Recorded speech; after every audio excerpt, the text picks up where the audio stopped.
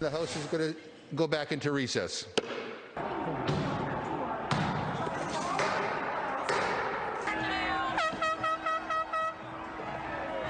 Get down under your chairs if necessary, so we have folks entering the rotunda and coming down this way. Security here at the United States Capitol has failed.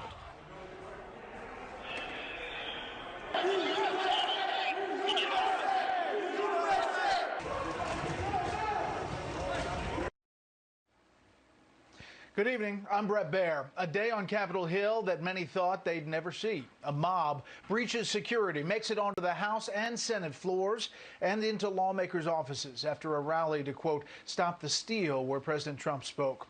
You're looking at live pictures on Capitol Hill, which really descended into chaos a few hours ago following what is the most significant breach against an American government institution in more than 200 years.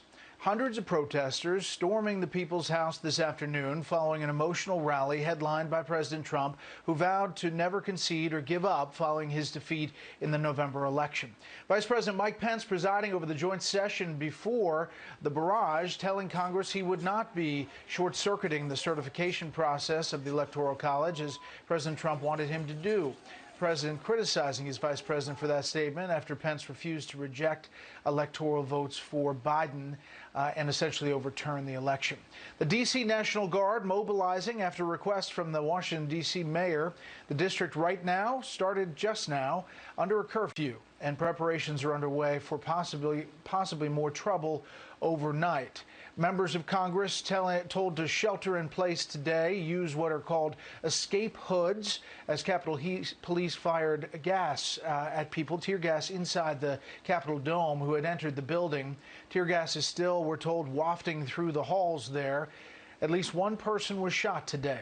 Lawmakers who were considering that challenge to the Electoral College certification were literally scrambling for their safety at the guidance of Capitol Police in the midst of all this chaos. President Trump taking to Twitter, calling for his supporters to remain peaceful and to support law enforcement.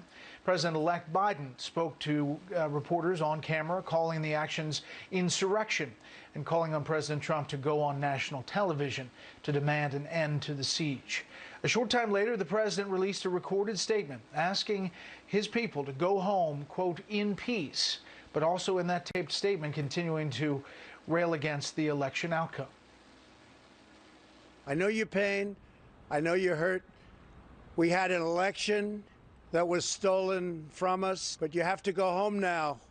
We have to have peace. So go home. We love you. You're very special. I know how you feel. But go home and go home in peace. Today's extraordinary events come as Democrats take both Georgia Senate seats, giving them a 50-50 split in the Senate, and with Vice President-elect Kamala Harris set to be the tie-breaking vote, achieving effective control of the majority as of January 20th, controlling the House, the Senate, and the White House. Correspondent Rich Edson has been in the thick of the action all afternoon and this evening. He joins us now live up on Capitol Hill. Rich, what's the latest? Good evening. Good evening, Brett. And over the last 20 minutes or so, the police departments, Metropolitan Police Department here in Washington, D.C., and the Capitol Hill Police Department have cleared the bulk of the mob and demonstrators who have been here. So there's really not all that much going on the actual Capitol grounds. Here, we'll take you over this way. This is the perimeter where everybody has largely been pushed to.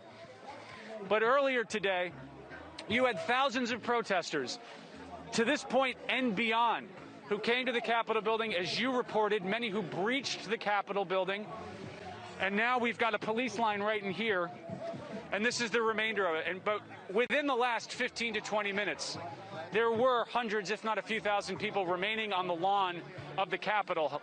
And those police officers swept down and moved very quickly to finally move people off. There was tear gas, there was flashbangs, much of what we had seen throughout the day, trying to push folks back from the Capitol. But finally, this is the point in the evening where that has all dispersed.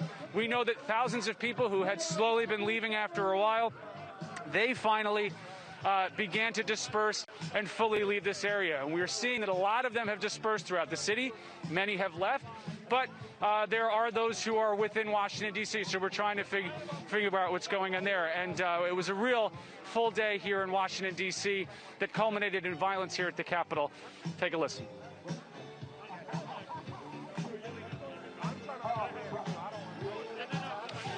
Okay, Brett, I guess we don't have that, but we do have reporting now that there was a shooting inside the Capitol building. We are hearing from the police that that woman has died as a result of that shooting. We do not know the circumstances surround that shooting, but we do, from some of the video that's been posted online, it was involved when people breached the Capitol building and inside the Capitol complex. We had police officers throughout the day in riot gear rushing to the scene, trying to reinforce here.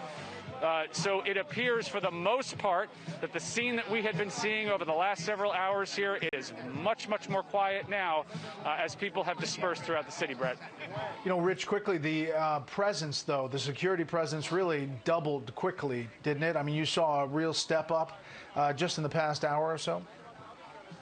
Oh, absolutely. I'd have to say within the last couple of hours, you began to see Metropolitan Police Department, which is our police department here in Washington, D.C. And remember, there are multiple police departments, federal and local police departments. Capitol Hill Police are in charge of this complex. D.C. Police, they get the city itself. D.C. police started streaming up here in vans, in vehicles, running up the hill in riot gear. So you saw a massive police response from other parts around the city to try to reinforce the Capitol Hill Police Department. Rich Edson, live on the Hill. Rich, thanks. Let's get the latest on what's happening on the Hill. Congressional correspondent Chad Pergram has status report from the Capitol. Good evening, Chad. Good evening, Brett. Well, where we stand right now is that the Capitol itself appears to be secure. That's something the Capitol Police have been working on all afternoon, making sure there are no marauders still going through the building. They've been telling that to lawmakers. There was just an announcement that went out over the loudspeaker here at the Capitol, telling people on the Capitol grounds that if you were still out, you're going to be arrested because of this curfew. You have to get out of here. You have to leave the Capitol grounds. Now, it is often said that American history plays out under the Capitol dome, and we certainly saw that today, January 6th, 2021, an ignominious day for democracy, especially on an important constitutional day, the certification of the Electoral College. And this was the worst incursion of an institution of American government since the British burned the Capitol on August 24th, 1814, after the Battle of Bladensburg, not far from here in suburban Maryland. Now, we're told that the House and Senate may well meet tonight. They want to show that mob rule will not stand and democracy will prevail. We don't know if it will be a truncated process when they come back into session and whether lawmakers who opposed certifying electoral votes will back down from their challenges. Now, the House and Senate, they don't have to meet in the Capitol to finish this process. They don't have to meet here at all whatsoever. We'll see. But make no mistake, Brett, this was an epic security failure at the Capitol, which is now etched into the history of this building. You know, in the old House chamber, Statuary Hall, there's a statue of Cleo, the muse of history. She looks down on lawmakers recording events in Congress and here on Capitol Hill. We have yet another black entry today in Cleo's book. Brett. Okay, Chad, always with the history up there on Capitol Hill. Some amazing images throughout the day, and throughout the show we'll show you these still images, some of them with guns drawn on the House floor, others as lawmakers are trying to escape at the guidance of Capitol Police. The images throughout the day have just been stunning, and throughout this show we'll be bringing them to you live. Senior correspondent Mike Tobin is actually on the ground with some of the protesters. Good evening, Mike. What can you tell us? Well, I can tell you, Brett, frankly, a lot of the same information you heard reported from Rich Edson, but I can show you a different angle. We're now towards the center of the Capitol, and you can see the line of Metropolitan Police who are making certain that no one gets on this lawn on the west side. Behind them, you can see a lot of people, and what those are more police officers. They came and they secured this lawn, if you would, and we saw a lot of them stand down with their riot shields. So they are back there very close to the Capitol. Now on the west side of the Capitol, we can say it's a rather calm situation, or a standoff, particularly where you have the police, and you still, out here on First Street, still have a lot of people milling around waiting to see what's happening next. Now, we came over to this side of the Capitol after the east side of the Capitol had largely drawn down. People had gone home. From the whole time we've been here, we've seen people leaving more and more. They were leaving before the president made his announcement telling people to go home. And then around 4 o'clock, a little after 4 o'clock, that's when we started to smell the tear gas. And on that side of the building, but for some damage that we could see, particularly at the top of the steps on the southeast entrance of the Capitol. on the southeast side of the Capitol. I saw some broken windows and saw what looked like bullet scars on one of the doors over there. We came over to this side, and that's where we saw a lot of people. We saw the flashbangs and the tear gas being deployed, and I guess it would be about 45 minutes ago we saw that large force with the Metropolitan Police, truncheons at the ready, clear out this side of the Capitol with very deliberate force. They had the truncheons at the ready. They were knocking guys over. There were scraps on the ground as the police moved rather rapidly, and they got here to the Peace Memorial, and they're just holding the line now, preventing people from getting back onto the Capitol grounds. Brett? All right, Mike Tobin, thank you. You can see this image on the screen with the guns drawn on the House floor. I mean, just one of the stunning images, and lawmakers ducking down, taking cover. We heard from the House Minority Leader earlier, Kevin McCarthy. Look at these images at that House door, talking about how he heard on the radio shots fired. The drama today is hard to overstate. Let's look at what started all of this today. President Trump obviously stirring up supporters, but during this noontime rally, but it devolved once it got to Capitol Hill, and that's where it happened. Let's go to Chief White House correspondent John Roberts. Seen a lot in his years in Washington. Nothing like this, I'm sure. John, good evening. We've seen a lot of things around the world, Brett, but not many that compared to what we've seen here. But this was a day that was really weeks in the making as President Trump kept up a constant stream of criticisms and accusations, complaints about the November 3rd election, really escalating the passions and anger of his most devout supporters. It all came to a head today when thousands of those supporters came to Washington to back President Trump's final try for a second term. It was a massive crowd that descended on Washington to support President Trump in his campaign to overturn the results of the November election. The president making clear what he was expecting from the vice president who was presiding over the Electoral College certification. Mike Pence, I hope you're going to stand up for the good of our Constitution and for the good of our country. And if you're not, I'm going to be very disappointed in you. I will tell you right now. I'm not hearing good stories. President Trump repeatedly insisting that Mike Pence had the authority to unilaterally accept or reject slates of electors that had been certified by states and sent to Congress. In a remarkable break with the president, Pence sending a letter to lawmakers saying in part, "It is my considered judgment that my oath to support and defend the Constitution constrains me from unilateral authority to determine which electoral votes should be counted and which should not." As Trump supporters marched to Capitol Hill and laid siege to the Capitol building, President Trump threw 4 years of unswerving loyalty from his vice president under the bus, tweeting, "Mike Pence didn't have the courage to do what should have been done to protect our country and our Constitution, giving states a chance to certify a corrected set of facts, not the fraudulent or inaccurate ones which they were asked to previously certify. USA demands the truth." President Trump has labeled Republicans who will not support the challenge to the electors as, quote, the surrender caucus. Senate Majority Leader Mitch McConnell saying to not certify the Electoral College vote would be the loose thread to begin unraveling democracy. If this election were overturned by mere allegations from the losing side, our democracy would enter a death spiral. We'd never see the whole nation accept an election again.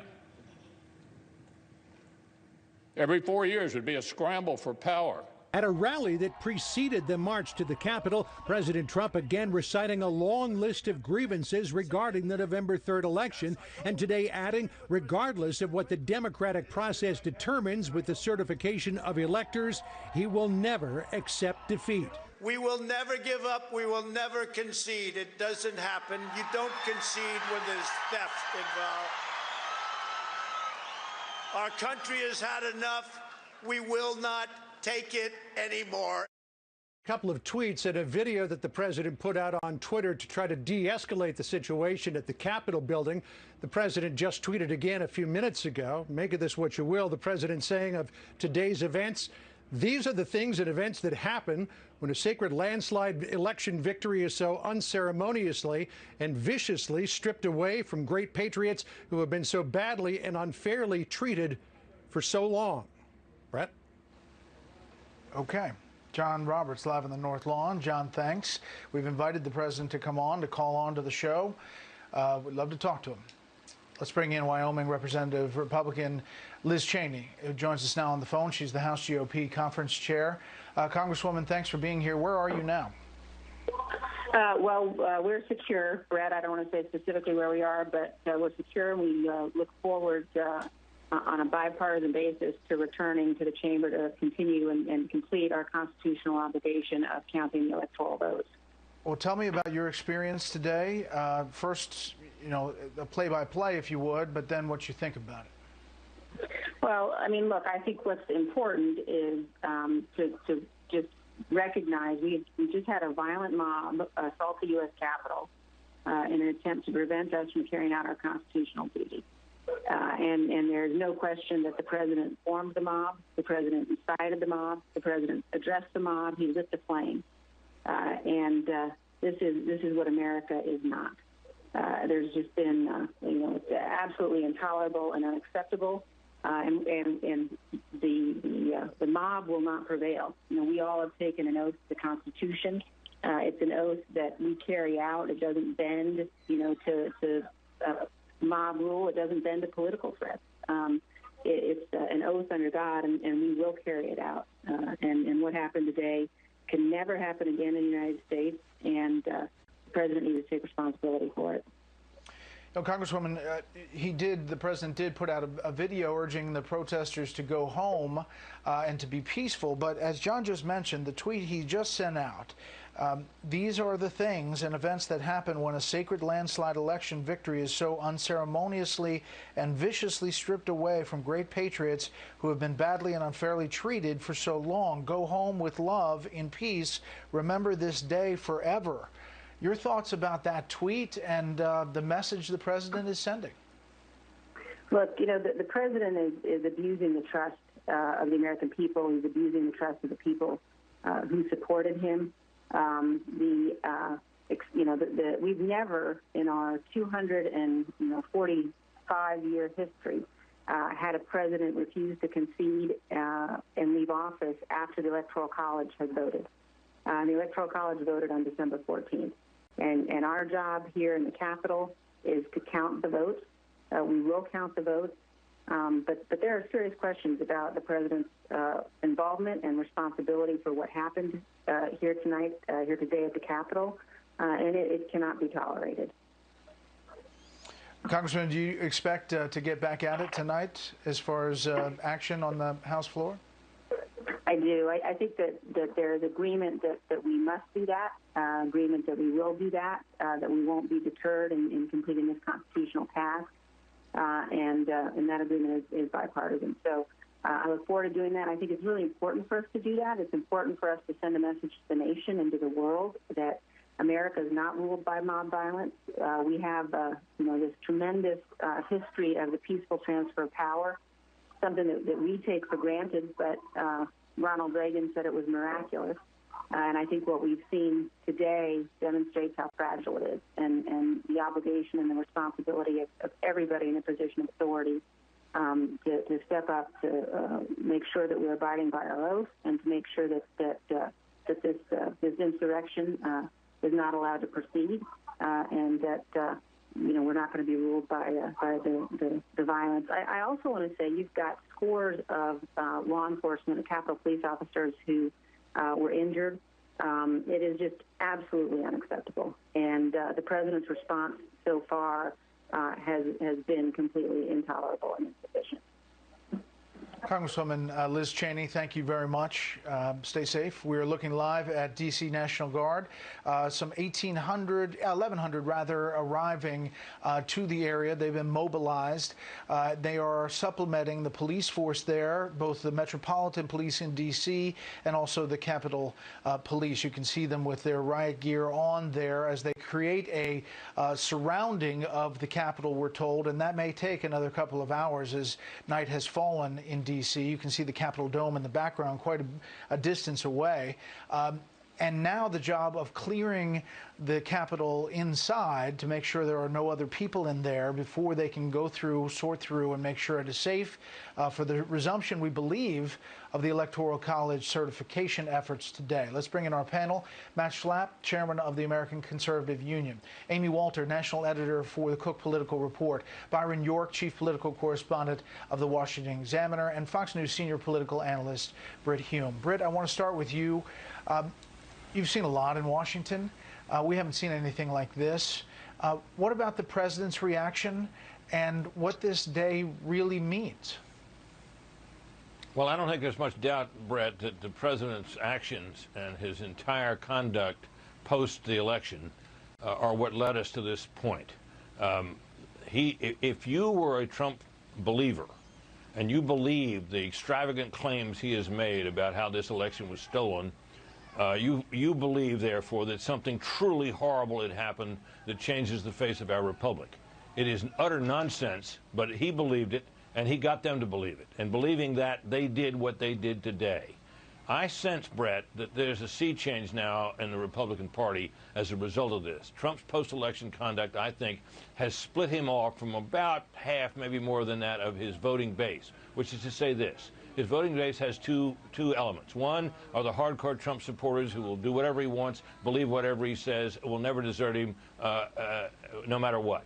The rest of them are everyday Republicans who sort of signed on to Trump because they liked what he was doing. They may not have liked what he said all the time. They may have been put off by his manner, by his vulgarity, and the rest of it, but they were with him, and they voted for him. I think those people now almost certainly have deserted him. And if the election were held tonight, he'd lose by far more than he lost the last time, and I don't think they'll be around for any effort by Trump to be elected again 4 years from now. Matt Schlapp, you're a believer that this election was stolen. You have fought for the president. The things that happened on the Capitol today, the mob that got in, I call them the mob. We said protesters earlier, but that's not accurate for the folks who went inside and did damage inside the Capitol. Those are extremists. Is it fair to say that? And despite the fact that there is a large portion of that Trump crowd out there that may have just been showing up to be peaceful, the people who stormed the Capitol were extremists and dangerous. You know, I was pretty harsh on the Black Lives Matter protesters, and when they encroached the White House perimeter, I was there. I actually went into the crowd one night and said I was right there when right before they set fire to the St. John's Church, which is the president's church. I was pretty critical of that, what I considered violence, attacks on cops. I feel the same way today. I feel like this is way over the line. You know, those cops are someone's sons and someone's daughters, someone's grandkids, and they ought to be treated with respect. And we need to have a big, vigorous First Amendment that allows for massive amounts of freedom of political speech. And that's what rallies are for. This was well beyond just a rally by these people who, I think there was some section of these people that intended this maybe all along. They seemed very prepared for it, and I think we should condemn it. I think it was wrong. I think it's a terrible, dark day for our country, and I'm just still in a little bit of shock over it all. Well, what about what the president did today and how he's handled it, Matt? I mean, what would you say about all of that? Look, I've spent 5 years with everyone trying to say what the president should say or shouldn't say. All I can tell you is my view is what happened today does not represent the Trump supporters who I've gotten to know and love, the thousands and millions of them who I spent a lot of time with over the course of the last 4 years and really intensely over the course of the last 6 months. I think the president was right to tell people to be peaceful, to keep the protests peaceful, to stop anything that wasn't peaceful. But I think he ought to do what he always does. He ought to keep talking to this, because I think there's a lot of Americans out there who are rattled by what they saw. You know, I understand there's a 16-year-old young woman who was shot. Now, you know, maybe she was doing terrible things and deserved to be shot. But when people breach these lines and they go after cops, you know, we're the party that talks about law and order and respecting cops.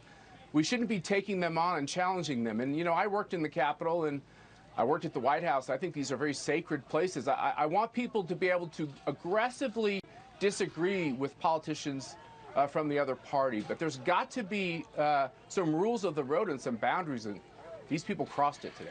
That woman we reported has died from that gunshot up on Capitol Hill. Byron York, I want to read this statement, or at least part of it, from President George W. Bush.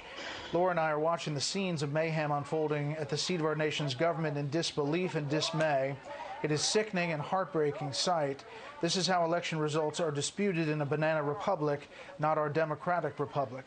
I'm appalled by the reckless behavior of some political leaders since the election and by the lack of respect shown today for our institutions, our traditions, and our law enforcement. The violent assault on the Capitol and disruption of a constitutionally mandated meeting of Congress was undertaken by people whose passions had been inflamed by falsehoods and false hopes. Insurrection could do grave damage to our nation and reputation. In the United States of America, it is the fundamental responsibility of every patriotic citizen to support the rule of law. To those who are disappointed in the results of the election, our country is more important than the politics of the moment. Let the officials elected by the people fulfill their duties and represent our voices in peace and safety. May God continue to bless the United States of America. A statement by former President George W. Bush. Byron, your thoughts? Well, hard to disagree with anything that the former president said there. A really stunning and terrible day. It's amazing to think you had the first and the second in line in the presidential line of succession, the vice president and the Speaker of the House, together in the same room with a mob trying to break in to the Capitol. It's really quite stunning. And there is an irony here in the sense that, you know, over the last several months, a lot of downtown Washington, the businesses were boarded up. And a number of Trump supporters would say to each other, you know, they're not afraid of violence by Trump supporters. They're afraid of the left in case Donald Trump is reelected. They're afraid of Antifa and the left. And now look at what has happened. And as far as the president's most passionate supporters are concerned, there's no doubt that he's whipped them up about this, and he's whipped them up long past when his legal options were exhausted. And I think that was on December 14th when the Supreme Court declined to hear the Texas case and the Electoral College voted. So there's no doubt that they were in Washington. The crowd was in Washington because the president wanted them to be there to protest the Electoral College certification in Congress. And now this has happened, and it's going to be with the president when he's a former president and long beyond. Joining us now, Dan Crenshaw, Republican congressman from Texas, former Navy SEAL. Congressman, thanks for joining us. Your thoughts on this day, this moment, and how we got here? It's atrocious. You know, we're watching our fellow Americans storm the Capitol. And what disturbs me the most about seeing some of it is these American flags being carried in as if this is some patriotic duty. Well, I recall wearing an American flag on my shoulder as I stormed my enemies, the enemies of our nation. That's what the flag is for, to defend this country against our enemies. The people in this Capitol are not your enemy, right? These are our fellow Americans. This is not what you do and call yourself a patriot. There's nothing to be proud of here. This is not okay. This should be condemned to the fullest extent, and I'm just saddened, I think, more than anything, and disappointed by what I've seen. It's unacceptable. Congressman, what do you say to the people who point to the rally that happened today and what was said at that rally and say that it was igniting what had already been stirred up, but it was really, really stirring it up to produce what happened? There's all kinds of things online that the people who went into the Capitol were not part of the Trump rally, all of that. We're going to find out who those people are eventually, but they clearly were part of this rally, and they moved to the Capitol together. Your thoughts about that and whether that rally and the president himself stirred up this and kind of led to this? Yeah, so many hyped up this day as this day of reckoning, as this big win that would happen. So many people said this would be the last stand, the last fight, the last effort to win back the republic. It's our 1776. When you use that kind of language, you should not be surprised that people tend to believe it. And a lot of people saying it thought this was a game, right? And now to them it was all performative politics, but to others who were misled and deliberately angered This was real. And it became very real. And it's not okay. You know, and I want to say something else here. This is exactly what we could expect every 4 years if we were to deem this process constitutional. This process is not constitutional. The founders envisioned this. They knew that if you put power within a single body, then that power or that body would receive all sorts of pressure to do what people wanted it to do. This is why we diffused power to the states to choose electors and elect a president. This is exactly what we could expect every single time. If we decide that this process is constitutional, this objection process, and we decide that Congress can simply overturn electors, we're seeing it play out right before our eyes. Many of us have said this all along. This is why you can't do this. You cannot set this precedent. But we did. And we have to stop it. This is a deeply unconstitutional process. I wanted President Trump to win.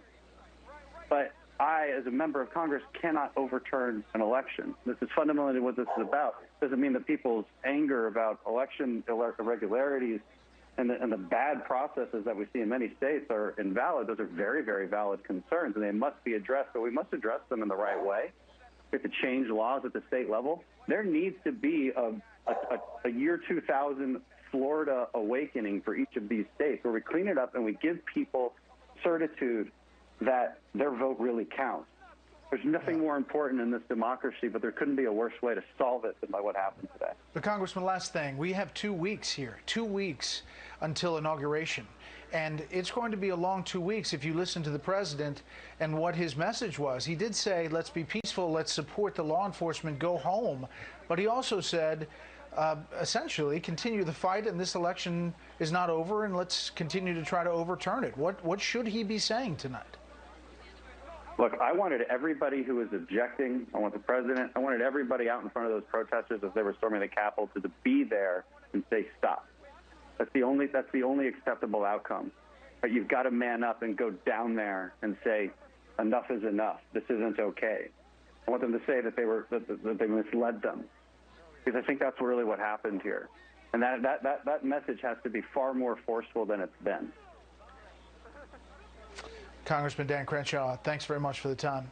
And we'll follow it if you get back on the House floor and continue your job. You know, a lot of things are developing. The Defense Department walking this tightrope tonight, wanting to avoid being seen as law enforcement on the Capitol with soldiers in uniform, preferring to use, obviously, the National Guard in a backup role. National Security Correspondent Jennifer Griffin at the Pentagon right now following all of this. And kind of a late development story about what Vice President Pence's role is in all of this. Jennifer?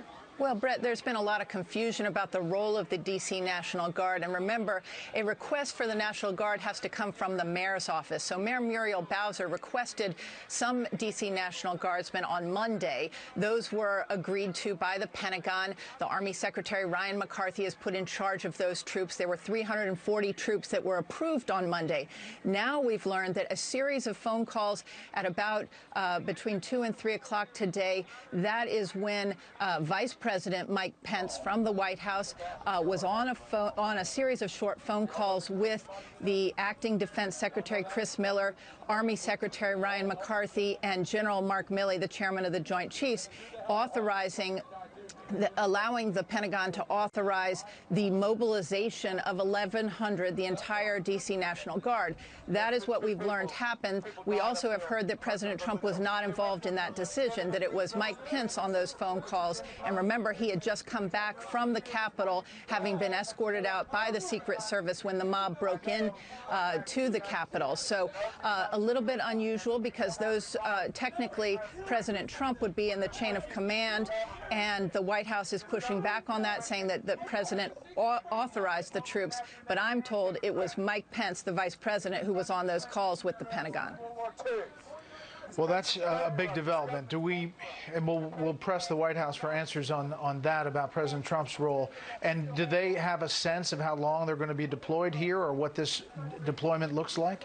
Well, it's an open-ended deployment at this point in time, but what's significant, and this was true as of Monday when the acting defense secretary agreed to mobilize the National Guard, and that was that these would be unarmed troops that would be used. They would not be wearing camo flak jackets. They would be used for basically traffic patrol and for helping with move crowds, but they were not going to be used in a law enforcement role. That was at Mayor Bowser's request, and that was the agreement with the Pentagon, and that is the agreement for the 1,100 troops who are being mobilized. We're told that a call to D.C. National Guard has gone out, and they're going to meet at 7 p.m. at the D.C. Armory here in D.C. Okay, again, enforcing a curfew now. Jennifer Griffin, live at the Pentagon. Jennifer, thank you. New information from House Speaker Nancy Pelosi. Let's get the latest on what's happening on the Hill. Go back to Chad Pergram there. Chad? Well, good evening, Brett. The House Speaker has just put out a statement here indicating that the House of Representatives is going to come back into session at some point later tonight once they get the Capitol fully secure. She tells members, I look forward to seeing you later tonight. She says that we knew that today would be a part of history in a positive way, but she said we are a part of history now. A shameful picture of our country was put out to the world, instigated at the highest level. She also says, in consultation with Leader Hoyer and Whip Clyburn in the Pentagon, we decided we should proceed tonight at the Capitol once it is cleared for use.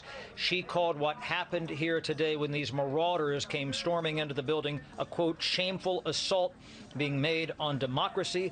Quote, it was anointed at the highest level of government. And also, and this is something to watch in the coming hours if the House and Senate do come back into session later tonight to actually certify the Electoral College, will those members who were willing to go to the mat and fight for Arizona and Pennsylvania and so on, will they still be willing to do that with the same level of invective and vitriol?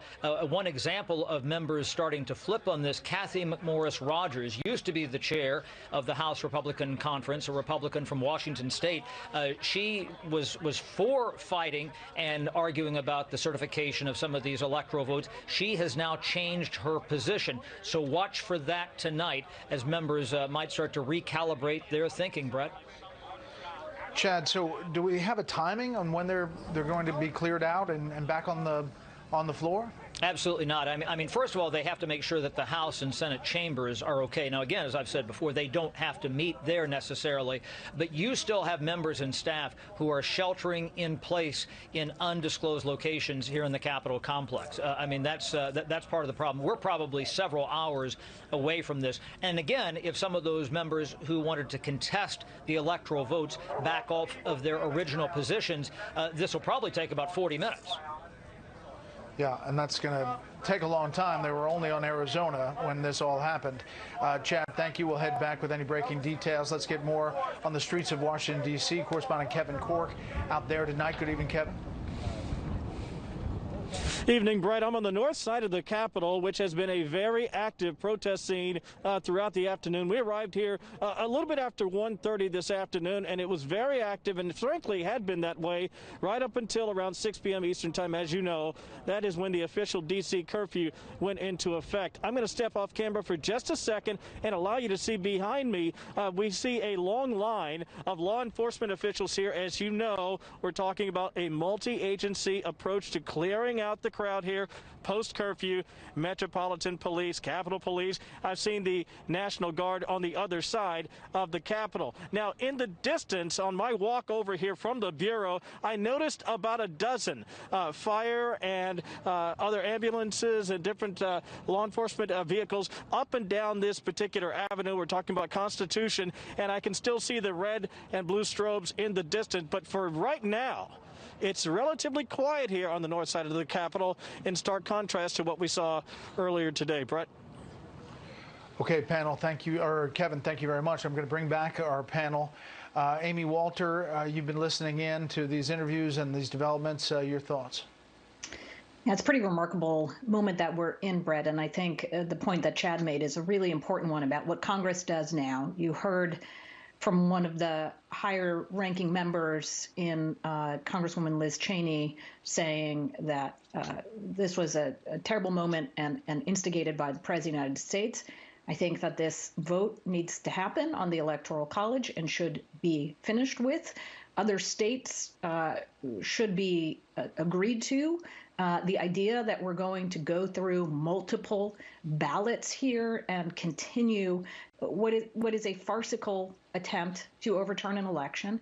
And I just want to read something that the Senate Majority Leader said today, earlier, before the rioters got into the Capitol, where he said in his statement where he noted that he was going to come out against these the Electoral College, going against the votes of the Electoral College. He said, "I will not pretend such a vote will be a harmless protest gesture while relying on others to do the right thing." And little did he realize that harmless protest gesture would truly turn into what we saw today at the United States Capitol. This election is over. The president apparently will not concede.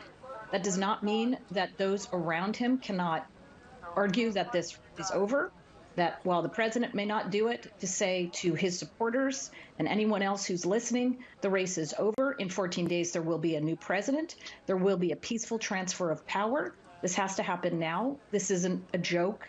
There is a woman who is dead.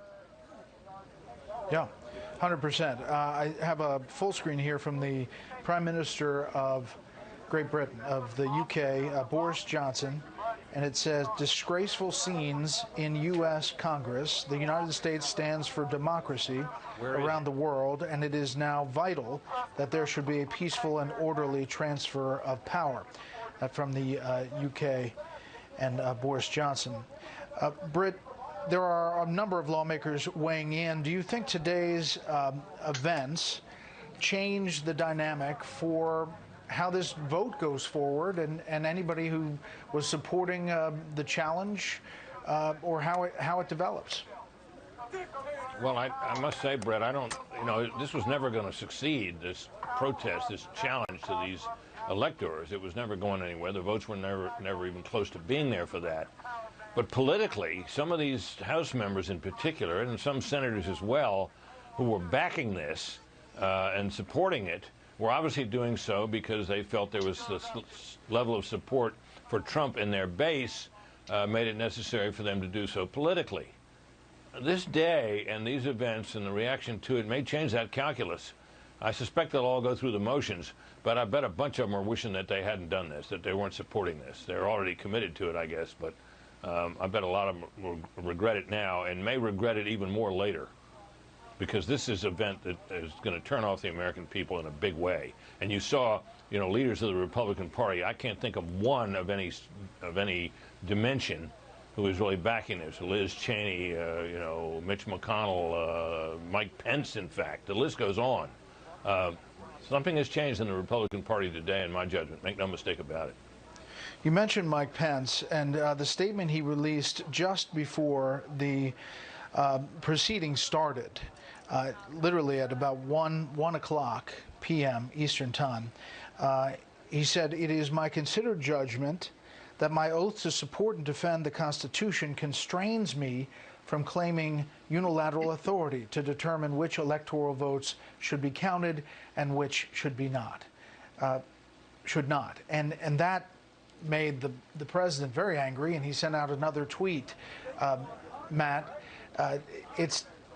is it time, 14 days from the inauguration, for the president to come out and do something on camera where he concedes? Is that even possible with this president? Well, let me just get to when you started off the panel in the show, you talked about these claims of voter irregularity. And I would like just to take a minute on that, because that is what this is all about. I'm 53 years old. I spent my whole adult life in politics. When I was asked to go to Las Vegas to try to ascertain what happened in Nevada, nobody really knew. It was a little bit of a black box. And I was shocked. Quite honestly, I was shocked to find tens of thousands of votes that we could prove should not have legally been in the count. By the end, it was over 100,000 votes. And all those exhibits were sent to the judges at each step in the legal process. And the judges really had no desire to look at any of the evidence because they viewed it as a political question. All right, so believe the Matt, I Supreme just want to Court interrupt did you. the same. I just want to interrupt you. I got it, and I do hear you. And, but I have a right to talk about that because that is what this is all about. It's all about 50% of this country believing 60 court cases. You couldn't find one judge, Trump judges, any judge, to get you a hearing to the evidence that you're laying out. The president spent all this time talking about, but we have now had a certification in all 50 states, and now you're saying there's not one judge anywhere? If I could just finish. In the state of Michigan, it's been said several times that the president has exhausted all of his legal steps. The state of Michigan, the state of Georgia just gave a judge, designated a judge yesterday.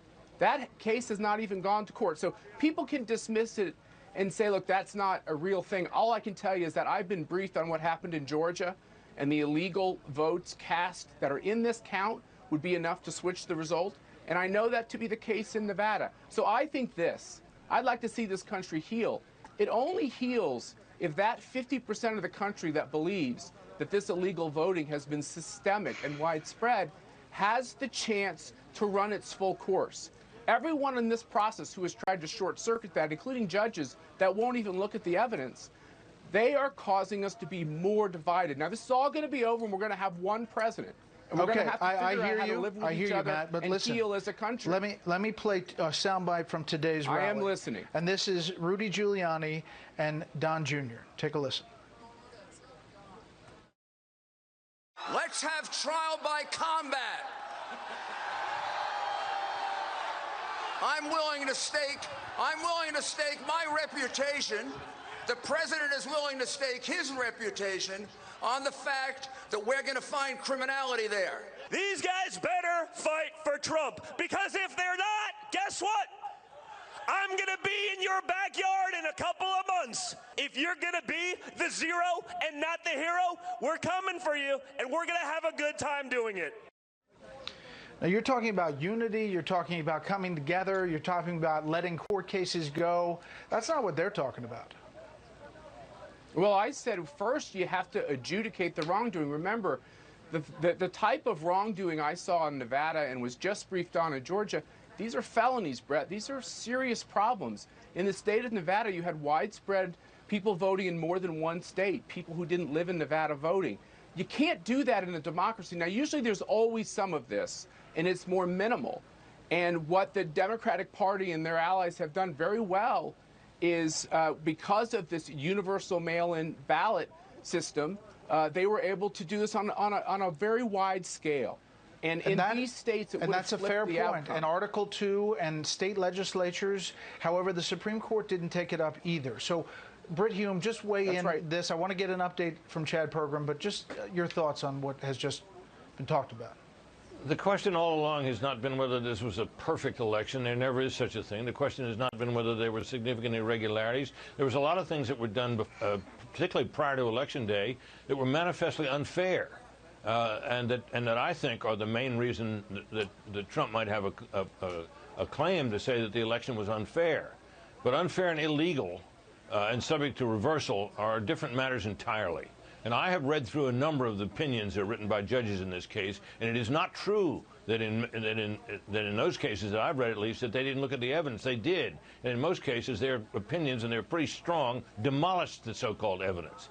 So, you know, I understand Matt's got a grievance, Trump has a grievance, and we do need to do something about the kind of mail-in voting situation we had, where it was being done in states which had never really tried it before, and it manifestly helped the other side. But that doesn't make the election stolen. It just doesn't. And Trump was saying all kinds of wild things today, including his claim, for example, that Mike Pence had the authority to reject electors, to reject the certifications. He does not. His job here is purely ministerial. And what he said, he couldn't do that. He was right. He can't under the Constitution. So that's where we are. That is where we are. And what happened today cannot happen. Let's get the latest from congressional correspondent Chad Pergram again. A status report, Chad. We are told in the past few minutes, Brett, that there is a goal, and that's what one senior source told me here, for the House and Senate to come back around 8 o'clock, but they were very skeptical that that would happen. They do intend at this stage to try to finish the certification of the Electoral College, but the problem is both chambers, both the House chamber and the Senate chamber, are trashed. There are these escape hoods all over the place. There's broken out glass. They're just a mess. The floors are slippery. And keep in mind, we're doing this during a pandemic, and so they can't exactly throw those protocols out the window. So they thought that that goal of 8 o'clock was a little ambitious, but we do expect them to come back at some point tonight and try to finish, but maybe as early as 8 o'clock. Right? But again, this is a process that's going to take some time, right? I mean, we went to Alabama, Alaska, and Arizona. That's right. And keep in mind that the House and Senate were meeting separately. So even if you want to say, okay, we're really not going to go through and go to the mat and contest Arizona, you still have to have a roll call vote on that because that's a live question in both the House and Senate, and then come back into session in the joint session and then see whether or not they're going to continue with any of these other electoral challenges, maybe to Pennsylvania or Georgia, or maybe, some Republicans might pack it in. If they do pack it in after those roll call votes to certify Arizona or not, or you could do it by unanimous consent or a voice vote. That could make it pretty quick, frankly. You come back into session, and you could be wrapped up in 30 or 40 minutes. All right, Chad, thank you. Let's head to Mike Emanuel, Chief Congressional Correspondent. Quite a day on the Hill. What do you know, Mike? Do we know anything yet about specifics? So far, we have not heard specifics. Obviously, it's still a very active scene. We're in lockdown here in the Russell Senate office building, basically told to shelter in place, and so they have a very active scene going on. I think they're still trying to assess who they've arrested, who they're dealing with on the front lines of this dispute tonight. But bottom line, we have not heard anything about the woman who lost her life earlier today. And can you tell us, is the tear gas smell gone from the Capitol? It is dissipating, let's put it that way. It was bad earlier, but it is definitely clearing out, and so one would anticipate with some cleaning and perhaps some cleanup of some of the mess left behind that they may be able to get back in session in the next hour and a half or so. All right, Mike, we'll head back for any details back with the panel. Byron, I think the question a lot of people have is about security and about the Capitol Police. Why didn't they know this was a possibility? They deal with tons and tons of protests all the time. But a siege, kind of a lot of people all at once, can overwhelm security quickly.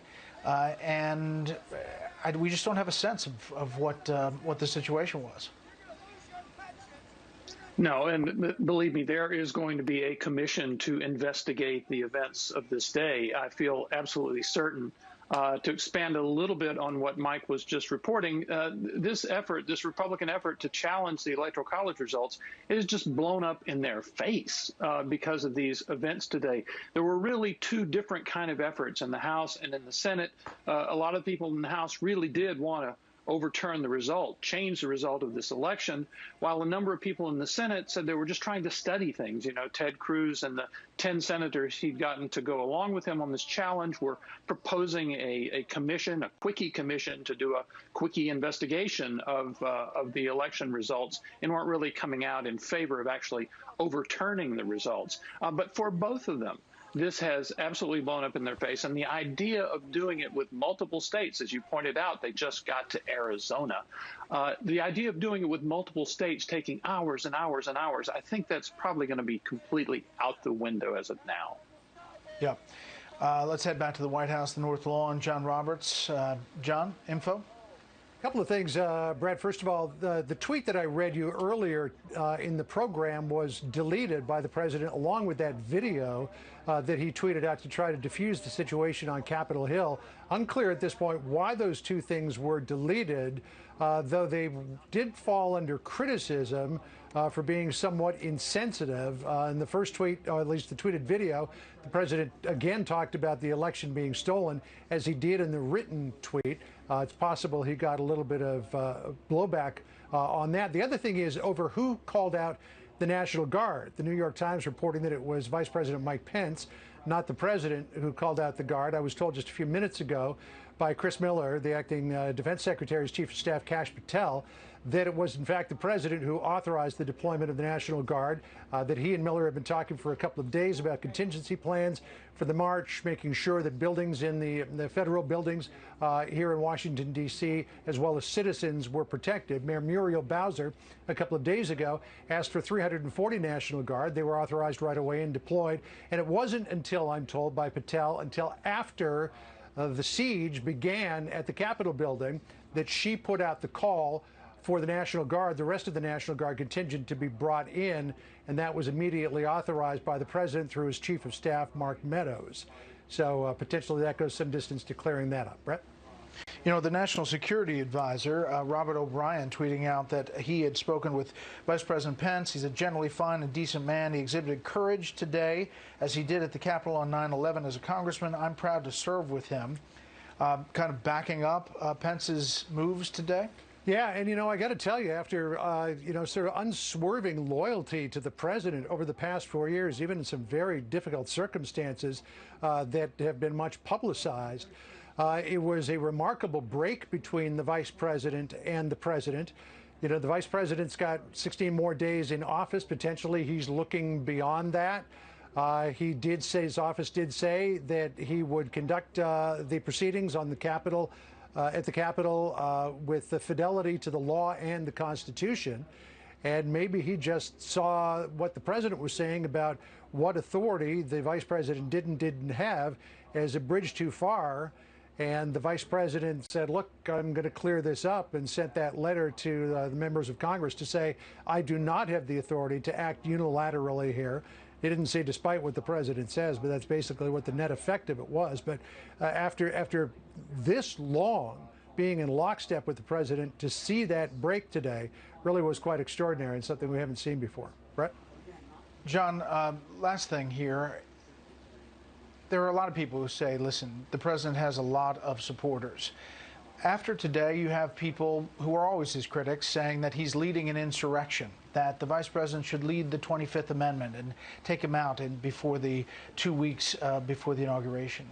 Is there any sense of a worry about today yet, about his future because of today, affecting this president, how he dismounts from his office? Yeah, you know, and I think we saw that with the vice president, with what Mitch McConnell said as well. It's quite possible that President Trump will find the White House a fairly lonely place to be politically for the next 16 days. All right, John, thank you very much. Finally tonight, we'll take a look back at the sights and sounds of a historic day in Washington.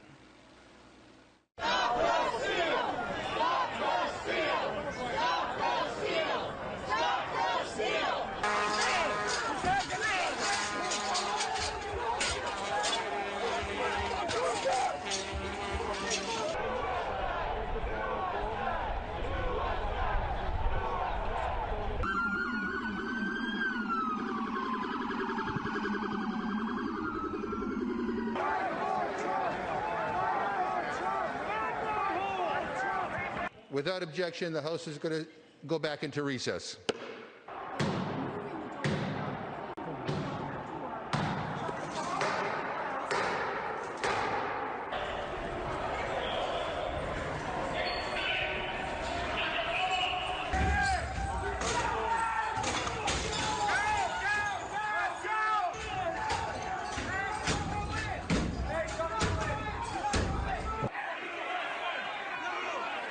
Security here at the United States Capitol has failed. Everyone sit down. They broke the glass. Everybody stay down. Get down. Take that house! Take it now! Take it now! We're a strong country, resilient country. We can get through this. Thanks for inviting us into your home tonight. That's it for this special report.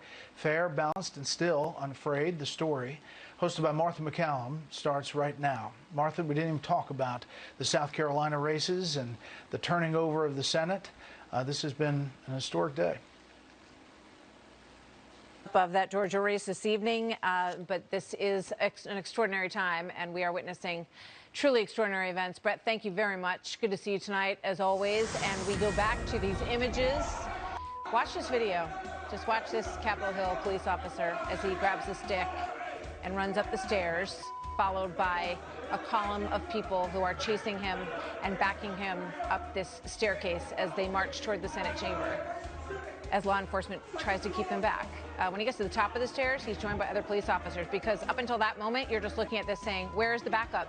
Where is his help for this man as he is overrun by people coming up the stairs of the Senate offices? Guns drawn on the floor of the United States Congress today, keeping people back who had broken and shattered the windows.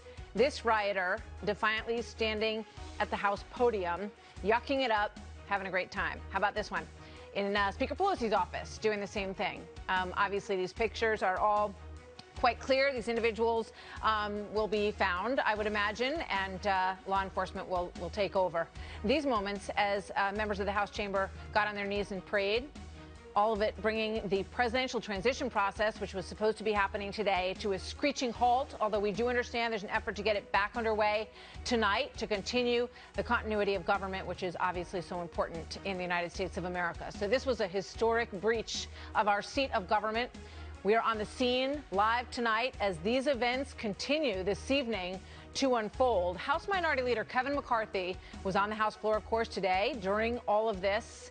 He spoke with the president several times throughout the course of it, and he's going to join us in moments to update us on what is going on this evening. Also tonight on the story, Katie Pavlich, Sarah Palin, Trey Gowdy, and Brian Kilmeade joining us throughout the course of the evening with their observations about the state of America as we enter this transition period at a very rocky time. But we begin tonight on the north side of the U.S. Capitol building with White House correspondent Kevin Corke with an update on the ground there. Kevin, good evening to you. Evening, Martha. Just incredible pictures. I'm so thankful that you were able to share that moment of history with the audience. This is something none of us will ever forget.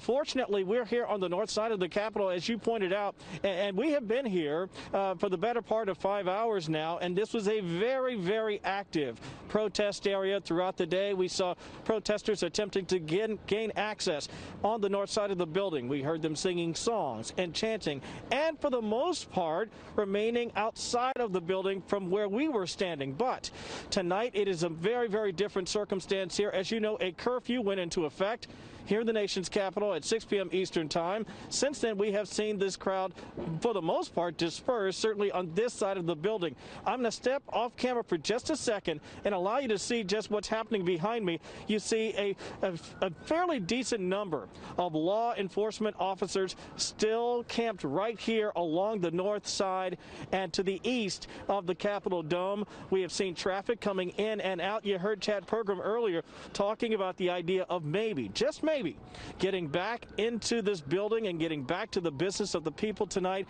perhaps as early as 8 o'clock, although very unlikely.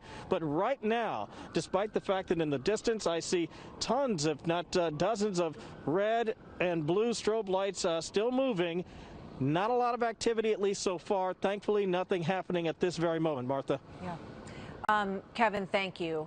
Sadly, we know that a woman was shot and killed in the course of the chaos at the United States Capitol today. Joining us now, House Minority Leader Kevin McCarthy, who was inside the Capitol as this unfolded. In fact, we were speaking with Bill Hemmer this afternoon, and you were relaying this to Bill, and you could hear, Leader McCarthy, the shock and the just fear in your voice of what was happening at that time. Can you tell us more about that tonight? Well, this was the worst we have seen of America this afternoon. Now, hopefully tonight you'll see the very best of what democracy and our Constitution tells us when we get back to work. But this is unacceptable. And I think for the heart of every American, we have to take a pause and we have to realize what has gone on for the last couple of years, the anger we've had to one another if somebody disagrees with one another. We are so much better than what transpired today. And I would hope we take this moment to start to heal and unite the nation together. We can disagree. We can protest, but not what transpired today. A woman lost her life. People were scaling walls. People were breaking the symbol of democracy into the Capitol. It was appalling to see. It was the saddest moment I've ever had as a member of Congress. And we are so much better than what today displayed to the world. So we watched the president earlier at the rally, and he was telling everyone that the election had been stolen, that he had won in a landslide, and that, you know, important things were going to happen, that he wanted Vice President Pence to do the right thing. And then we heard that Vice President Pence said, you know, I have analyzed this in every way I can, and my job is to oversee and preside over the certification of these states' vote. And I heard one man who was walking along the street with our Griff Jenkins, and he said, yeah, I just heard that, you know, Vice President Pence is not going to overthrow this election. You know, what do you think of what the president said today to the people there, and of what transpired after that, and what they were so upset about? Well, people can be upset about an election, but you don't go to this direction. This is way too far. We can have a debate where we can disagree. We can have a debate about election integrity. We can fix the problems that we have going forward, but not in a display that took place today. I want to get back in that chamber tonight to show that that mob cannot control this government, that we are so much better than what transpired, and will show what democracy looks like to the rest of the world, that we could have a transfer of power peacefully like we've done every year before. And we will debate issues, but we will not act this way. So you spoke with the president several times today. What can you tell us? How can you characterize what he was thinking and feeling as he was watching all of this? We saw the video. He again came out and talked about his landslide win, and he said, you know, that he loved the people that were out there and he wanted them to go home. And then he tweeted, you know, everyone remember this day with an exclamation point. What do you think about all of that? I remember the day for a different point. I remember the day as a low point.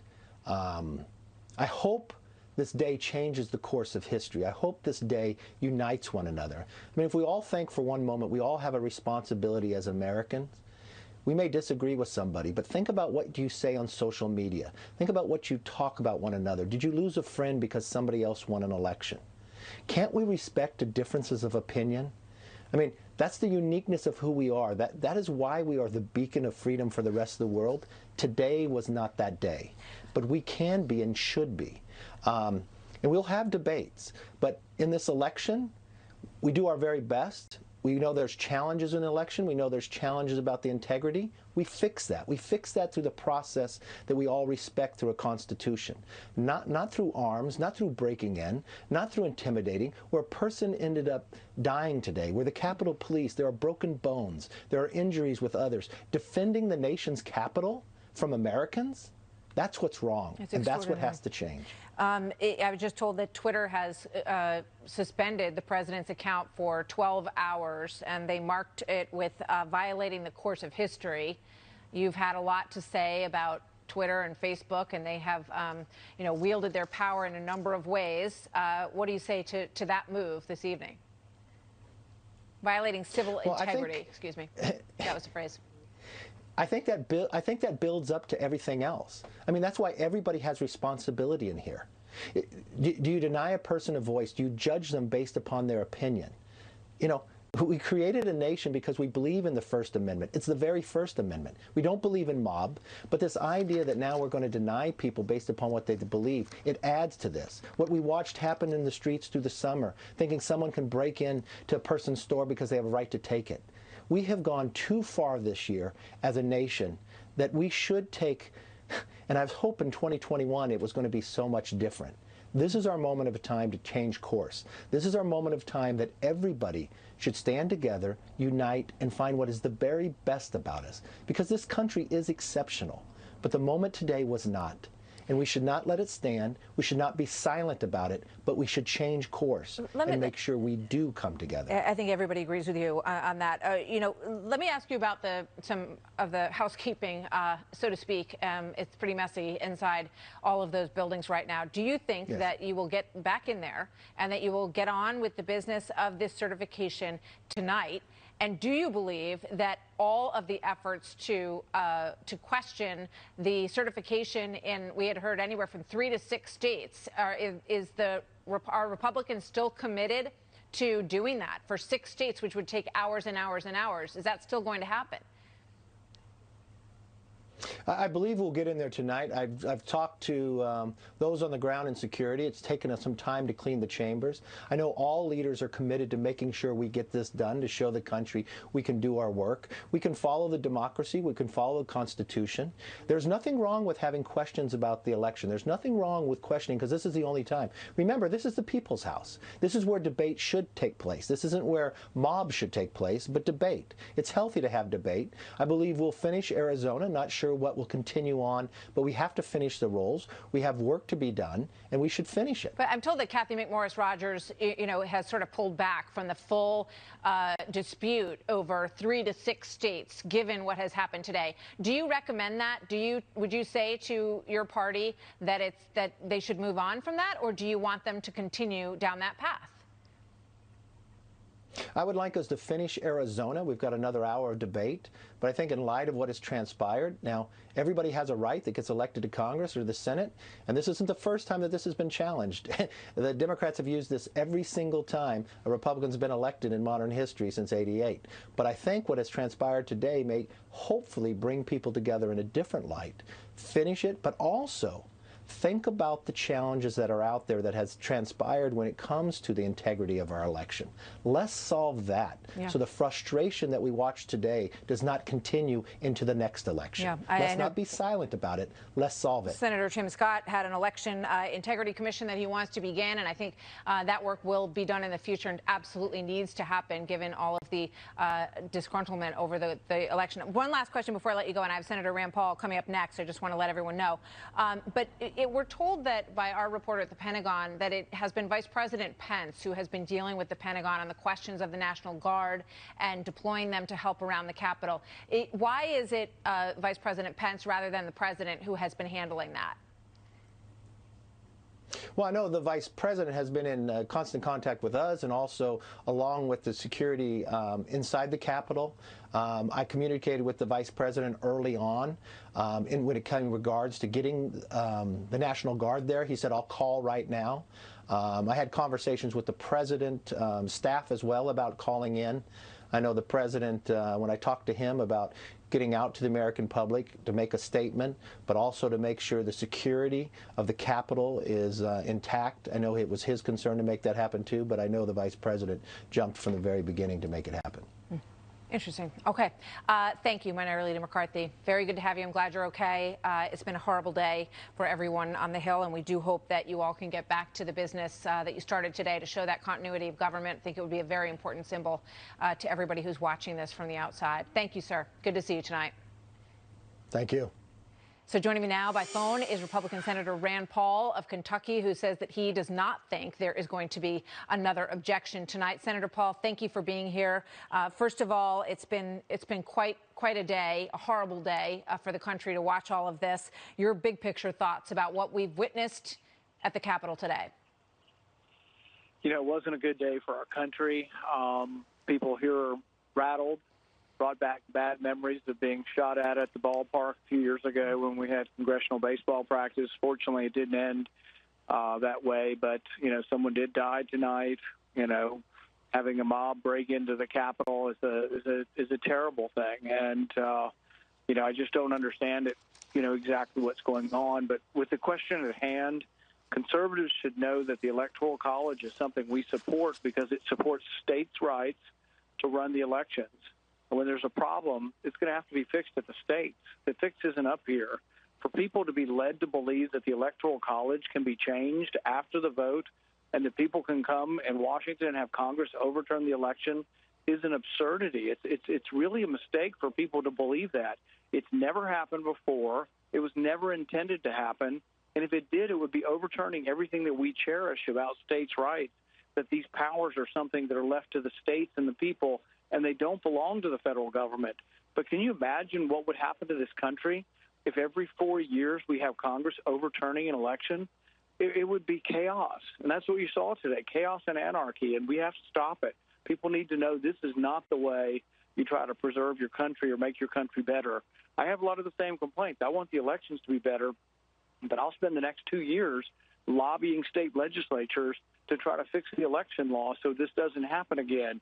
But this isn't constructive, and it started out with a bad premise and by some people who I think are confused in the Senate and the House who think, oh, Congress is allowed to overturn elections. That was never appropriate. It's not a conservative tradition, and it was a big mistake to do this. You know, I think there's two elements to what you're talking about. And, you know, when you do look at the constitutional issues that arose in places like Pennsylvania, where you have a legislature that was overruled by the Supreme Court in Pennsylvania, that is a real constitutional issue. I don't understand why the Supreme Court didn't take that up. It is a clear question about how the Constitution should dominate in that issue. So there are real issues that people have been fired up about, and I think rightfully so. On the other hand, you're also saying that people should never have thought that this could be overturned once each state, because the states have the power to certify their own electoral college, but they were told that by President Trump, and they were told that Vice President Pence was going to defend him in that and do something different than what he ended up saying he was going to do, which was to allow these states to have their peace. What do you say to the president about all of that transpiring before this happened? The message I have really is for everyone. The Electoral College is the friend of those who believe in states' rights, and it destroys the Electoral College to think that Congress would overturn them. You know, the states certified the elections. Not one state sent other electors. Not one state disputed the election. Now, you're right. I disagree with changing the electoral laws, having Secretary of States in Pennsylvania change the laws. But what happened is, in there and also in Michigan, is the law was actually silent on whether or not you could solicit votes, whether or not the Secretary of State could send out solicitations, applications, and ballots. And so what the courts ruled was, well, the law doesn't say you can't do it, so you must be allowed to do it. I disagree with the ruling, but the way we fix this is next year in Pennsylvania, we control the Pennsylvania state legislature. We should pass a law that says you're not allowed to, the taxpayer dollars aren't allowed to be used to solicit votes, and that absentee votes have to be counted according to the law, and that secretaries of state can't change the law passed by the legislature. But we don't do it by destroying the Electoral College. If we destroy the Electoral College, all the calls now are going to be from the left to get rid of the Electoral College. Conservatives will never win again in this country. So we shouldn't be trashing the very institution that has been the way we win the presidency, and the only way we've been winning the presidency recently is through the Electoral College. That's absolutely true. You know, with regard to your party on the whole, the Republican Party, we heard from Mitch McConnell today. He talked about a shared commitment to truth and ground rules. He said he was worried about a death spiral for democracy, and this is before any of this happened. He said that he had respect for people's decisions and would defend our system of government for the future. Now, that put him in stark opposition to Ted Cruz and to Senator Hawley, who wanted to use the process to contest these states, which they have a right to do. But where does this leave the Republican Party when you've got this very deep cleave over how all of this has been handled? Well, there's a certain degree of disingenuousness from those who are objecting. They're saying, oh, we don't want to overturn the election. We just want to protest. Well, hey, baby, I've been protesting since the very beginning with the best of them. I'm all for protest. Protest is a rally where you protest and you speak your mind. But protest isn't trying to overturn the Electoral College. The vote we will take, and we're going to take it in about an hour, and I think the vote has been condensed to one vote. I don't think they'll appeal all of the states. I think the events of the day have chastened them somewhat. But they aren't protesting. They are voting to overturn the election. And as much as I don't like the outcome, as much as I think the states could have done a better job and we should fix the election laws in the states, I can't vote to overturn the election. But they keep telling us, oh, we're not voting to overturn the election. We're voting to protest the election. That's not what the vote is. They're characterizing the vote as a protest, but it's not a protest. The vote is not to seat these electors. The result is Donald Trump would win the presidency. That's what they're asking us to do. It's an extraordinarily radical idea that would overturn everything we've ever done in this country with regard to the Electoral College. And I can't believe people have been thinking, oh, yeah, this will just be normal. And I think that this heightened tension that everything's been stolen just, has led to this feeling that nobody believes there's any integrity anymore, and so they're just going to riot. And the thing is that we can fix this problem. It's not a problem that can't be fixed. We fix it by going to all the state legislatures, and that's what I'm going to spend the next year doing, going to every state legislature and trying to pass election reform laws so they can't do this again. But rioting and anarchy is not the answer. So you think even though Republicans will not have a majority in the Senate, that these things, these vote fixes can be pushed through Republican state legislatures and will make a difference by the time the 2022 elections roll around? It's the only thing. It's the only constructive thing being offered is what I'm offering. Fix it at the state level. Yep. At the federal level, we don't control the House. We don't control the Senate. Nope. We won't control the presidency. But the other thing is as a conservative and someone who believes that elections should be done at the state level, it's what we believe in. We don't believe in a federal fix to this. So what happens is people jump to the easy solution. They say, oh, there's this problem. We got ripped off in the election, so Congress should fix it.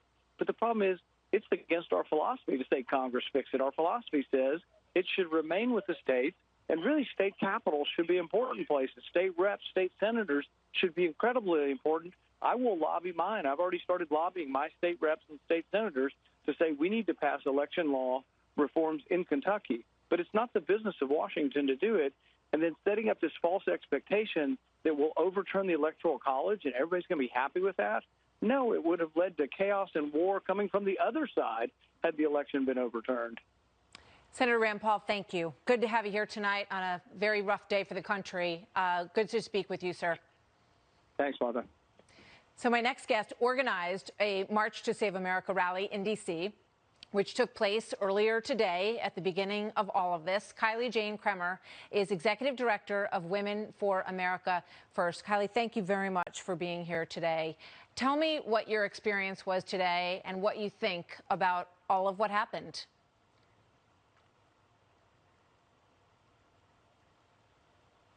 Kylie, are you hearing me? Can you hear me, Martha? There we go. Hi, Kylie. I don't know if you heard my question. Thank you for being here. My question is, you were one of the organizers of the rally. Everything, sort of started out on a very positive note. I want to know what you think about what happened today in the end. Thank you so much for having me, Martha. And yes, absolutely. The day started out, tremendous. We had a huge crowd, hundreds of thousands of people showing up at the Ellipse where the president came and spoke to We the People. Unfortunately, the day that was so great this morning has been overshadowed by what took place at the Capitol this afternoon. And, a few bad actors have completely spoiled it, not just for the people that were there and the president and all the other dignified people that were on our stage, but also, for the millions of Americans that are at home. And unfortunately, I think that the intolerance from the left and Democrats of, advocating that violence is okay with BLM and Antifa has helped contribute to get us here to this situation today. When you look at, it's very interesting because we've seen this argument and this discussion on the other side, as you point out, as well. We've seen people with Antifa and more prominently, I guess, with Black Lives Matter who say, look, I'm here because I'm upset about police brutality. I don't want to be any part of any violence. And today you're seeing that this is being, sort of lumped together. We all watched this morning. We saw people waving their flags. There's nothing wrong with the gathering that happened on the Ellipse. But, this will make it very difficult for the causes that you support, because these people are criminals. They're rioters, and they broke into the United States Capitol. Absolutely, and we do not tolerate any sort of violence. We've held 2 successful events prior to today here in D.C. where we did not have this issue. And again, there was no issue at the event at the Ellipse this morning. It was when people, marched to the Capitol and they decided to take things into a different direction than we had been advocating for, that millions of other conservative Americans have been advocating for. And I just really want to implore that those few bad apples, although today was completely horrific, should not overshadow what we have been working towards as a movement, that we want election integrity. It is so unfortunate, and just as Senator Paul talked about, the baseball shooting, of course that brings up terrible memories, but conservatives as a whole have not been the ones that have been, advocating for violence. And I think that not feeling heard, making that their ballots that were legal ballots that were cast that were disenfranchised by illegal ballots that were cast is certainly causing a situation that people feel very angry, and they feel that we are moving in a direction that we no longer have free and fair elections. I hear that a lot, and I understand that that feeling when you look at what has happened. But did you today when you came to Washington, did you believe that the election might be overturned by the vice president in the Senate chamber? I thought that there's certainly a possibility for the American people to see the evidence on the floor when each state was brought up, and that we could really see firsthand from the senators and House members' mouths exactly what evidence that the mainstream media has helped cover up. The 200,000 plus ballots more than in Pennsylvania, the trucks that were brought from New York to Pennsylvania that have never been investigated. I mean, there are a lot of different things that we've been hearing about. We want to see the direct evidence, and I thought that we would have the opportunity for that. Yeah. I understand that they're still working towards meeting again this evening and starting the vote again. Yeah. In fact, there's Senator Josh Hawley. What we're seeing right now are the senators leaving their hunkered down positions, and the Capitol has been deemed safe. And I believe this is probably the beginning of the process of going back over to do this joint session and to get things back underway, which I think would be probably a good way to end the day, to get everybody back where they should be and to mend the Capitol and begin the process of putting things back together. Kylie, thank you very much. Good to have you here tonight. Thank you so much for having me. So moments ago, Senator Joe Manchin of West Virginia saying of President Trump on Twitter, quote, 12 hours is not sufficient. He is a danger to our democracy and should be banned from Twitter for the next 14 days. That would be heading all the way into the inauguration. Trey Gowdy, former House Oversight Committee chairman, and Jonathan Turley, constitutional attorney, both are Fox News contributors, join me now. Good to have both of you with us, gentlemen. Trey Gowdy, let me go to you first. As you watch these senators leaving their positions where they have spent much of the last several hours hunkered down, what's going through your mind as you look at today? Just what a terrible day it is for America. I never thought I would see Americans scaling the wall to attack the people's house, the Capitol. So if you're thinking about moving to a narco state or a banana republic and you wonder what it's like, today was a good idea of what it would be like.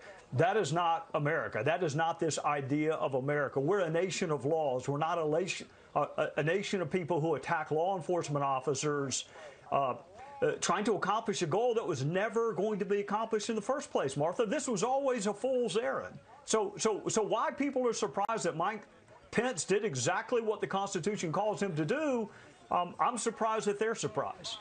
Let me stay with you for just a moment, Trey. I spoke with Minority Leader McCarthy at the top of the hour, and I asked him about the fact that our reporting at the Pentagon is that the vice president has been overseeing the security effort here, to coordinating with the National Guard and all of that. And Leader McCarthy confirmed that, yes, he had been in touch with him, and he seemed to be the person who was overseeing that. What do you read into that, if anything, tonight? Well, I don't read anything into it because, I mean, the way I understood Kevin was that because Pence was there on Capitol grounds, he shared his concerns with the vice president. And whether or not the vice president talked to President Trump or not, I don't know. I didn't read a lot into Kevin's response. And what did you think about the president's tweets today and the video that he made at the White House? Tepid at best. I watched his entire speech this morning. There are 38 allegations he has, factual, legal allegations related to election integrity, not a single one of which is going to be solved by scaling the walls of the Capitol. You got to go to the courtroom or go to the state legislatures. None of what he was complaining about this morning is going to be solved by rioting and assaulting the Capitol. That's a great point. Jonathan Turley, your thoughts as an observer of history and a lawyer an attorney who writes a lot about politics. What did you think about today? it was a devastating day. You know, I have a great deal of attachment to the House floor because I first entered it as a young 14-year-old page. And it's a beautiful room, and it represents something that people have gone to war to protect. And so that's why I'm not sure this is an insurrection, but it certainly is a desecration. That is what these people were doing really bordered on a desecration of the most sacred moment of our constitutional system. And the terrible thing is that we had just had two of the most redeeming moments when Vice President Pence defied President Trump and said, I'm going to stand with the Constitution, not convenience. It was an amazing moment to behold for all of us. It reminded us we were all in this together. And then when Senator Mitch McConnell stood up and called on his colleagues to stand down. This is the man known for brass knuckle politics, telling his colleagues to put politics aside. It was perhaps his greatest speech of his career. And that was a high point for us as a nation. And then this happened. And it's chilling for all of us because it shows a crisis of faith. You know, that's what the Constitution is. It's a leap of faith that we take together. The people that scaled the walls, that broke into those bodies, have lost their faith. And the question is, how much of America is now faithless? And that's a serious problem. And you don't attribute that to any one person or any one party. It's a problem for all of us to deal with because the Constitution is valueless if people don't believe in it. And there's clearly a crisis of faith. I'm told that Vice President Pence is back in the Senate. So I think this is an encouraging sign, and I think it's a positive way, Trey, to end this day. I think it's going to be reassuring to people to see that the building has been secured and that the rioters have been banished from the building and that this process is going to get back underway. Your thoughts on that and on the fact that it sounds like they're going to do a truncated version of the objections tonight? Yeah, I agree with you, Martha. Martha, the law wins. We're a nation of laws, and kudos to the senators and the House members for getting back to business and not letting this insurrection stop them. It was always going to be a fool's errand. Whoever believed that Mike Pence was going to declare Donald Trump the president or that Josh Hawley or anyone else was going to work some magic, it was always a fool's errand. I don't want elections with mistakes, whether they're fraudulent, negligent. I want good elections. The place to fix that is state legislatures or the courtroom. You go to court. I heard 38 allegations this morning, Martha, from President Trump, 38, all of which can and should have been litigated in court, not by scaling the walls of Congress and not by attacking the people's house, which is what happened. Jonathan Turley, before I let both of you go, what's the impact on the Trump presidency of today as you look at it? I think this has truly left any legacy that existed in tatters. The president was incredibly reckless today. His rhetoric has been the subject of criticism for 4 years, but today was a particularly low point. There was a presidential moment, but it was a vice presidential moment. It was the moment that Pence had when he sent that letter and defied President Trump. I don't think there's ever been a lower moment for the presidency of the United States. And that's going to take a long time to repair for the office. I don't think it will ever be repaired for President Trump. Thank you both very much for being here tonight. I just want to put that image back up on the screen of what we're watching right now. We just lost a live shot, I'm told, but the police are pushing people back as the vice president is being brought back into the chamber. It's a stunning scene that we are witnessing on Capitol Hill tonight as we have watched just an unbelievable event that has unfolded on Capitol Hill. Trey Gowdy, thank you. Jonathan Turley, thank you. It's dark, but you can see a little bit of what's going on there. Everybody at home, they are continuing to push people back away from the Capitol to secure it for the re-entrance of the Vice President Mike Pence to preside over the certification of the Electoral College for the states in the country for the presidential election of 2020. So if you are just joining us, and if you perhaps missed what happened today, here are just some of the shocking scenes when people broke into the windows and pushed back the Capitol Police up the staircases and plowed their way in to protest and riot inside the United States Capitol building. It was just an absolutely astonishing sight that we saw today. And we talked to Kylie Kramer before. She was at the early rally this morning and, had her own reasons for being there, wanting to protest the election. But what we saw was something wholly different from any of those motivations. So moments ago, those are the mahogany boxes that contain the sealed certificates of the electoral votes making their way back to the Capitol through the Senate tunnels. And we were told earlier that some of the aides made sure that they protected those boxes and got them out of the way as those walls were breached and the doors were broken to the United States Senate chamber. Congressional correspondent Chad Pergram has been reporting live throughout the day on Capitol Hill. Chad, I know that you have seen a lot in your years on Capitol Hill, but today was something that none of us will ever forget. This is one that will go down in infamy without question. House Speaker Nancy Pelosi indicated that, quote, today was a shameful assault made on democracy. It was anointed at the highest level of government. She said, however, this cannot deter us from our responsibility to validate the election of Joe Biden. And that's what we're going to have a little bit later today. Senators were off in another part of the Capitol here where they've been sheltering in place for several hours, being escorted back to the Senate chamber here, where they will pick back up at some point. We're told maybe sometime after 8 o'clock tonight in both the House and Senate. They have to make sure that the Capitol is secure. The fact that they were bringing the senators back and Mike Pence, the vice president, was coming back is significant. Keep in mind, this is where they were. They were in the middle of the debate on the Arizona slates of electoral ballots. So what happens in both the House and Senate, they come back individually into session in the House and Senate. And at some point, you have to have a vote on this. Now, they can do this one of three ways. They could have a good old-fashioned roll call vote. They could do this by unanimous consent. Or they could actually have a voice vote where everybody yells yay or nay and the loudest side wins. That's the fastest way. But then they have to come back to the joint session in the House chamber. This is where Mike Pence, the vice president, presides under the 12th Amendment to the Constitution. And I'm told that the House and Senate chambers are just littered with debris and trashed and glass is broken and windows. I was asked earlier, people were saying, well, why did the Capitol police officers and some of the chamber security people have firearms, have their arms drawn? Well, they were concerned about what was going on outside the chamber. They were trying to keep people outside. But you mentioned what is in those mahogany boxes. Those are the actual pieces of parchment, the actual electoral votes themselves.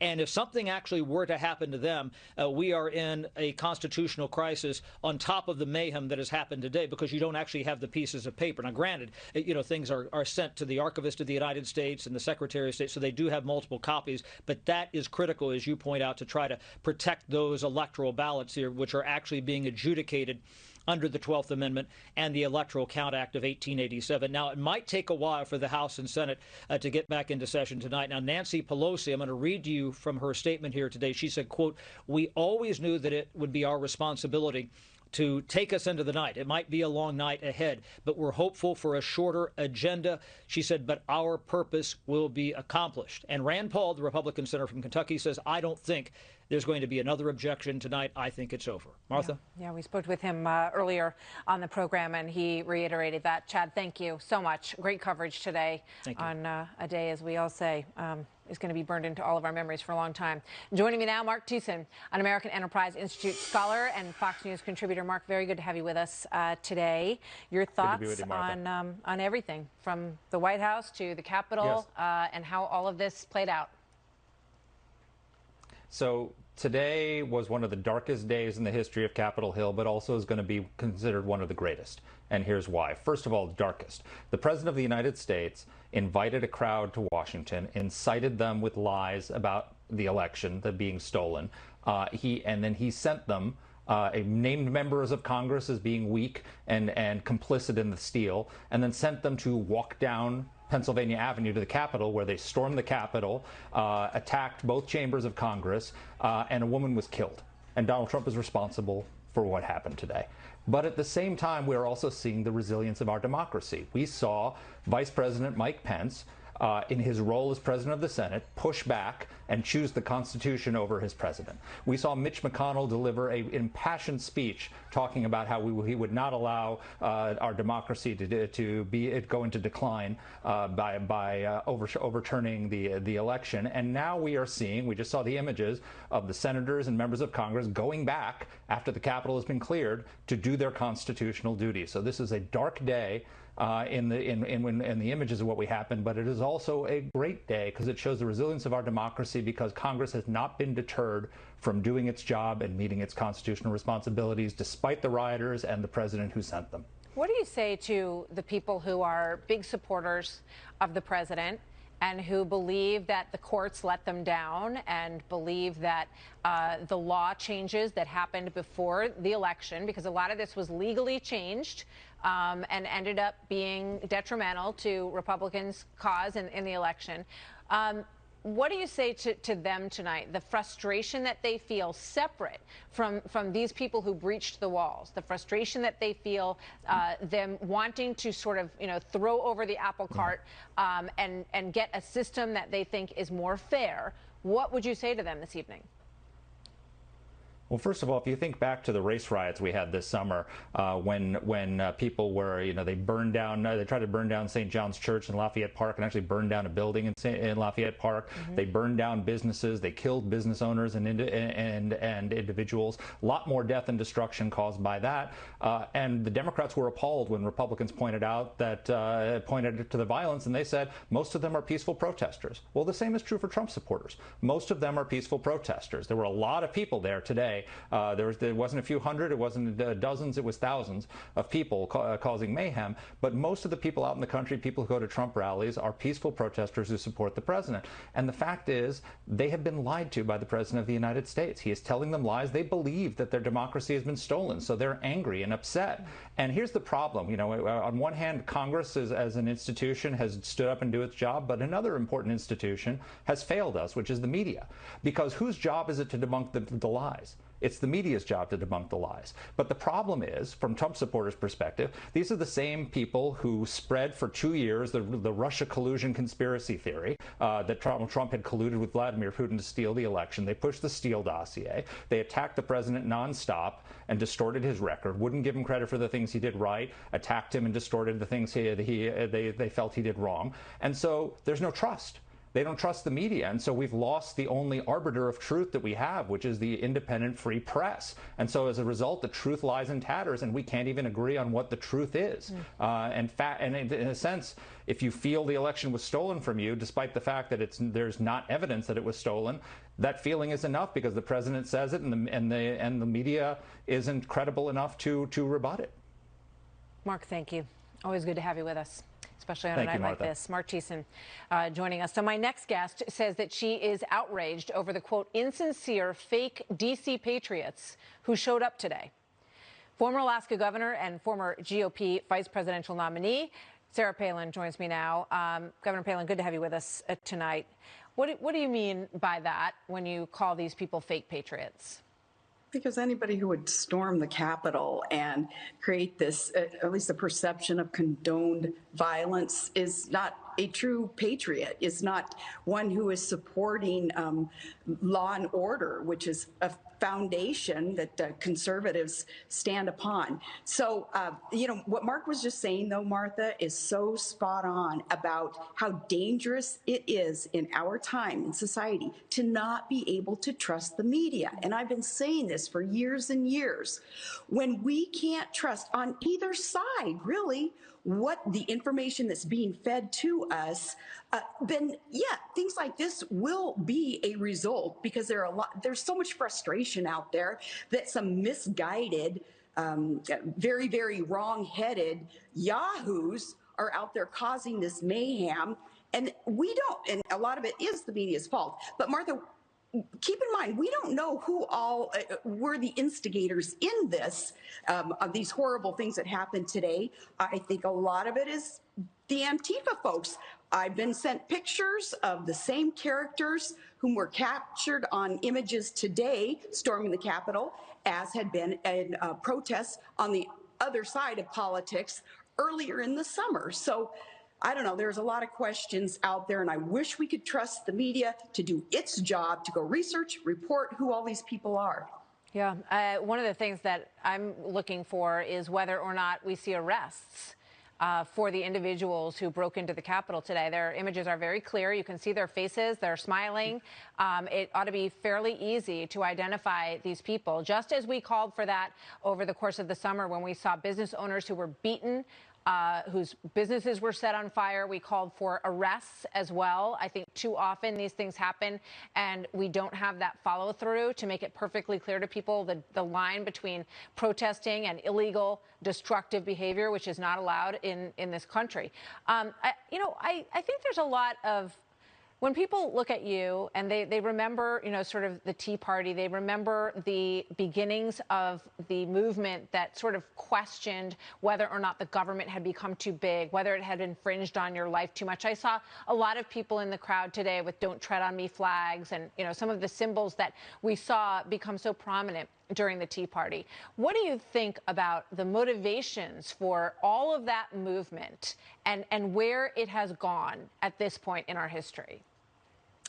The motivation for the movement that ushered in the Trump presidency, really, because we sought so passionately change in the typical political arena that, we'd been used to and was not serving Americans well. The motivation is right. The motivation is simple. Remember the Tea Party, even the acronym TEA was taxed enough already.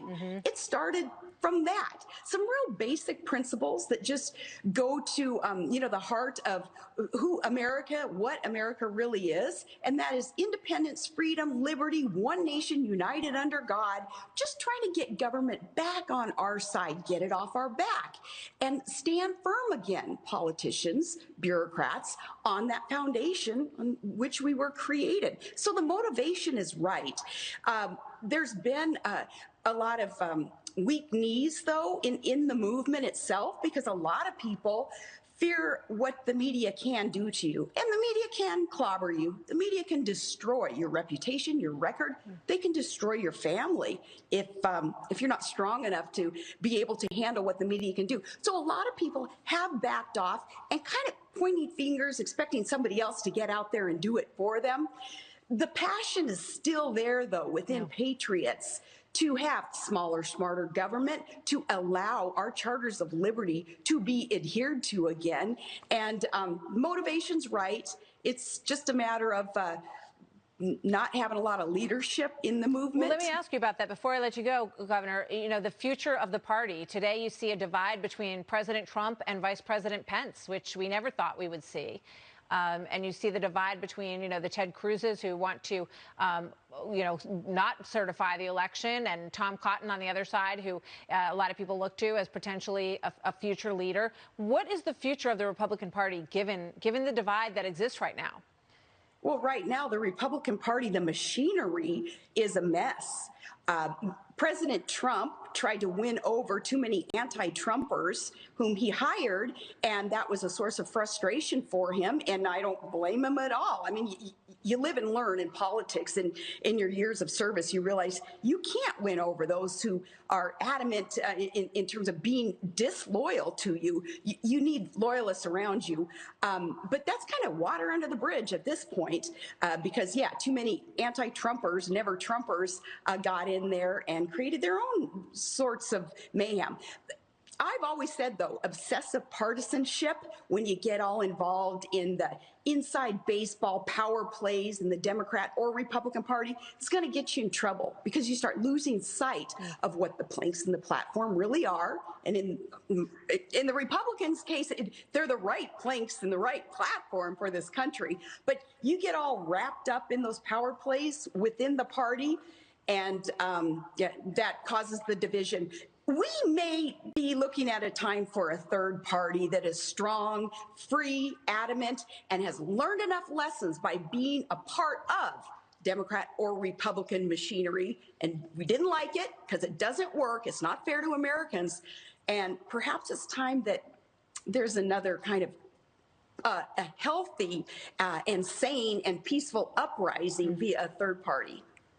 Interesting. Sarah Palin, thank you very much. Good to have you with us tonight. Thank you. So we can confirm now that Majority Leader Mitch McConnell will speak in about 15 minutes or so on what happened today when the Senate returns to session, expected about 11 minutes from now. Joining me now is Katie Pavlik, townhall.com news editor and Fox News contributor. Katie, great to have you with us tonight. Thank you for being here.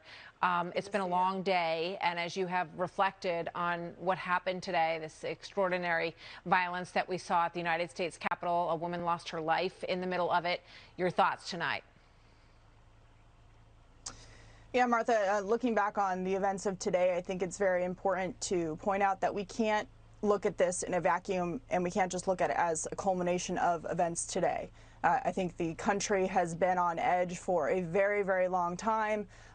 Both sides have very serious problems with the other when it comes to policy issues and fairness. I think Mark Thiessen was spot on when he talked about the lack of trust in institutions. What we saw today was a complete breakdown in the electoral process and people having faith in their electors to carry out the process. There's no excuse for what happened today. And even if you went into today believing that the objectors in the Senate and the House had any kind of ability to overturn the election, there's no reason, there's no excuse for what happened, even if that was your belief.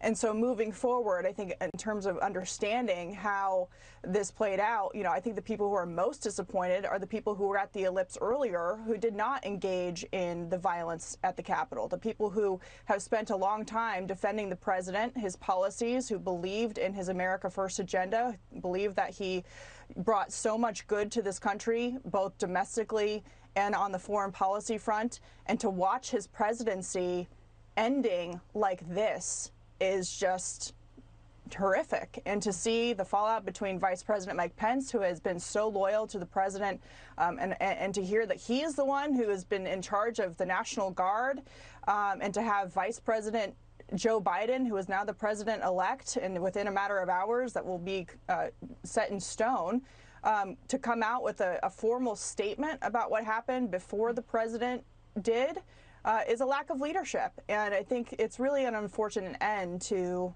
what he's been able to bring to the country over the last 4 years and all of his accomplishments. Katie, thank you. Good to have you here tonight. Thanks. So we're now more than an hour into the mandatory curfew in Washington, D.C. The National Guard, approximately 1,800 troops are deployed around the Capitol perimeter to prevent any more violence of what we saw this afternoon. Senior correspondent Mike Tobin is out there on the ground tonight. Good evening, Mike. And Martha, what we're looking at really seems to be the tail end of this effort to clear out the Capitol grounds. You can see some of the Metro Police that are behind me right now with their riot gear. As you look past them, it's hard to see right now, but some of the National Guardsmen are back there supplementing their ranks. It looks like they're at a rest position right now with their shields on the ground. But what we saw starting a little more than an hour, actually a little more than 2 hours ago, is they started all the way up at the Capitol building there to the northwest side, and with a very deliberate force, started pushing the crowds off of those grounds. They cleared the entire line when they did that. And as they pushed, they weren't gentle about it. They were knocking guys down. They had the truncheons at the ready, and there was a lot of pushing and shoving and scuffling going back and forth as they did that. But they moved everybody out here. We've seen them do it. We're now to the west of the Capitol on Pennsylvania Avenue. And we saw at times they changed up their tactics. At one point, they enveloped the remaining protesters, spooked them a bit, and then created an opening where they could walk out, and the protesters who were here still took advantage of that opportunity and got out of here instead of getting arrested for violating the curfew. So as we continue to take a look around, you've got more Metro Police over there, and just really a handful of protesters to the west of them who remain. So this effort to clear the Capitol grounds was rather efficient, and as we're looking at it now, Martha, it appears to have been rather effective. One thing I would note is how similar this has been to so many other demonstrations that we have given, disregard the fact that it was at the U.S. Capitol, but how similar the tactics of the demonstrators came to the Black Lives Matter demonstrators and people say in Ferguson that they so resent. They did the same things. These bike racks that are used to control the crowds. They took these and used those as barricades against the advancing law enforcement officers. They heckled the law enforcement officers, berating them throughout this process, really villainizing them. And a lot of these people are the ones who say that they support law and order. So it's a really dramatic and sad scene that we've seen out here. But it appears, as far as the large number of people who have been out here to the west side of the Capitol, that is drawing to a close, Martha. It's been a very tough year for members of law enforcement across this country, and today was just another example of the enormous pressure on them, and we thank them for what they do. Mike, thank you very much. So I'm getting word from Chad Pergram, who's watching the situation as it's going to unfold tonight. He says that the House and Senate recessed in the middle of the debate on Arizona, so they're going to come back separately as House and Senate. They'll resume that debate, which is part of finishing the process on Arizona, and then they will take a vote on Arizona, and then ostensibly they will proceed through all of the states, approving them, leading to the final announcement by the vice president of the vote totals of the Electoral College for the former Vice President Joe Biden and for President Trump. And then the vice president will announce the candidate with the most votes, quote, shall be president. That from Chad this evening as the lights are back on. They were never off, but it's good to see them on tonight at the United States Capitol building. And we'll watch as they finish that process this evening.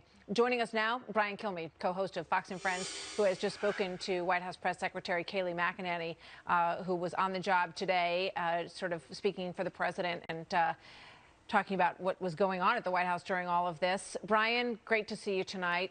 Your thoughts on this historic, difficult day for America? Absolutely, and I have a lot of thoughts. But first, just to move the story forward and to pick up what Katie was saying, she said she was disappointed that Joe Biden made the remarks live before the president. Kayleigh told me the president was recording his remarks while Joe Biden and right before Joe Biden even took to the stand asking the president to speak out. Number two, as well, he is horrified, obviously, by the chaos on the Capitol. Those are my words, but that's how she characterized it. He did know, too, that it's amazing that Joe Biden suddenly about law and order. They've been law and order all along. Where was he for the last year as these cities burned to the ground and were looted? People died, lost their lives. For David Dorn is an example of that. Also, she brought up the fact that other people have said that. Another source at the White House on the relationship between the vice president and president, essentially they do not know if they have spoken. But what disappointed the president is that in the written remarks from the vice president before saying he'd have to approve the Electoral College, the vice president didn't list any of the fraud and problems that took place in this election, according to the president and many on the Trump team, that the president was protesting, spoke about, and has written about and tweeted about, and actually mentioned to me 2 weeks ago at the Army-Navy game. There was no mention of that, and that disappointed the president. So those two are the things just moving the story forward. About how I feel about the whole thing, I just thought the tone, the attitude of defiance played out in the Capitol. The lack of security stunned me. I do not know Trump supporters that have ever demonstrated violence that I know of in a big situation. The violence that I have seen taking place is whether it was after the RNC, is confrontation while there was a demonstration. That's why I personally was relieved to find out that the mayor of D.C., who suddenly became the law and order mayor, was going to put up the National Guard first. Where was that National Guard? Now, with that group that took over the Capitol, I don't think I'll ever see that in my lifetime again. Back to 1814, the last time we saw the Capitol breached like that. I think this is a culmination. This is a culmination of 4 years of them denying the president won the election, claiming the Russians flipped votes. This is 4 years of investigation, and there was 4 years now of a very frustrated electorate, 75 million that voted, and feel they haven't had their day in court, let alone lost in court. And that's what happened. My thought is overall, Martha, is that they say in rehab, and I know so many people that have gone through it, things have to hit rock bottom before you get better. We have hit rock bottom, I hope. And now maybe people say enough of the rhetoric and trying to score points, and now it's time to dial it back, Republicans and Democrats, and do this thing called cooperation, make deals, and get something done.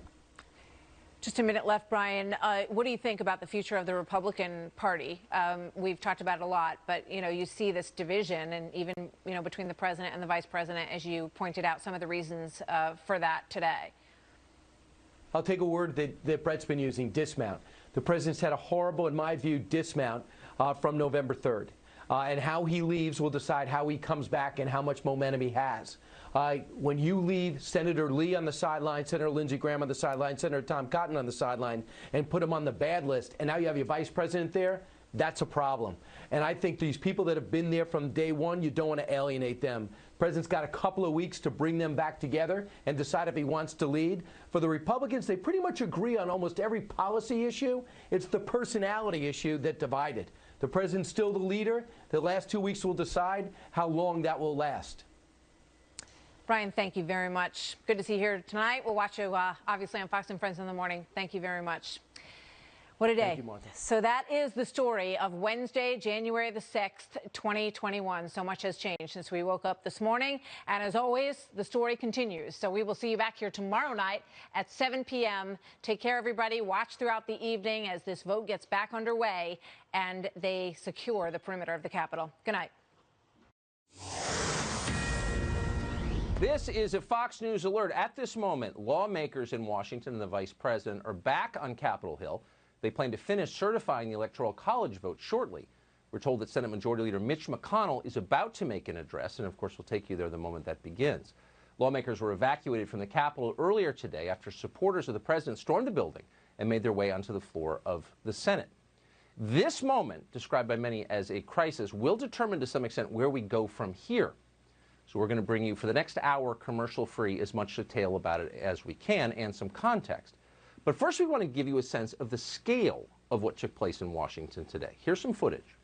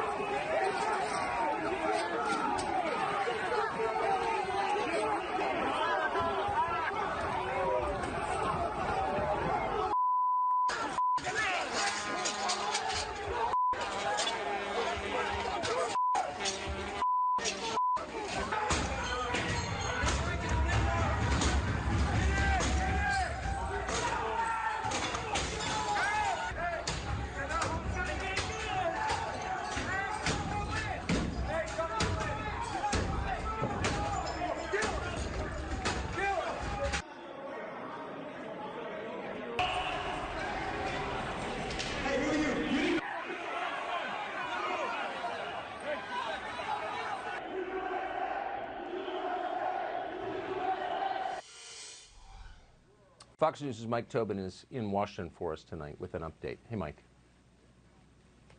And Tucker, it looks like what we're looking at now is the tail end of this effort to clear out the Capitol and clear off the Capitol grounds. As you look behind me, you can see rows and rows of the Metro Police, a lot of them with those neon yellow jackets.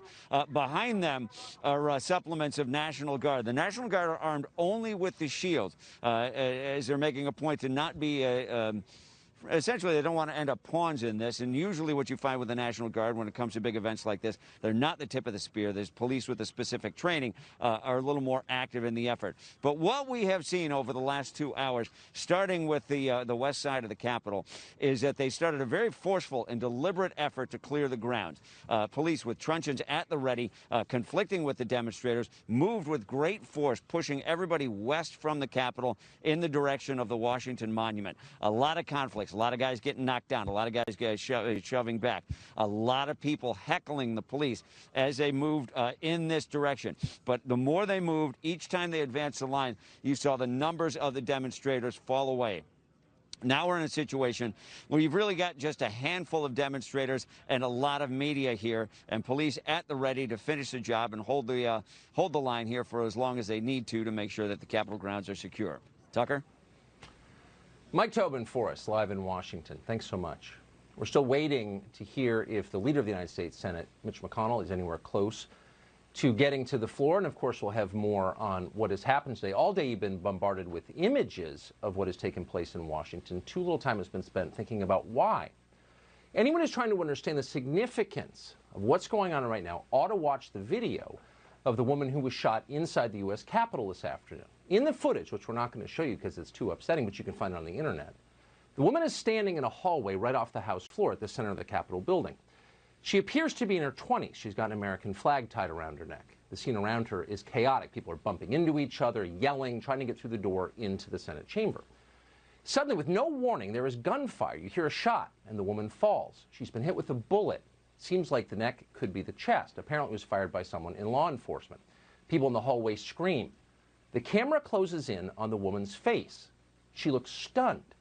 She is staring straight ahead, unblinking. In her eyes, you can see that she knows she's about to die, which in the end she did. The woman died a couple of hours ago at a local hospital. So what can we learn from this? It's not enough to call it a tragedy. Imagine for a second getting the call and learning that was your daughter. The last time you spoke to her, she was heading to Washington for a political rally. Now she's dead. You'll never talk to her again. Seriously, imagine that. If you have children, it will put you in the right frame of mind. That's what we're watching. And we may be watching a lot more of it in the coming days. Political violence begets political violence. That is always true. It is an iron law. It never changes. And we have to be against that, no matter who commits the violence or under what pretext, no matter how many self-interested demagogues assure us the violence is justified or necessary, as they have been assuring us, lying to us for the past 6 months. We have a duty to oppose all of this, not simply because political violence kills other people's children, which it does, but because in the end, it doesn't work. No good person will live a happier life because that girl was killed in the hallway of the Capitol today. So our only option as a practical matter is to fix what is causing this in the first place. We don't have a choice. You may have nothing in common with the people on the other side of the country. Increasingly, you probably don't. But you're stuck with them. The idea that groups of Americans will somehow break off into separate, peaceful nations of like-minded citizens, that's a fantasy. That will not happen. There is no such thing as a peaceful separation. There never has been, and there won't be. The two hemispheres of this country are inseparably intertwined. They're co-joined twins. Neither can leave without killing the other. So that's the first thing to know. As horrifying as this moment is, we have no option but to make it better, to gut it out. The second thing to consider, and it's related to the first, is why the woman who was killed today went to the rally in the first place. We don't know anything about her, but she did not look particularly radical. She bore no resemblance to the angry children we have seen again and again wrecking our cities. Pasty, entitled nihilists dressed in black, setting fires, spray painting slogans on statues. She didn't look like that. The woman in the Capitol hallway looked pretty much like everyone else. So why was she there on a Wednesday? Why were any of them there today? We ought to think about that. If you want to fix it, you have to think about that. The only reason this country is rich and successful is because for hundreds of years we have enjoyed a stable political system. And the only reason that system is stable is because it's a democracy. It responds to voters. Democracy is our pressure relief valve. As long as people sincerely believe they can change things by voting, they stay calm. They don't storm the Bastille. They don't burst into the House chamber. They talk and they organize and they vote. But the opposite is also true. If people begin to believe that their democracy is fraudulent, if they conclude that voting is a charade, that the system is rigged and it's run in secret by a small group of powerful, dishonest people who are acting in their own interests, then God knows what could happen. Actually, we do know what could happen. It's happening right now. It's happened in countless other countries over countless centuries. And the cycle is always the same because human nature never changes.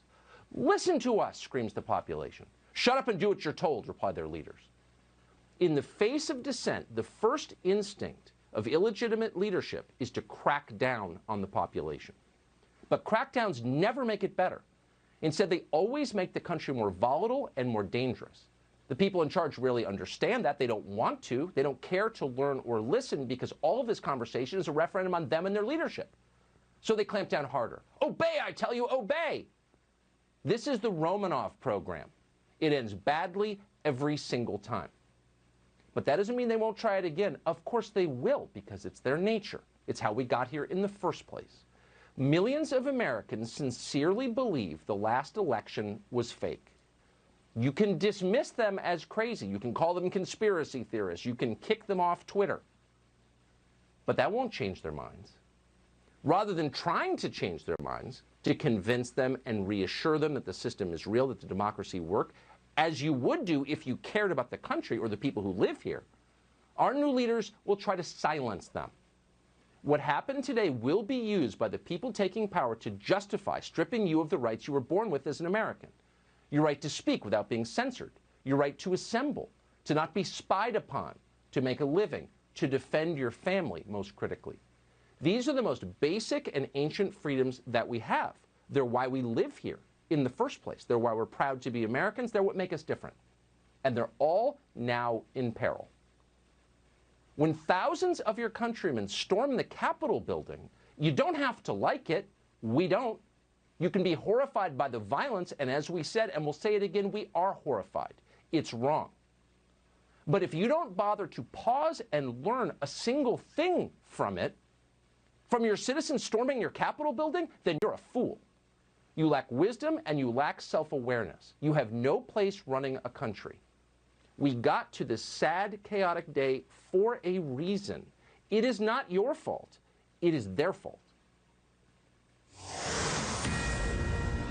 Fox News alert, the Senate Majority Leader is speaking right now on the floor of the Senate. The Vice President just opened everything up. We're going to listen in. Honoring the will of the American people and counting the Electoral College votes. We've fulfilled this solemn duty every 4 years for more than 2 centuries. Whether our nation's been at war or at peace, under all manner of threats, even during an ongoing armed rebellion and the Civil War, the clockwork of our democracy has carried on. The United States and the United States Congress have faced down much greater threats than the unhinged crowd we saw today. We've never been deterred before and will be not deterred today. They tried to disrupt our democracy. They failed. They failed. They failed to attempt to obstruct the Congress. This failed insurrection only underscores how crucial the task before us is for our republic.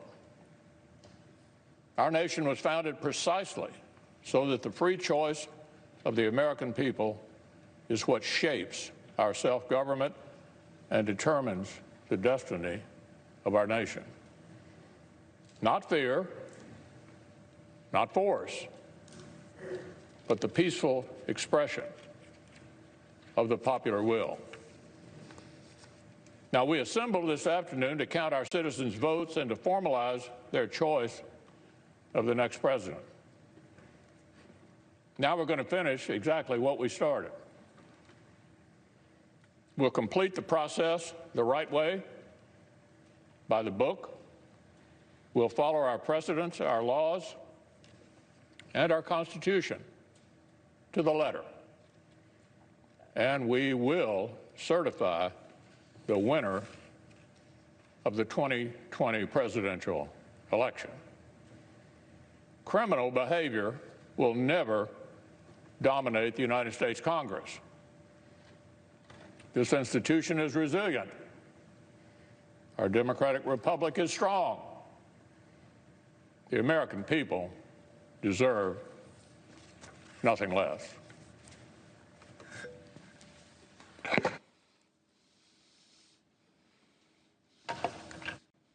Democratic leader. I want to go now. That, of course, was the Senate Majority Leader, Mitch McConnell of Kentucky. We're going now to Wisconsin Congressman Mike Gallagher, here with his view of what happened today on Capitol Hill. Congressman, thanks so much for joining us.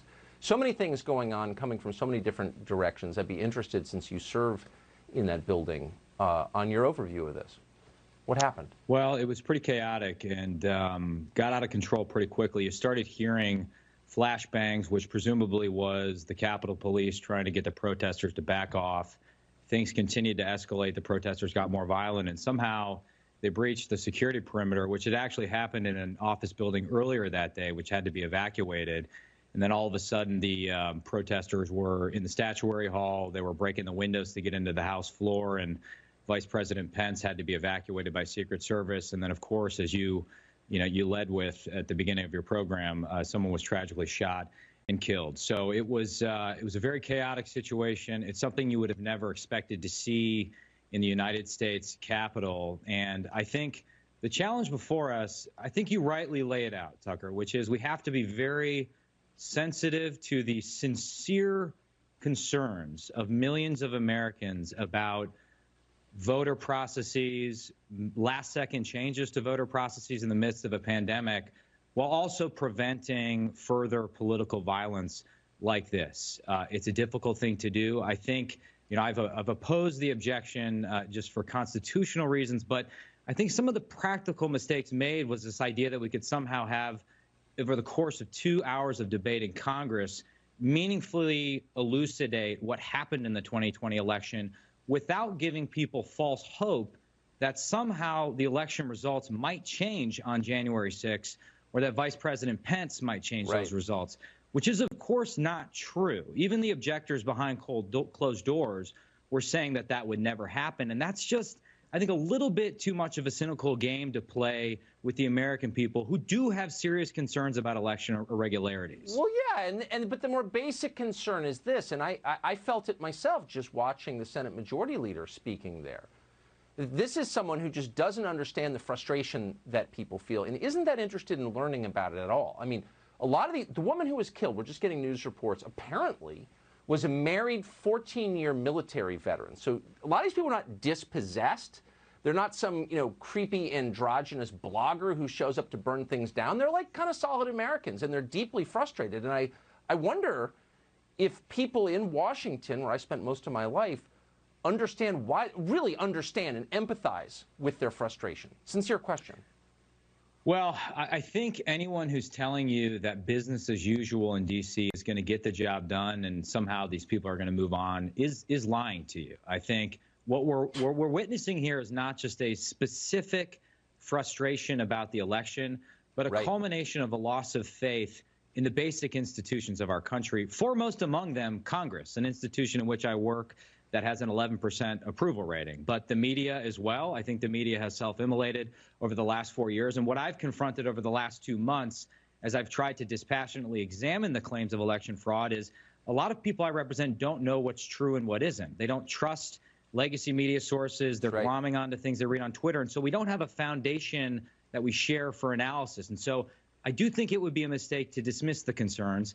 I've racked my brain as to what the most responsible outcome is, and the only thing I've been able to come up with, and you can tell me if you think this is stupid, is that every state is going to have to do a version of what Florida did post-2000. Take a look at their voting processes. It should be the top priority for the state legislature in my home state of Wisconsin and every other where we've seen irregularities, and say this is what worked, this is what didn't. The fundamental original sin of our election system is that we've turned election day into election week into election month. But that can happen as a separate process while we still support a peaceful transition of power, because I just can't look my constituents in the face and somehow tell them that Donald Trump's going to be president on January 21st. No, well, you can't because lie he's to not. people. And no That's action of Congress rule is going one. to make that so.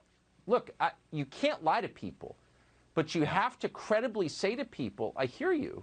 I hear you. And I do think one of the reasons that so many Americans, some of whom aren't that political, are so emotionally attached to the president, whatever his faults, is that he does say, I hear you, and no one else does. And that's the one thing that he says that they believe, I guess. And I just think it's worth learning from that.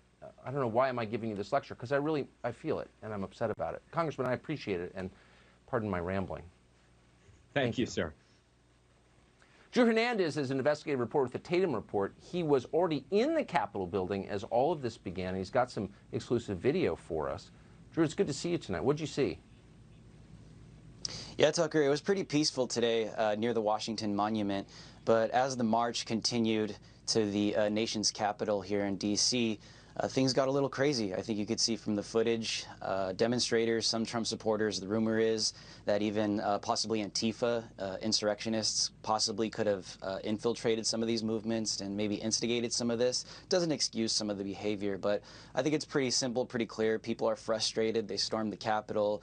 They did vandalize. They did go through the doors. They pushed down gates. They wanted their voices to be heard. But to go to your point, listening to you guys talking, I think our elected officials, the least they could have done, Tucker, was at least conduct some kind of investigation for the American people. 74 million Americans that believe that this election is fraudulent. The least they could have done was prove that it was accurate. I mean, why can't they give them closure? We had 4 years of the Russian hoax, of election meddling from Donald Trump conspiring with Russia in order to win 2016, and the left had closure. It was proven that that was false. So why can't the right have closure? Why can't conservatives? Why can't Trump supporters have closure? I think our elected officials have a responsibility to at least show the American people what actually happened. And it doesn't help, Tucker, when you have big tech giants like Facebook and Twitter censoring every single thing that comes out that had to do with the 2020 election.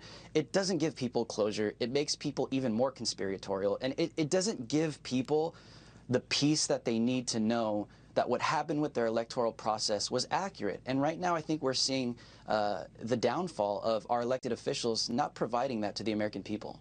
Well, I agree with that. I just want to be clear. I feel like we're above vandalism.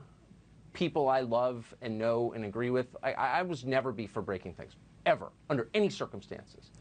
On the other hand, there's a reason that this is happening. And it's happening, as you just said, because the people with all the power have decided to clamp down so harshly on the population that, you know, things explode at a certain point. And they're going to double down on that, I have the feeling. Drew, I appreciate it. Thank you. Thank you. We should note that lawmakers have reconvened on Capitol Hill after the chaos there. The reports of multiple explosive devices found around Washington today. Hard to believe it's real, but it is real. Our reporter Rich Edson is following this story for us. He joins us now. Hey, Rich. Hey, good evening, Tucker. And what law enforcement officials are telling us that they found at the very least 3 devices around the Capitol area that appeared to be pipe bombs. There were these black pipes and had wires coming out of them. It's something that the officers investigated. Bomb squads were called in. Also, it was easy to get lost around here because this was around the time that you had tens of thousands of people flooding behind me onto the Capitol complex, many of whom who breached into the Capitol building, the mob scene going on in there. Meanwhile, outside, you had this bomb squad response.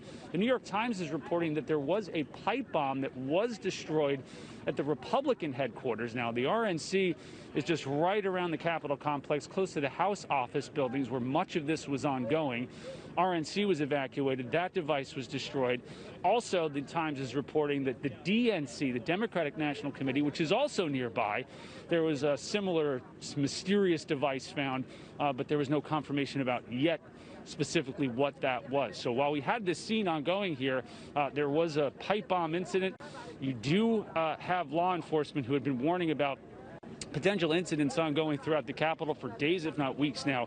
And so that just another element to what we saw here today. Tucker. Rich Edson for us. Good to see you. Thank you. Twitter's just announced it's suspending the account of the President of the United States until he deletes 2 of his tweets today. One of those was a video message telling everyone at the Capitol to go home.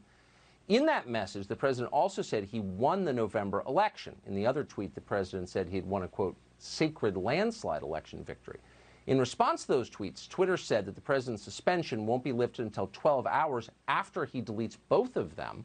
Twitter added this, quote, future violations of the Twitter rules, including our civic integrity or violent threats policies, result in permanent suspension of the real Donald Trump account.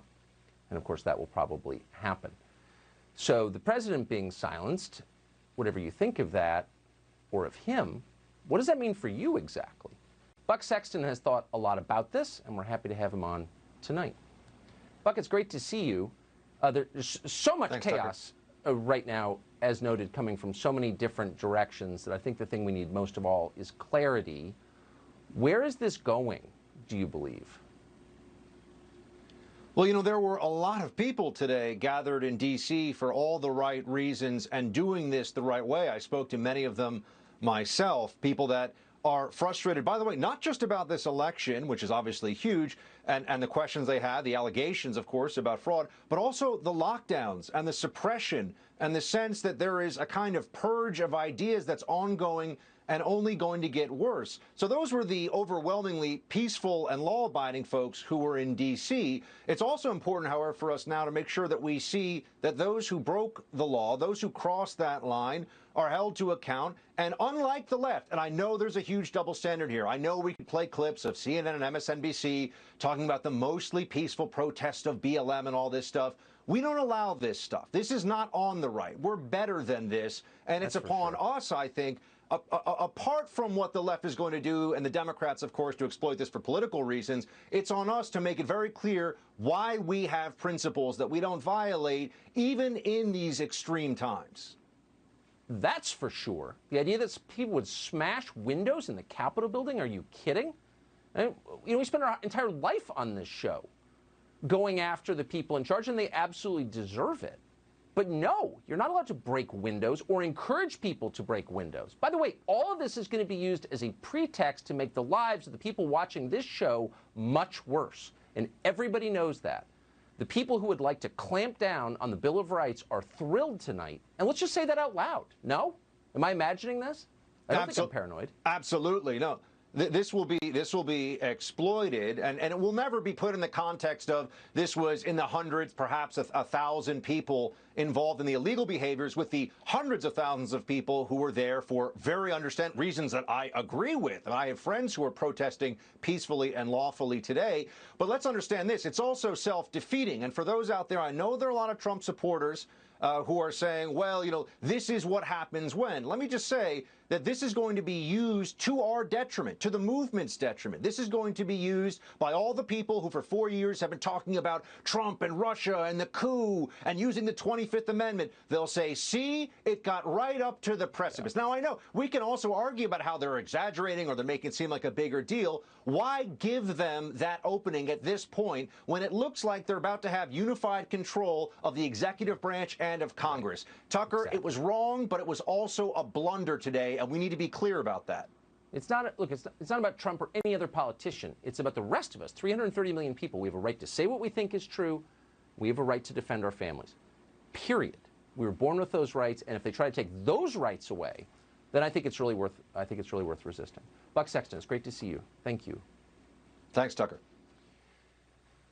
Senator Marco Rubio represents the state of Florida, now the most popular state in the country, we notice. He joins us tonight after having watched all of this. Again to you, Senator. By the way, thank you for coming. Well, thanks for having me. Terrible. What do you make of all it's one of the, well, I think it's one of the saddest days in our modern history, probably in our history. I think I think they're high-fiving in Beijing, and the Chinese look at this and are very happy about it. It kind of bolsters their claim that we're falling apart and they're the country of the future. I think it's inexcusable, completely 100% excusable. I don't care what the motivations are. And obviously, you know, people are going to get arrested. We're going to learn more about who was there and what this was all about. And I think it'll be interesting to see sort of the mix of people that were there and so forth. I think it's been tragic. And I want to say something. I want to thank the Capitol Police officers. We know a lot of these people personally. We walk by them every single day who had to go out there and do this. And we're really undermanned for, you know, overwhelmed by this at one point in time. But you know, and so none of it is an excuse. Now, I do think that one of the challenges we have is we have a serious crisis of confidence in this country. There is now literally no individual or institution in this country that can speak definitively about anything. And that's not an excuse for any of this, but it explains some of the things that create an environment that lead to this all across the board.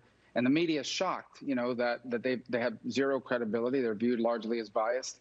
Then you have the censoring of news stories before an election by the social media companies. And then you have these questions that in normal times people would look at and be able to work through, but in that environment of lack of confidence really sparks up. And I think those things need to be answered, because elections, democracy doesn't just depend on having elections. It depends on people's confidence in those elections and their willingness to abide by those results. They're interrelated. I don't know why the Senate can't do Watergate-style, Titanic-style hearings We could take testimony, subpoena records. It wouldn't change the outcome of this race, but it would give people the clarity, the answer. And by the way, the changes that we need to make. When I was in Florida in the legislature, I served on a task force after 2000 that made a bunch of changes to the mechanics of our elections. And I think we could do that for the country. I wondered all day what Republicans in the Senate made of this. So people came to your place of work. And I'm not attacking you personally. I am really despised by an awful lot of people. And every once in a while, I think to myself, they have good reason to despise me. Maybe I can communicate differently. I mean, it should evoke some soul searching in the person who's despised a little bit. And I wonder if Republican senators are thinking to themselves tonight, I hate the vandalism, I hate the violence, I hate all this crap. On the other hand, a lot of my voters really hate me. Maybe I should change the way I behave. Do you think anyone's thinking that? Well, I certainly think there's two things that have to happen. First, we have to firmly say that this stuff's not acceptable. It just can't happen. I mean, I couldn't agree more. We look like the third world. I mean, honestly, we look like the third. I mean, this is stuff that you see in another country. We've got tin pot dictators out there lecturing us and mocking us, in their Twitter feeds and online. So that stuff can't happen. The second thing I would make is at some point, everyone's got to step back here and realize that this has been brewing and building for a while, and it's all across the board. And there are real factors out there that are contributing not just to an erosion of confidence and trust in America, but some of the rhetoric. You made a point, and I caught the tail end of it, and you're absolutely right. There is no such thing as a country in which half of us are very happy and the other half is very unhappy. It can't work. None of us is going anywhere. So we're going to have to figure out a way to coexist. That's always been the challenge in America, a country that covers this vast continent. So diverse, and that's what our system is about, and that's what law and order is about, is allowing us to have those disputes without violence, but through passionate debate. We are in it together, whether we want to be or not. A lot of us don't want to be, but it's kind of not up to us. So I agree with that. Well, Senator, great to see you. Thank you. Thank you. Lawmakers back on Capitol Hill. They're still debating on the Senate floor. The Electoral College certification has not resumed yet. That's the headline. But for now, no matter what you hear on television, this is not the first time that our nation's capital has come under attack. As you remember, if you watch this channel, just last summer, we saw all kinds of riots in Washington. Those riots forced the president into an underground bunker. Julio Rosas is a reporter at Town Hall. He's been following this stuff for months now. He joins us with some of his footage, beginning with this.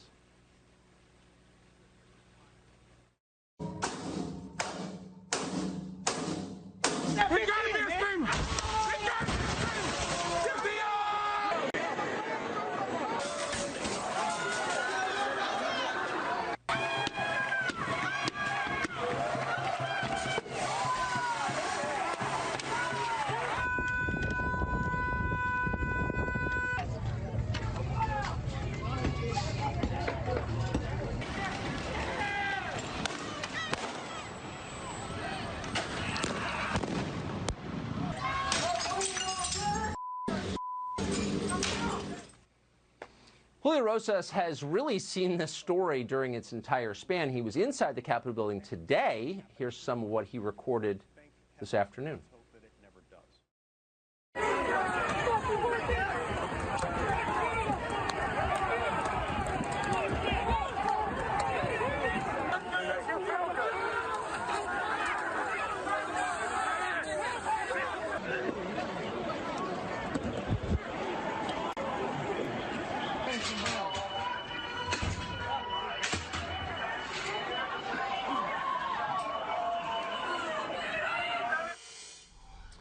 Julio Rosas, as we noted, is a senior writer at Town Hall. He joins us tonight.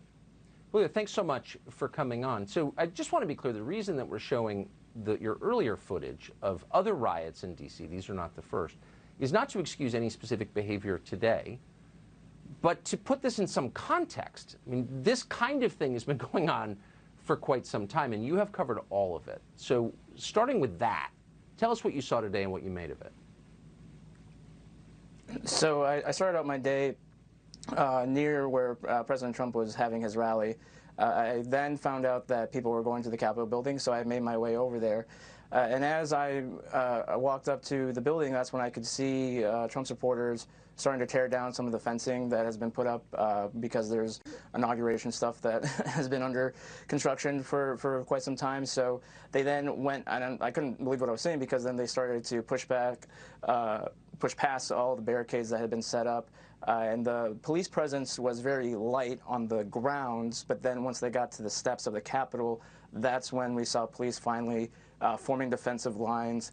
And keep in mind, these were not riot cops. These were police officers in their regular patrol uniforms. And so it took a while for police in riot gear to actually respond as the day progressed.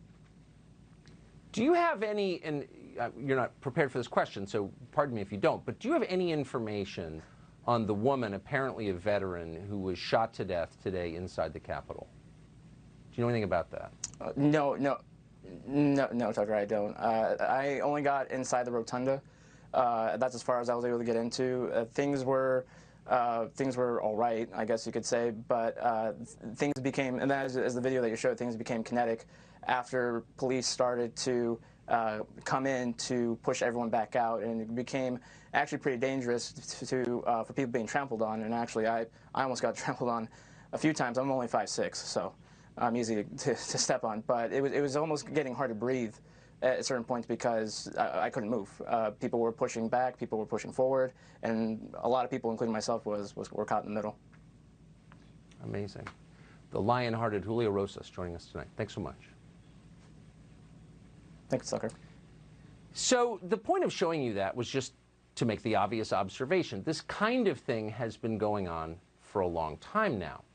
We were never for it. We're not for it now.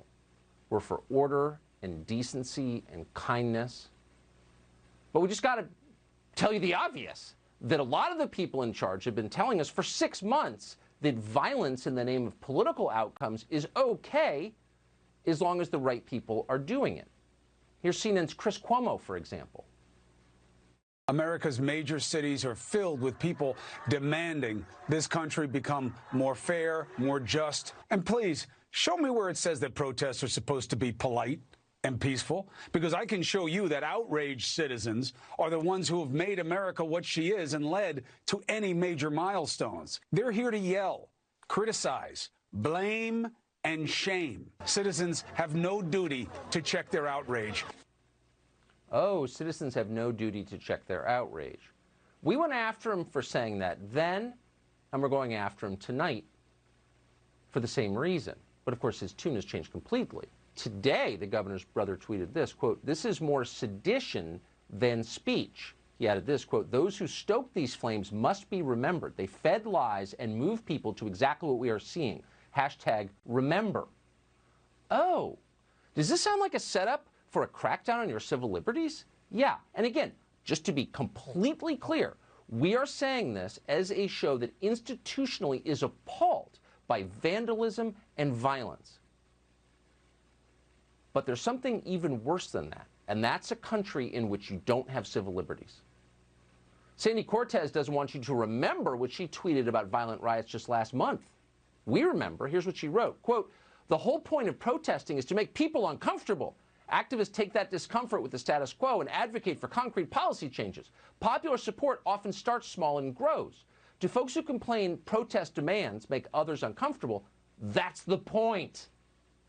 Oh, that's the point. Again, we're against that then, we're against that now. Today, Sandy Cortez's communications director asked Twitter to prevent people from sharing that tweet. That's kind of weird. Down the memory hole, she never said it. Mark Stein remembers exactly what she said. He joins us tonight. Mark, it's great to see you. We're threading a bit of a needle here because I really can't stand, just on a visceral level, people breaking things and hurting other people. On the other hand, let's just not lie. And I can't stand it today and I couldn't stand it then, but let's not lie about it. The people like Sandy Cortez and Chris Cuomo and the rest of these disingenuous creeps have been excusing this kind of crap for 6 months. Absolutely. You know, I spent a lot of time in Northern Ireland. That's Protestants and Catholics, Loyalists and Republicans. I spent time in Mostar in Bosnia-Herzegovina. That's Christians and Muslims. And it's always interesting to me that people are surprised when a tactic that's proved effective for one group of people is then suddenly taken up by other people of whom they don't approve. And so I've listened to all this blather for whatever it is, 6 or 7 hours now, where people are saying, starting with the vice president down, oh, this is not who we are. Have you switched on a TV since Memorial Day? This is exactly who we are. Right. So it's okay to burn Wendy's in Atlanta. It's okay to loot Macy's. It's okay to incinerate a precinct house in Minneapolis. It's okay to set up the Chaz Chop Autonomous Republic. But suddenly you expect the capital of the United States, the United States Congress, to be immune from this. That's completely preposterous. Either we have equality before the law and a Wendy's franchisee is entitled to have his property rights as respected as the United States Congress. I've listened to this stuff too. Chad Pergram, I love him and I love his reports, and he says nothing has happened since the British burned down the White House in 1814. So we're supposed to take history and the majesty of the Capitol seriously now. Nancy Pelosi told us she didn't care about old statues. Mitch McConnell said he didn't care about the names of military bases. So suddenly this old building is important now. You can't have that. There's been a complete collapse of equality before the law now. Ever since the COVID began, basically. There are some groups that have enjoyed the license to go out and loot and burn every night in American cities. And the more they are not subject to any laws, the more onerous the burden that falls upon the law-abiding, so that they can't go out and open their hair salon. They can't have granny round for Christmas dinner. So we've got a completely bifurcated system where the less law that applies to one group, the more micro-regulated the lives of the other group are. And at some point that is to give. And whoever is behind this, to a certain degree, that gave today in Washington. Man, is that a smart analysis. Not surprisingly, but we're grateful for it. Thank you. Mark Stein, good to see you tonight. Thanks a lot, Tucker.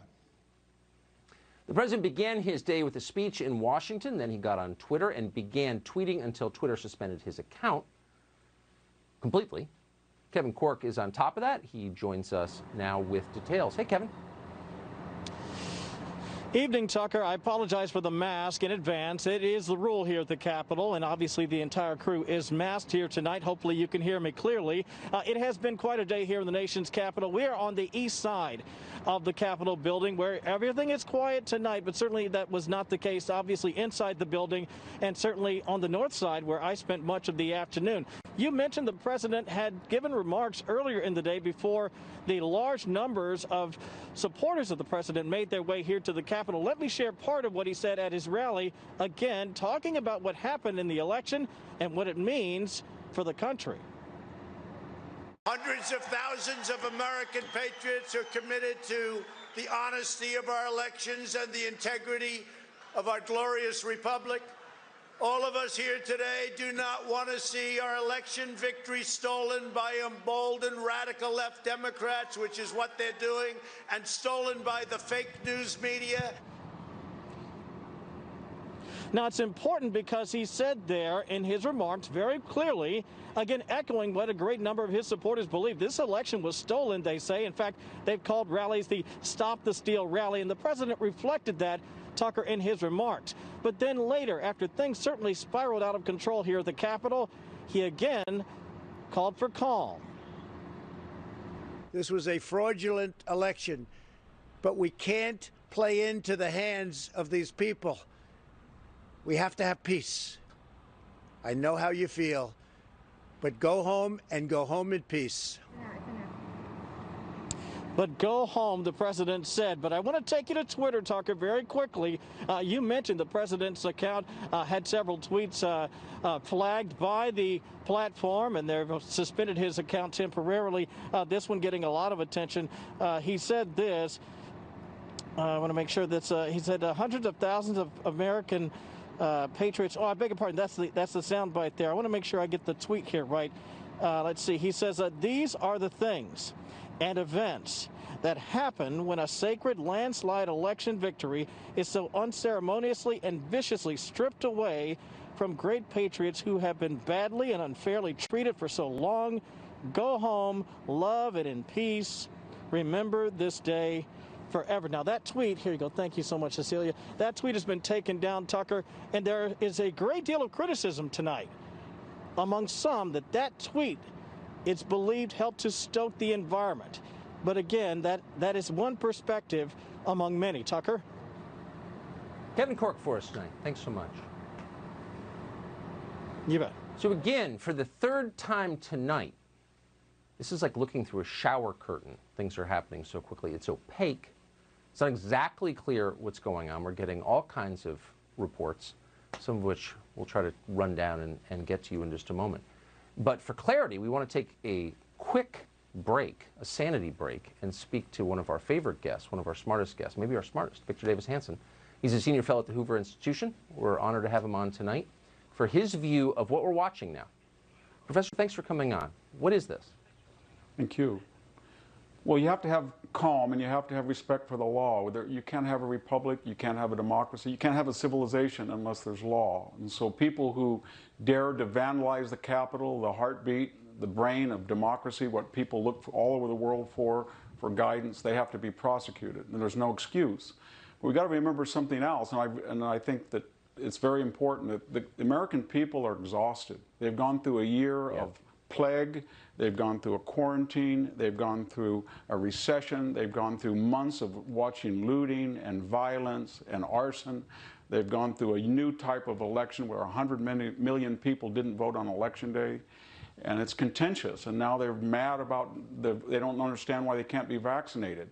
And into that conundrum, people, they want clarity. They don't want relativism. They want absolute values. And if you're on the right and you deplored what was Antifa and BLM did night after night after night, attacking a federal courthouse or police, and you said, where are the police? Where is accountability? Then you have to apply those same standards today. And if you're a person on the left, and night after night, and you quoted Chris Cuomo, but night after night you said, well, we can contextualize the violence because ideology trumps accountability, then you better say the same thing today. Do you really want to say, well, you know what? These people had ideological causes, so they should be exempt, just like Bill. I don't think you want to do that. So the American people want accountability. And finally, Tucker, Donald Trump, I think it's better for him to follow the model of Andrew Jackson at this point. The election is not going to be changed, and he needs to be righteously aggrieved and say to his supporters, it's not about me, it's about changing the system, and we're going to come back, we're going to take the House in 2 years, but do what Jackson is and stop contesting something that's not going to change. But he can change if he can keep this movement intact. And by the same token, everybody's got to take a step back. You can't have a civilization, a democracy, when the Speaker of the House tears up the State of the Union address on national TV like Nancy Pelosi did. You can't have a civilization when Joe Biden says he's going to unite us, but when people show up that he disagrees with at his rally, he calls them chumps or ugly folk or earlier dregs of society, or he says Antifa is just an idea when it's committing violence nightly. So everybody on both sides have to take a step back. I agree with that completely. So there are news reports right now, the latest from CBS News, and we haven't confirmed this, but that the president's cabinet is considering invoking the 25th Amendment, and we'll be speaking to the vice president about that. Again, I hesitate even to say that, except knowing for certain that that will be everywhere in just a minute. So I'd love to get your view of whether that's plausible, whether it's warranted, what that means. I know I'm just throwing this at you. Yeah, we've heard that. We had a Yale psychiatrist say that Donald Trump was unhinged. We had Rod Rosenstein supposedly and Andrew McCabe trying to wire him. We only have 2 weeks left of the Trump administration. Donald Trump has called for peace. He needs to say it again. Go home, don't commit violence, and then he needs to concede and admit that, and I think he will, that Joe Biden will be the next president, and then he needs to look for the future and see if he can get his agenda and galvanize his people to look at the House races. But it would be the worst thing in the world to try to remove a president with 2 weeks less on his term over this incident when feelings are running so high. There's a lot of culpability to go around, and what people need to do now is calm down and not further incite things. We've gone through an impeachment. We went through 22 months of Robert Mueller. We went through all of that, and it's time just to take a break from it. This year's been over with. The 2020 mess, the annus horribilis is over with.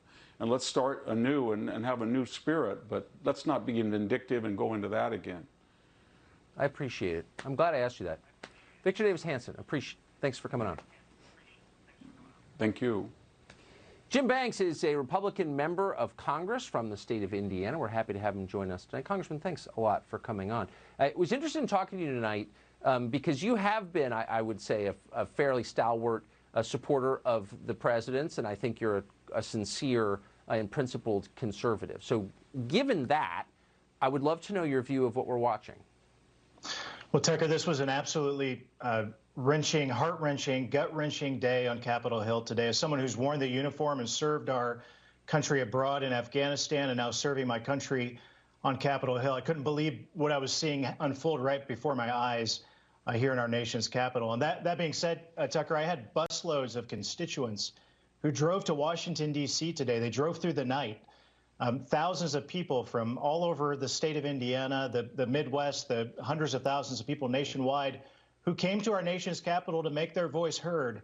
And that was interrupted by thugs who stormed the Capitol. And I hope that we do everything that we possibly can to prosecute those who brought violence to the Capitol and disrupted our democratic process and a very important debate that was occurring on the floor of the House. I mean, first and foremost, I hope that we prosecute those people that are seen in photos that did what they did, that cost the life of one individual and brought violence to the Capitol building in many ways. But I felt for a long time, Tucker, that over the last several months, when we shut down America, when we told families they couldn't send their kids to schools, they couldn't see their family members over the holidays, we took away their livelihood, there was a deep-seated resentment that was growing throughout America, and we saw that come to life today in the nation's capital in a big way. If we ignore that in the months and years to come, it's only going to get worse if our nation's leaders don't pay attention to that resentment, especially if what I believe is going to happen, Tucker, is tomorrow the left is going to use what they saw today to take away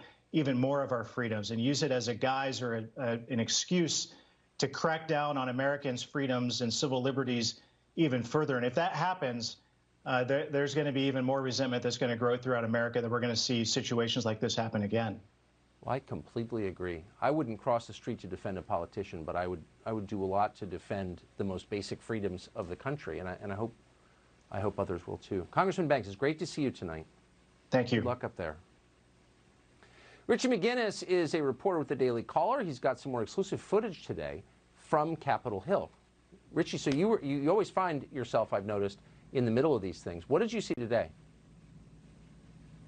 Well, Tucker, I arrived actually just moments before the perimeter was breached, the perimeter outside of the Capitol. And I actually climbed up into the media tower that was set up for the inauguration. And so I had an elevated angle as that perimeter was breached. And basically what happened was just a few people got through at first. And then I think other folks were encouraged by that. And they broke through the line and just completely overwhelmed the police with sheer numbers.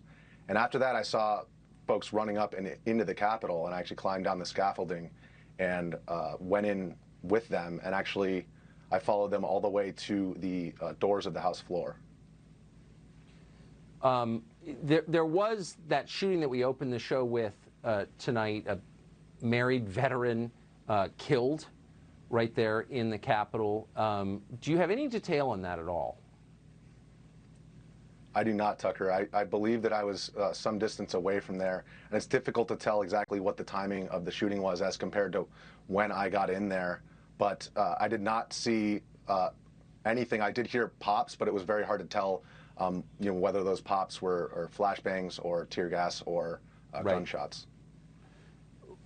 Describe the protesters, if you would. I mean, we may never know the truth here. I keep seeing all kinds of accounts of who they were and what their motives might have been. What was your view of it? Well, I think as with all of these protests, it's definitely a mix of individuals, people who are out there with good intentions, and then people who are out there keen on capitalizing on the chaos that might take place. And I did notice that these protesters were particularly older in age than what I saw over the last year. Yeah. So I did notice that. But as for what their motives were, there was so much chaos that it was difficult for me to even conduct any interviews. Although I did interview one individual who was actually smoking a joint inside of the Capitol Rotunda. You've got quite a job, Richard McGinnis. I noticed that too, by the way, looking at the video. Older people, which does make you pause. You know, when people with jobs and families are doing this, maybe you should wonder why. Which is not to excuse it, but it's different. Richie, great to have you. Thanks. Thank you. Ken Buck is a congressman from the state of Colorado. He's a Republican. We're happy to have him on tonight. Congressman, thank you for coming. Where do you think this is going? Well, I hope where it goes is we get some leadership on both sides. I think it's disappointing. The call for today was to count votes, and those that decided that we should usurp the constitutional function of Congress and expand that and deny the states the role that they have in this process, I think is wrong, and I think more people should have stood up and said it was wrong. I'm disappointed that we had senators that accepted the challenge to bring this forward, and I think that, frankly, one of the things we have to do is to make sure that we as a body, as a Senate and a House, that we send a very clear message that we are going to try to move forward in a way that gets things done in this country. The rhetoric has been unacceptable, ripping up the State of the Union address, having a fake impeachment that really had no factual basis. It just led to this frustration. And I'm not saying it excuses what happened today, either in the riots or challenging the electoral process, but the frustration is palpable among the American people and very sad. But I think it is on the other side also. Frustration and some fear. I mean, one thing Donald Trump, for his sins, did not do was make the lives of your average Hillary Clinton voter miserable for 4 years. But I think the rest of us know in our gut that if you supported Trump, like, they're going to try and hurt you over the coming 4 years. And I wonder what Congress can do to protect the basic freedoms that we were promised when we arrived here by birth in this country. Well, one of the things I think we have to do is tone down the rhetoric. I think as leaders, when we go on social media and when we address groups of people, I think it is our responsibility to make sure that we talk with a sense of compassion, that we talk with a sense of, I'm not walking in those other folks' shoes, but I know that they are hurting right now. You know, I can remember the debate over Obamacare and repealing Obamacare. I was in Congress at the time, and I held a lot of town hall meetings to listen to Democrats who were concerned in the first 2 years of the Trump administration. I think it's absolutely incumbent on us to make sure, as elected officials, that we hear the other side and we try to address the other side's issues. That wasn't done with the frustration that the Trump voters had over this election, and it was a mistake. Congressman Ken Buck, great to see you tonight. Thanks so much. Thank you. We should say that Kelly Loeffler, who is apparently lost last night in the state of Georgia, still a senator, has just rescinded her objection to certification, we are hearing. So there's that. Dan Bishop serves in the other chamber. He's a member of Congress from the state of North Carolina. He said he would object to the certification electoral college results of several states. He joins us now. Congressman, thanks so much for coming on. So if you don't mind, explain your view on this, your position. Well, Tucker, there are millions of Americans, that's a big number, tens of millions of Americans who believe something went wrong with this election. Mm-hmm. And they're not dumb people. They don't believe it just because they've been told that by the president. And I think there are reasons. I think I have a unique perspective. I think this story that's undertold is the way that the Democratic Party had a national strategy to sort of a chaos theory in terms of using the electoral system. 385 pre-election lawsuits all at the same time, overwhelmed it, used it as a tool to get these officials across the country to depart from state legislative rules. And it's a story that needs to be told and needs to be pursued. But what has happened today obviously has made that much more difficult. Are you concerned about where this is going from here? I think it's pretty clear that it's always been clear that I think this effort would not result in a change in the outcome of the presidential election. The votes weren't there. But I have believed that it was important to pursue. People need to know that they're being fought for in Congress. Their views are being represented. They're not being abandoned. I'm going to stay in the same position. I'm going to continue to advocate for people and make sure this process is followed through. But it's going to result in we're going to see a President Biden. Congressman Bishop, great to see you tonight. Thank you. Mike Tobin rejoins us at the bottom of the show for an update on what's happening in Washington, where he is right now. Hey, Mike.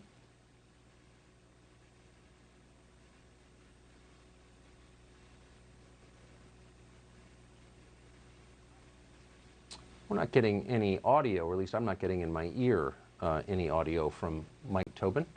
So we're putting on the screen, I'm sorry about that. I'm putting video on the screen from Julio Rosas of Town Hall we talked to earlier. This is some of the scene on Capitol Hill today when protesters, as you are certainly aware by now, stormed the Capitol, entered the chamber. There was gunfire. Apparently it came from a member of law enforcement. We haven't confirmed that. One woman was killed. She seems to be a woman in her 30s, 14-year veteran of the United States Air Force, married, and she was shot to death. The circumstances of that are, as we said, unclear. Here's what we do know for certain. Once people start getting killed, things begin to spiral. Political violence begets political violence. So our prayer is that stops immediately. But we should also be ever vigilant in protecting the rights that we were born with as Americans, and those include the right to speak our minds, the freedom of conscience, and the right to protect our families. Those are the First and Second Amendments for a reason. Nothing that has happened today, horrible as some of it was, invalidates those rights. We need to defend them. We'll be back tomorrow. Sean Hannity takes over from New York. Welcome to Hannity, and this is a Fox News alert. At this hour, Washington, D.C. remains under a 6 p.m. curfew. The National Guard was, in fact, deployed to protect the Capitol building. Virginia, Maryland, and D.C. all dispatching law enforcement officers, all to assist the Capitol Police. The FBI, the ATF, as well as other law enforcement agencies are also on the scene tonight, and official business inside the Capitol has now officially resumed. Congress has now reconvened. We will monitor their proceedings all throughout this hour. Now, this morning, we started by witnessing what was a massive, peaceful protest in support of President Trump. You had hundreds and hundreds of thousands of enthusiastic, law-abiding Americans from all over the country voicing their serious concerns about election integrity during a huge rally. At the same time, on the Senate floor, Senator Ted Cruz was leading an effort to force a 10-day emergency audit of the election results. Why? To address the concerns for example, look at the Gallup poll, 83% of Republicans, almost 30% of independents, millions of Democrats that saw irregularities and their strong belief the election was, in fact, fraudulent. But then, well, following a planned march to the Capitol, chaos ensued. The Capitol building was breached. Some rioters smashed windows, as you can see there. Others rushed inside. Some Capitol police, sadly, were hurt. Seemingly within minutes, the Capitol was completely breached. Vice President Pence, all members of Congress, they were forced to evacuate. Now, some of those involved in this rioting made their way to the Senate floor. Others broke into Speaker Pelosi's Capitol office, actually posed for pictures. Just outside the Senate chamber, one woman was shot, and she later died. She was killed. And meanwhile, possible explosive devices were discovered and safely removed at the headquarters of the RNC and in 2 other locations. Now, let me stop here and be crystal clear. Those who truly support President Trump, those that believe they are part of the conservative movement in this country, we do not support those that commit acts of violence. People we don't believe should be vandalizing our nation's capital, attacking the brave men and women that keep us safe in law enforcement. They don't storm the Capitol. They don't place pipe bombs at the RNC or anywhere else. And all of today's perpetrators must be arrested and prosecuted to the full extent of the law.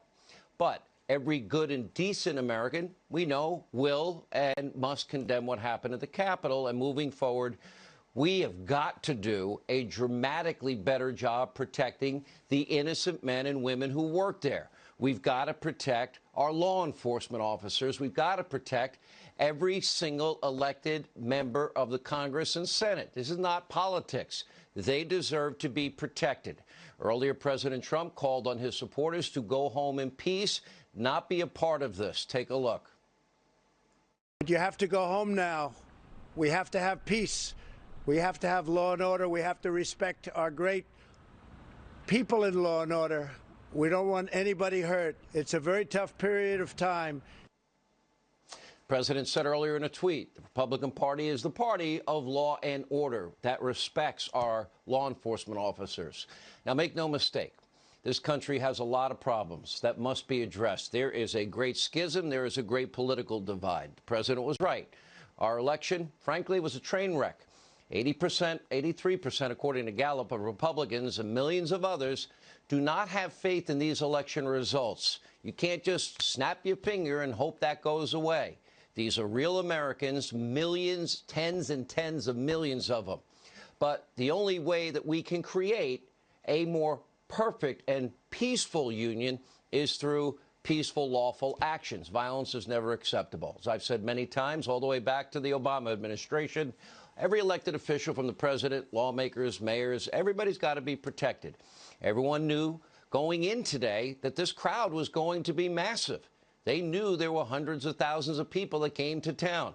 We also knew that there's always bad actors that will infiltrate large crowds. I don't care if they're radical left, radical right. I don't know who they are. They're not people I would support. So how were officials not prepared? We've got to answer that question. How were they allowed? How did they allow the Capitol building to be breached in what seemed like less than a few minutes? And sadly, we now have to come to this reality tonight that the world, our enemies, saw a weakness and vulnerability that should never exist in our nation's capital. We need to fix that immediately for everybody's sake. We all need answers. What went wrong? How did this happen? How can we prevent it from ever happening again? And tonight, we don't know the identities of the bad actors, but we won't mirror the despicable behavior that we routinely see on the left. This program, me in particular, we've consistently condemned violence in the country. We do so again tonight. But for most of this year, you do have a media mob and Democrats making excuse after excuse and at times even flat out refusing to condemn what we saw over the summer. Violent far-left riots in cities across America. They were wrong not to condemn it. And they even were wrong to say it wasn't happening when our own eyes saw it. As people were murdered, buildings were burned to the ground, police precincts completely taken over. They did nothing. In many cases, the left even defended this activity. You might remember. Take a look. Respectfully, shouldn't that be done by a commission or the city council, not a mob in the middle of the night throwing it into the harbor? People will do what they do. There's violence across the whole country. Do you disavow the violence from Antifa? That's happening in Portland right now? There's riots. That's a myth that's being spread only in Washington, D.C. About Antifa in Portland? Yes. They're not going to stop before Election Day in November, and they're not going to stop after Election Day.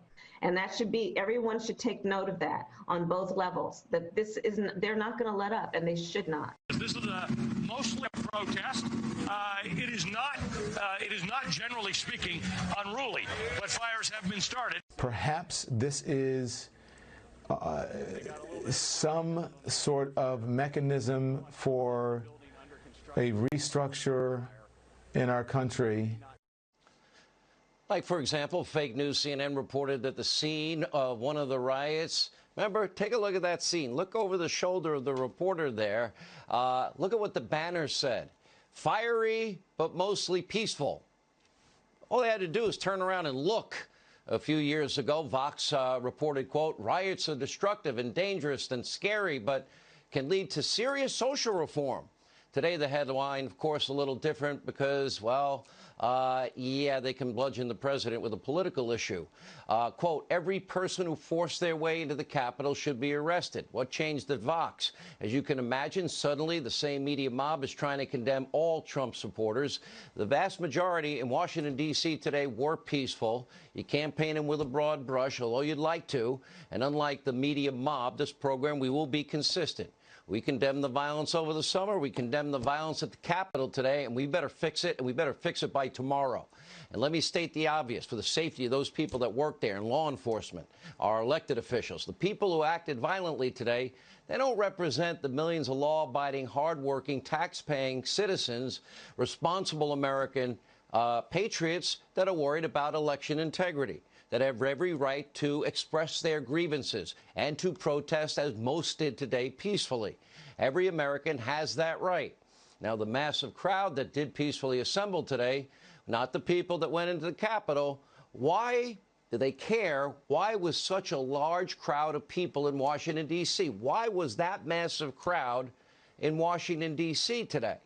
Now, does anybody in the media, anybody on the left, do they want to understand how hundreds of thousands of Americans, what motivated them to leave their homes and their towns and their cities and often fly or come long distances to be at that massive rally today? In other words, understand why they felt their need to be there today. The law-abiding citizens, very big distinction. The overwhelming, the 99%, as we say. In other words, why were the overwhelming majority of peaceful protesters in D.C.? Well, we did have thousands of, or hundreds and hundreds of affidavits signed by eyewitnesses to our election November 3rd, whistleblowers, eyewitnesses that signed sworn affidavits under penalty of perjury. Nobody that I know in the media mob, nobody on Capitol Hill that had a D in front of their name wanted to hear from any of them. Those whistleblowers were ignored. They were dismissed by Democrats, dismissed by the media. This was probably one of the few shows in America that actually gave them a platform to listen to what it is they were swearing to in a legal document. Well, they wanted they wanted their voices to be heard. And the American people were watching this and saying, why aren't you listening to the people that are making these claims? Shouldn't we be investigating? Remember, according to Democrats, whistleblowers, especially if you're an anonymous hearsay non-whistleblower, you are to be honored as brave and courageous and patriotic. Make no mistake, there were serious election irregularities. We've got to address them in state after state after state. Why? Because as a country, we can't have 83% of one party, 30% of independents not having confidence in the election result. That needs to be fixed. For example, in Georgia, we've talked at length about the lawsuit in early 2020 by Democrats and then what I believe is an unlawful consent decree that allowed for drop boxes and allowed for two unequal standards as it relates to signature verification in place. They had a lax standard if you were a mail-in voter, which has the highest issue of fraud, according to the New York Times, and abuse. Then they had a more strict standard for in-person voting. You know, like you had to present voter ID, and then they would check your signature with the database in the state of Georgia. We also had chain of custody issues in Georgia. And almost every one of these swing states, well, there is statutory language that allows partisan observers to watch the vote counting. In almost all of them, nobody got to watch the vote count. Well, that's what the law provides for. Some of the people that were protesting and coming from around the country, they're like, why don't we obey the law? These are the laws of the land. People are saying that they don't want people breaching the Capitol. They're right. But also, if the law is partisan observers watch the count, they need to watch it. There are also serious claims of fraud in Wisconsin. In other words, the law in Wisconsin and places like Michigan, well, state law, well, expressly prohibits early voting. Well, how come it occurred? Well, we had a powerful dissent in that 3-4 decision. The Chief Justice of the Wisconsin Supreme Court said it rather well. 4 members of this court threw the cloak over numerous problems that will be repeated again and again until the court has the courage to correct them.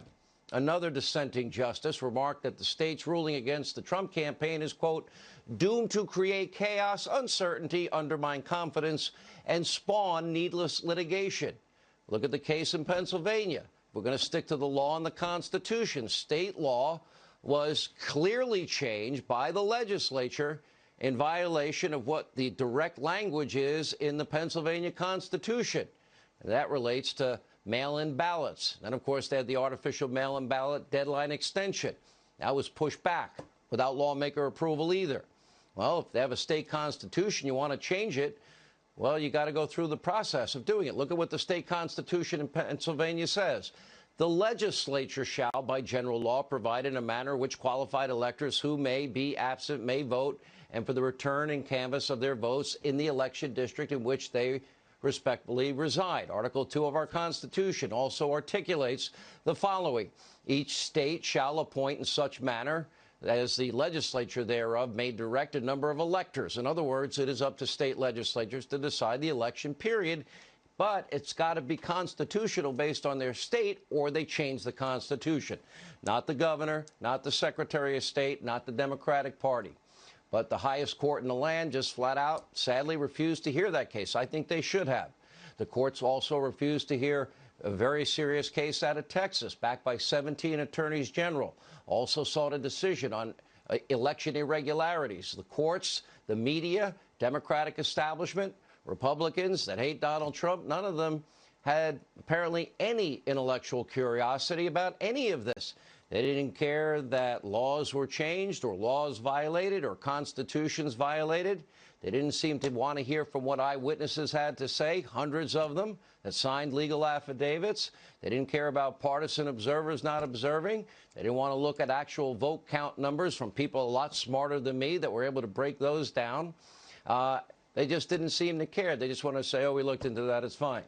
Well, the people that showed up in Washington today don't feel that way. And the majority of them were peaceful.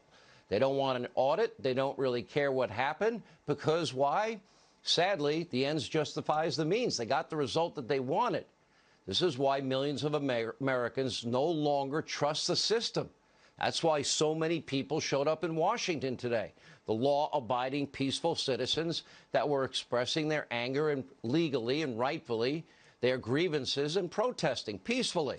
That's why they no longer trust politicians. That's why nobody trusts the media mob. This is why hundreds of thousands of people did, in fact, show up.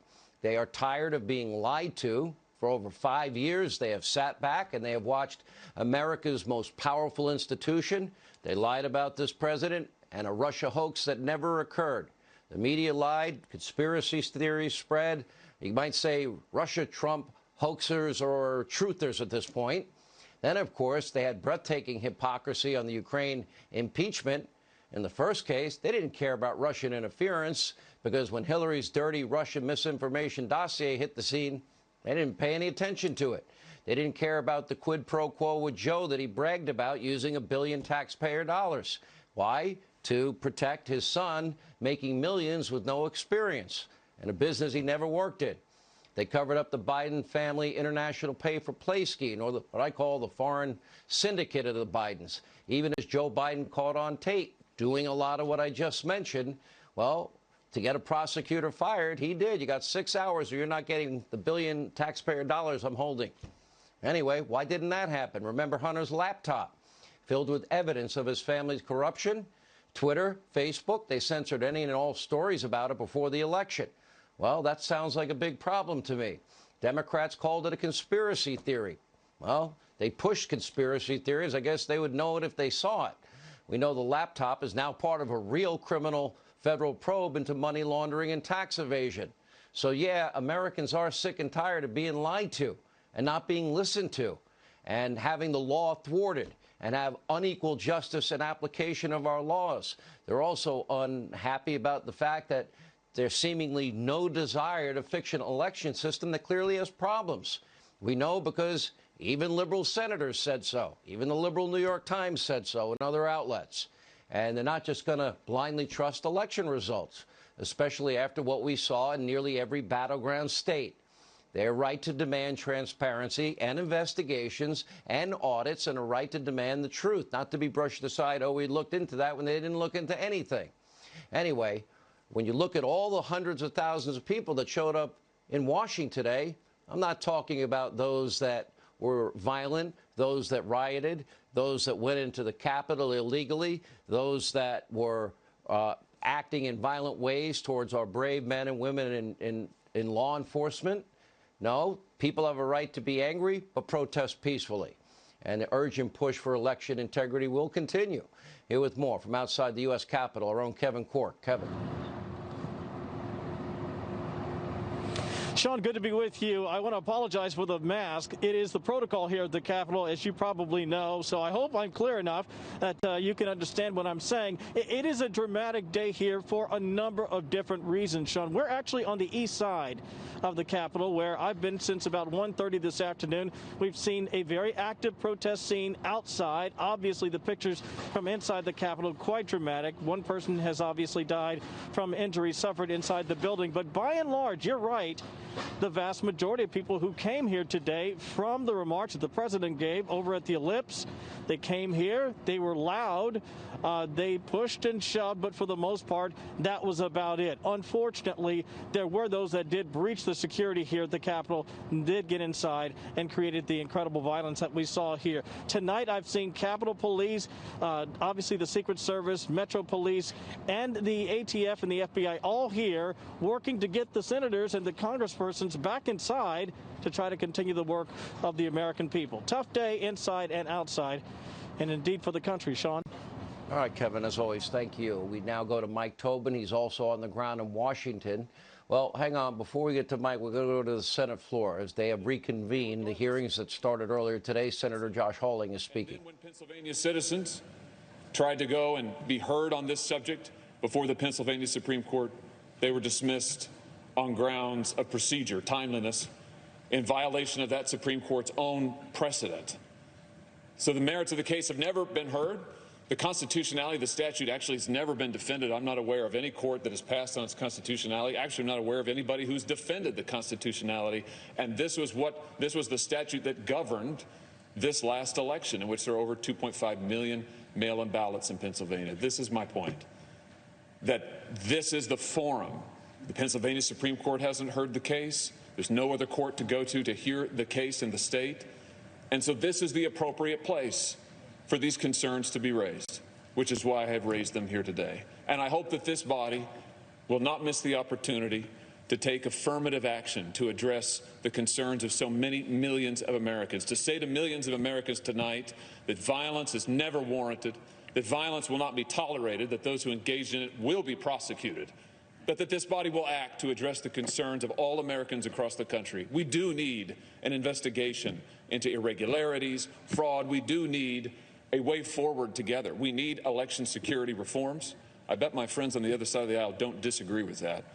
We need to find a way to move forward on that together so that the American people from both parties, all walks of life, can have confidence in their elections and that we can arrange ourselves under the rule of law that we share together. Thank you, Mr. President. I yield the floor. All right, that's Senator Josh Hawley on the Senate floor as they have now reconvened the hearing that did start earlier today. We go now to Mike Tobin. He's on the ground. He's been there all day for us. Mike, I think what kind of shocked me and a lot of America today is how quickly that breach took place. How did that happen? Did they not know that hundreds of thousands of people had a planned march from the Washington Monument to Capitol Hill? Now, there certainly was a strong indication of it, and when you heard the president's speech, you said, I wonder how this is going to develop when they come to the Capitol. And what we saw is they went to the Capitol and just simply overwhelmed it as they went inside there. And the parts of the Capitol were ransacked. As we could see, particularly when I was on the east side of the Capitol, I could see a lot of damage to the windows and the doors there. And we know when they got inside, somehow there was gunfire, and Ashley Babbitt was an Air Force veteran, a 14-year veteran of the Air Force, was shot and killed inside the Capitol grounds there. We saw that some of the police were injured. We saw one police officer taken out with some bandages about his head. And then as things progressed, as we got to around 4 o'clock, we smelled tear gas that was coming out from inside of the Capitol. And that was after seeing police head around here to the west side with plenty of riot gear.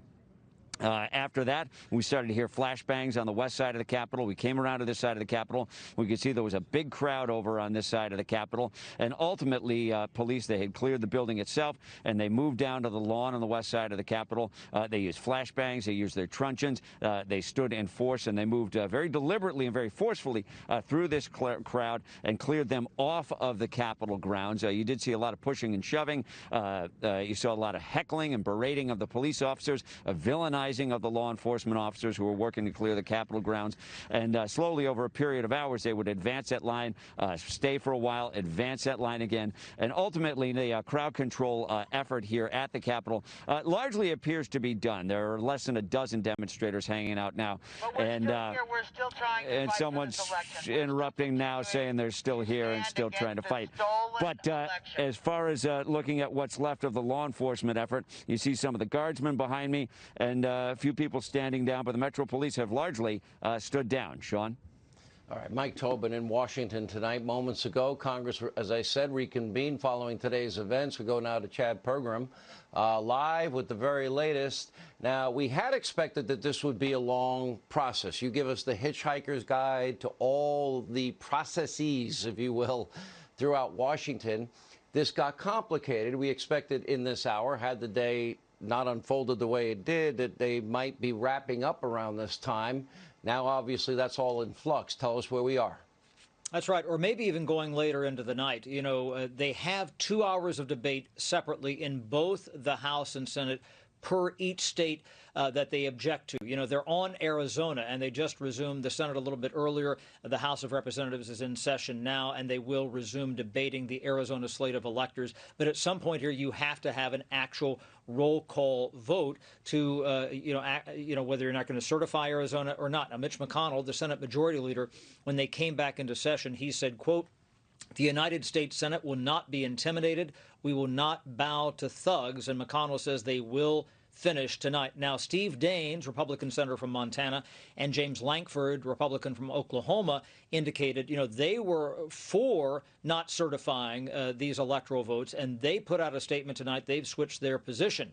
They say, "We now need the entire Congress to come together and vote to certify the election results. We must stand together as Americans. We must defend the Constitution." Kelly Loeffler from Georgia, who remains a senator for the time being, switched her position as well. And Steny Hoyer, the House Majority Leader on the House floor just a couple of moments ago, he said the following: "Little did we know that we would be facing the enemy from within. We need to work together and tame and reduce the energy and the hate that some stoke." This breach here at the Capitol was significant. I can think of only 2 instances where they've had, a breach anything like this. It was in 1954 when Puerto Rican nationalists shot up the House chamber, and there are still bullet holes in some of the furniture up in the gallery on the 3rd floor of the Capitol, and also when the British stormed and burned the Capitol in 1814 after the Battle of Bladensburg in suburban Maryland. That's how significant today was with that breach here at the Capitol, this incursion. Sean? And it seemed, and I know you were in the basement reporting for Fox at the time, if I'm not mistaken, in your office studio down there, but, they did know that there was going to be this march. Everybody knew this crowd was massive. I would have thought, because this breach seemed to happen so quickly, they seemed totally, completely caught off guard and ill-prepared for it, knowing that often agitators, insert themselves from whatever crazy point of view they may have inside of a big crowd like that. Why were they so ill-prepared? That's what we're trying to figure out here. The Capitol Police, they are prepared and deal with demonstrations on a regular basis. Let me just say, who come in and Chad, they're great people, but there wasn't enough of them. There was like one small layer. It really took minutes for that to happen. It was amazing to me when I was out on the plaza about 1 o'clock and I was trying to get from the Longworth House office building across the street over to the Capitol, and there was this wave of members coming back across the plaza. They weren't letting the members into the building because they were trying to secure the plaza. And I've had at least one member of Congress tonight indicate to me that they think that the Capitol Police Chief should be fired over this. I was told by a former Capitol Police Chief, Phil Morris, who's now the police chief at American University here in town. He said the philosophy to protecting the Capitol is keep the battle outside. He said this building is safe. The idea that we keep the fight outside, there's a perimeter. There was no perimeter today, certainly not to deal with an incursion of this level. They did not keep the fight outside, and that's why democracy failed until just the past couple of minutes here, where the House and Senate have come into session to certify these electoral votes. All right, Chad, update us throughout the night. Anything develops, we go down to the House floor. As you can see, House, where Minority Leader Kevin McCarthy is speaking, we'll dip in. Issue about integrity and accountability and accuracy in our elections. But you know what we should do, the next difference? Not just raise the issue, but work together to solve the problems.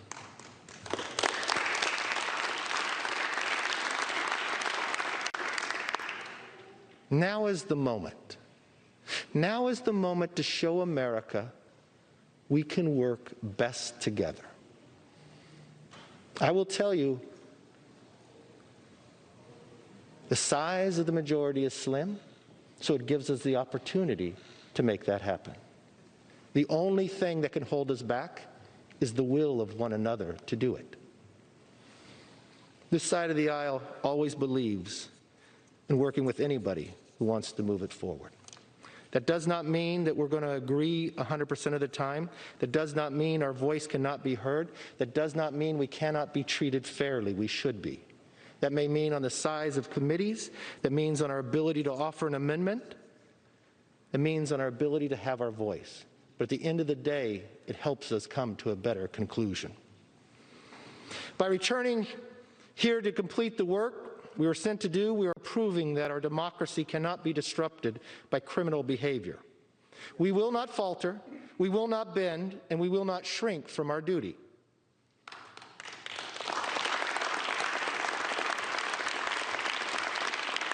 Let me be very clear. Mobs don't rule America. Laws rule America.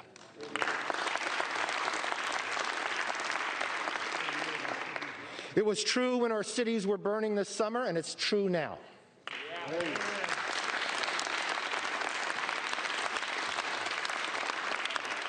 When Americans go to bed tonight, their lasting memory should not be a Congress overrun by rioters. It must be a resolute Congress conducting healthy debate. We may not disagree on a lot in America, but tonight we must show the world that we will respectfully but thoroughly carry out the most basic duties of democracy. We will continue with the task that we have been sent here to do. We will follow the Constitution and the law and the process for hearing valid concerns about election integrity. We'll do it with respect. We will respect your opinion. We'll respect what you say, and we're willing to listen to it. I think the nation will be better for it on both sides of the aisle. Let's show the country the mob did not win. We have a job to do it. Let's do it with pride, and let's be better when the sun rises tomorrow. With that, I yield back, Madam Speaker. All right, House Minority Leader Kevin McCarthy, Congress now resuming the proceedings to count the Electoral College votes following all the chaos at the Capitol from earlier today. Here to explain where things stand at this hour, we do have House Minority Whip Steve Scalise. You gave a very powerful speech before all this went down today. I'll never forget, you yourself were a victim of violence on that ball field. You nearly died that day. We saw the heroism of those Capitol Police officers that day that walked into an open field against this guy with a rifle that was hidden and camouflaged. And, I watched what happened today. Now, we saw so many Americans, hundreds and hundreds of thousands of them, come from all across the country, most of them peaceful, expressing what they believe are significant, and I agree with them, issues involving our election process. Then you have these other people, were able to breach the Capitol within minutes, and I'm stunned that, A, that could happen, and B, we've got to hold those accountable, those people responsible. Absolutely, Sean. There was absolutely no place for what happened today. People that stormed the Capitol, that attacked Capitol Police, There were a lot of assaults on police officers as they were breaching, and then ultimately getting into the House and Senate chamber, not into the House chamber, but into the Capitol itself, and ensuing violence. There's no place for violence in America. You and I, as you talked about in your opening monologue, you and I were actively, vocally against it during the summer when it was going on, and we're equally disgusted by what happened at the Capitol tonight. I wish my friends on the other side of the aisle expressed that same indignation over the summer as we are sharing tonight, because it shouldn't have happened tonight. It shouldn't have happened over the summer when they burned cities down. And so the message ought to continue to be clear that America is not going to be run by mobs. We're a nation where we celebrate our differences. We allow a discourse where we can share our disagreements. But violence is never the answer to those disagreements. It shouldn't have happened in the Capitol today. I brought my Capitol Police team in tonight when we were getting ready to open the House again. And some of my detail that are on my detail today, some of the same people that helped save my life back 3 years ago, were there protecting the House tonight, risking their lives again. That's what police do. That's why we support our brave men and women in law enforcement, and anybody who disrespects them or assaults them or threatens their way of life should be condemned by all of us, as it was tonight. Steve, Congressman, you have hundreds of thousands. Again, I always distinguish the 99% that were peaceful today, that came because they are angry at this election. They're angry that eyewitnesses were never paid attention to, hundreds of them signing affidavits under penalty of perjury. They're mad when they see laws in Wisconsin as it relates to mail-in voting ignored or circumvented. They're mad that the Constitution of Pennsylvania violated. They're mad at the consent agreement that took place in the state of Georgia. They're mad that no partisan observers that are supposed to be by law allowed to watch the counting weren't watching any counting. They're mad at the chain of custody issues. They're mad when they look at, some brilliant data people that say, hey, you got to look at this. And nobody seems to have any curiosity, nobody in the media, nobody in the Democratic Party at all, when I would think this is not a partisan issue to have election integrity. That's in part why all these people came. What do you say to them? Right. What I say to them is what I've been saying for months. The people that want to just genuinely express their frustration and disappointment in government have that right. The people that attacked Capitol Police and stormed the Capitol are different. That's very not different. My question, though. And they're the 99% that are peaceful, they're coming with very specific reasons that they're expressing that they feel that has been ignored by the courts, ignored by lawmakers, and ignored certainly by the media. And when you have numbers as high as 83% of Republicans in a poll saying they don't have confidence in the election results, that's a problem, Congressman. It's a big problem. It's what we were talking about on the House floor earlier today, and in fact, what we've gotten back to talking about tonight, and that is that there were very serious problems. And this is not something new, unfortunately. This is something that's been going on for a long time. But the Constitution is clear that the legislatures determine the process for electing a president, for choosing electors. That was bypassed in a number of states, Sean. And that's a problem that's been going on for a long time that's got to stop. And we've got to confront this. People that think that they can just ignore it and it's going to go away, it's not. There are millions of Americans who say, okay, whatever state you live in, whatever the rules are, that's what both sides should follow. And if you don't like the rules, instead of going to the legislature, if you just go and bully your Secretary of State or the governor, or you think you can get a favorable opinion out of a court and you change the law that way instead of going through the legislature, that's not what our founding fathers said is the process for electing a president. And that's what happened in a number of states. It's why you see the frustration. It's why it's been going on for a long time, and it's got to end, Sean. Well, I don't think it's ever been this bad, has it? Probably not as bad as we've seen it this cycle. And again, it's been brewing. Some states it's been worse than others. You go back to 1960 election, and there's a lot of talk about, Richard Nixon ultimately conceded, but everybody knows what happened in Chicago in 1960. There was fraud in a number of states, and ultimately they just looked the other way and went beyond it. We've got to stop looking the other way. We've got to confront it. I've seen this in my own state. We had Well, I think problems that's for why a long people are time, there. and we finally fixed it. The 99% that are peaceful are expressing their grievances, and I think Congress has an obligation to work to ensure that we have integrity and every American can have confidence in the election results. There are so many states, you know, we're a country that has Microsoft and Silicon Valley and Apple and some of the brightest minds in the country, computer minds in the country. It's not mine, I can tell you that. I could barely download Yeah, it. we know it can be done the right way. You look at a state like Ron Florida DeSantis or fixed it. Texas, larger states than Pennsylvania, that got their results in 2 hours. Ron DeSantis made sure he fixed, by the way, problems that we saw in places like Broward County. He went and fixed it so that they could have a safe and secure and fair election in Florida and know the results on election night. Is that too much to ask? No, Voter it's ID not. to just ensure Voter the ID. integrity of everybody's vote. The voter ID that Everybody's you would vote ought need to get have into the same DNC. integrity. All right, thank you, Congressman. Exactly. Like I've been saying, all of our elected officials, everyone deserves the utmost protection, safety, security, our law enforcement. We got to protect them and provide the resources that they need to properly do their business. And we've got to protect our Capitol and make sure that it can't be breached in minutes like today or breached in any way, that it's well fortified so every person in there is safe. One small question I have is whether D.C. was properly prepared for today's events. Here with more reaction, Fox News contributor, our friend Dan Bongino, is back with us.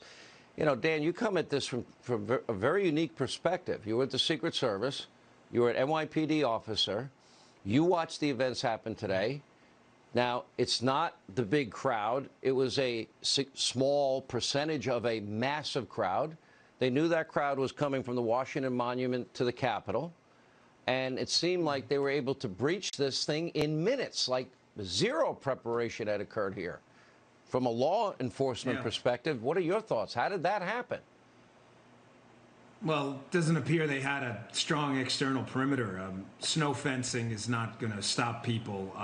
It's just really basically a visual obstruction. That's it. But having said that, just a few thoughts on today, and this is probably the toughest appearance I've ever had on the network. Listen, we can't ever normalize political violence, ever. You know, there's a famous quote by Ellis that civilization is a thin crust on a volcano. Well, what is that thin crust made of, right? Well, it's made of law, order, the Constitution, rules that apply to everyone. But Sean, the rules don't apply to everyone. Whereas people on this network and me today have said, listen, what happened today was not normal and should not be accepted and should be called out. And we have period, full stop. What we can't get into is let the left intimidate us and say, well, bringing up how we got here is whataboutism. No, it isn't whataboutism. You know what it is? It's asking you about principles that apply to both sides. And I ask you to do an ideological litmus test. If you're one of those people in the media saying, don't you dare bring up Antifa and BLM, who I was accosted by outside of the White House, and they did nothing, the D.C. police, to help me and my wife as they were threatening to rape my wife, literally. I ask you to do a simple test here. There was a courthouse in Portland that was under assault for over a month, was bombed nightly by a group that associates with the left, not that long ago. Do you think that would have been allowed to happen if it were a group of, God forbid, conservatives or libertarians? You damn well know the answer is no. Those people would have been arrested and tried immediately. Why? Why is that? Why was that allowed to continue for a month? And the answer is, Sean, because there isn't one guiding set of principles in this country. There were one rule for the left and the media and another set of rules from conservatives who call out violence anytime it happens everywhere and are saying tonight it is never the solution to our problems in this country. We are a country, it's not a Parcheesi club. There has to be one set of principles that it's assigned to both sides and we have fidelity to. And if we don't have that, we don't have a country. And if you're not willing to do an autopsy in this and find out and honestly critique where your role in this from both sides were, then you have no place in the argument and you should keep quiet because you're not helping. You know, Dan, you've been a part of our coverage now for a long time. And there is just rank hypocrisy. So let's go through this a little bit. The media, the Democrats, they cared about Russia collusion that never happened. They lied to the American people for 3 years. But then when we found out there was a dirty Russian misinformation dossier, they didn't care. They didn't care that dirty, unverifiable dossier was used for 4 FISA warrants over the course of a year when they knew it was false. Premeditated fraud to spy on a presidential candidate and a president. They didn't care. They didn't care that that abuse of power took place. Nobody really has been held accountable on any of that. People talk about the caring about the phone call with President Trump and Zelensky. It led to impeachment. They got Joe Biden on tape. You're not getting $1 billion. You got 6 hours. Fire the prosecutor that's investigating my zero-experience son being paid millions. They didn't care about that. They didn't seem to care about Biden and the wire transfers to the son from a Russian oligarch, Kazakhstan oligarch, a Chinese national shopping spree, a $1.5 billion deal with the Bank of China.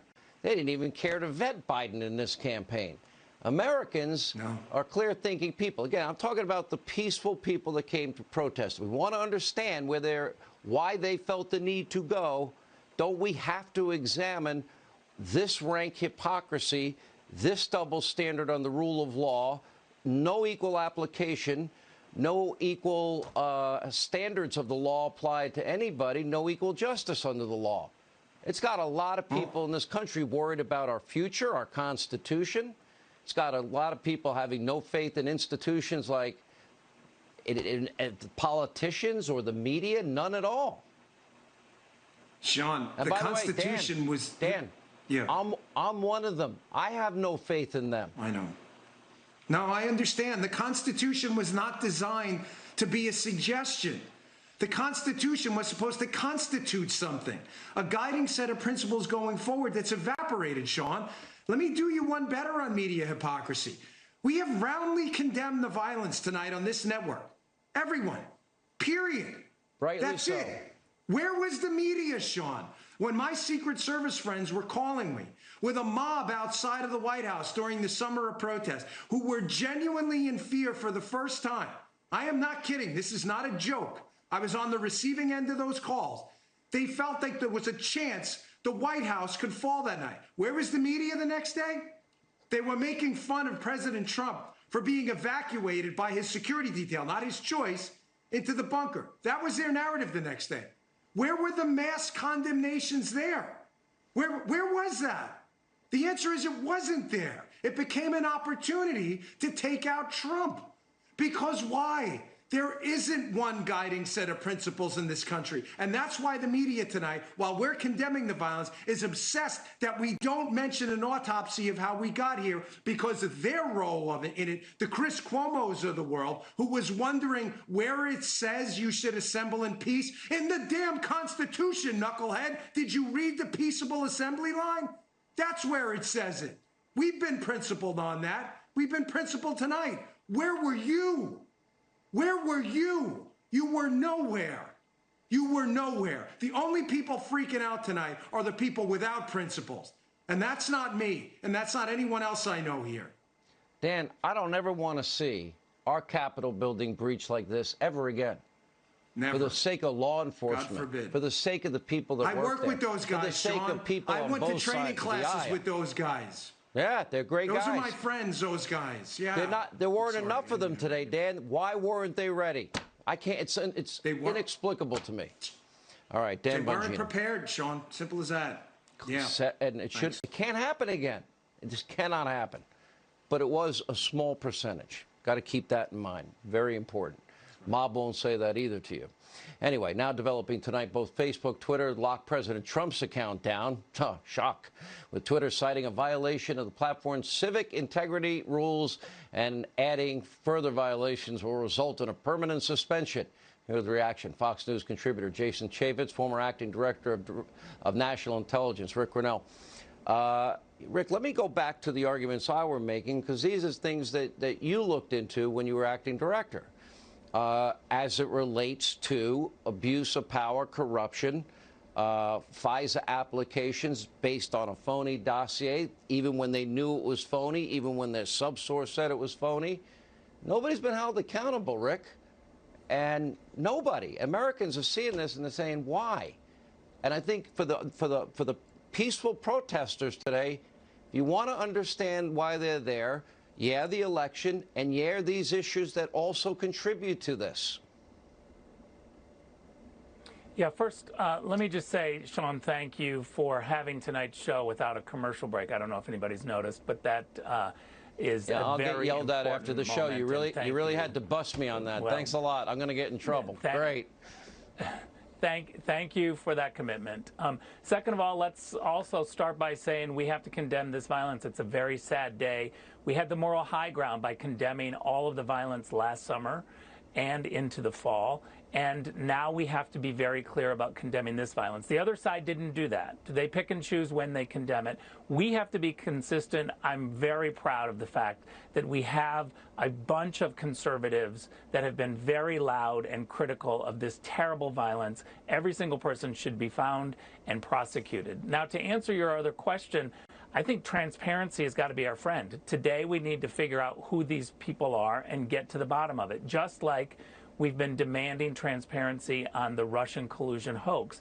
Washington, D.C. doesn't like transparency. They like to manipulate the process. They like to pretend that they have a little bit of information out there, and then you have partisans on both sides who come in and spin that information. We must demand transparency. Transparency in the election is going to be helpful if you want the public to understand what's at stake and whether or not the vote was real.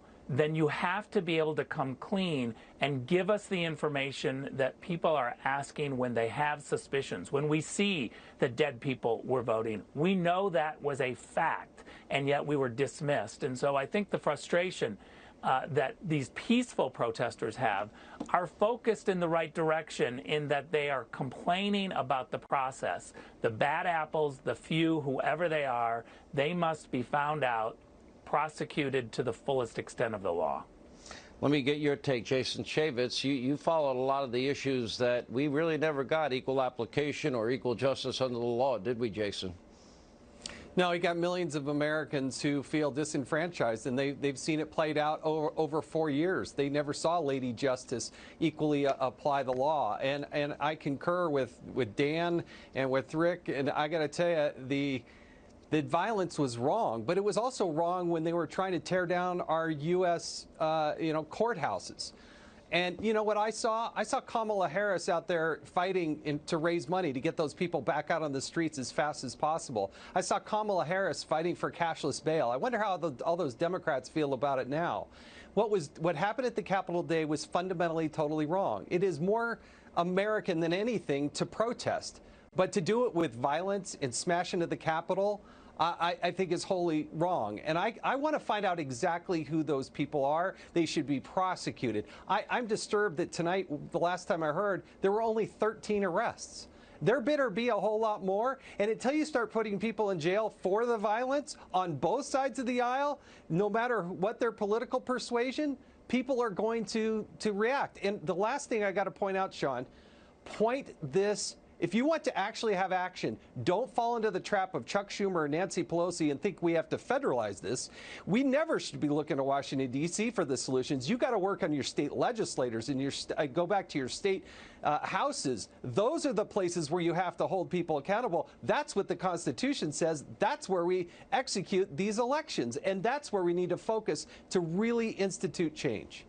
You know, Rick, the lack of curiosity, the issues as it relates to this campaign, Wisconsin, Michigan law ignored, Pennsylvania's Constitution ignored, eyewitnesses, nobody wanted to hear from the beloved whistleblowers, no partisan observers. You know my list we've been following all of this. No concern at all from Democrats, none. No concern at all about Hillary's dirty dossier. No concern at all about Joe's quid pro quo or vetting Joe. These are all major issues, and yet as institutions, no Democrats spoke out against the deep state, against FISA abuse, against the dirty dossier, against some of the election issues that have come up. They don't. They don't say a word. No, and that builds into frustration. I mean, I can tell you just from overseeing Nevada, you know, the Clark County officials threw out a race 158,000 votes, only about a week later to reinstate it. Nothing changed. They manipulated it twice.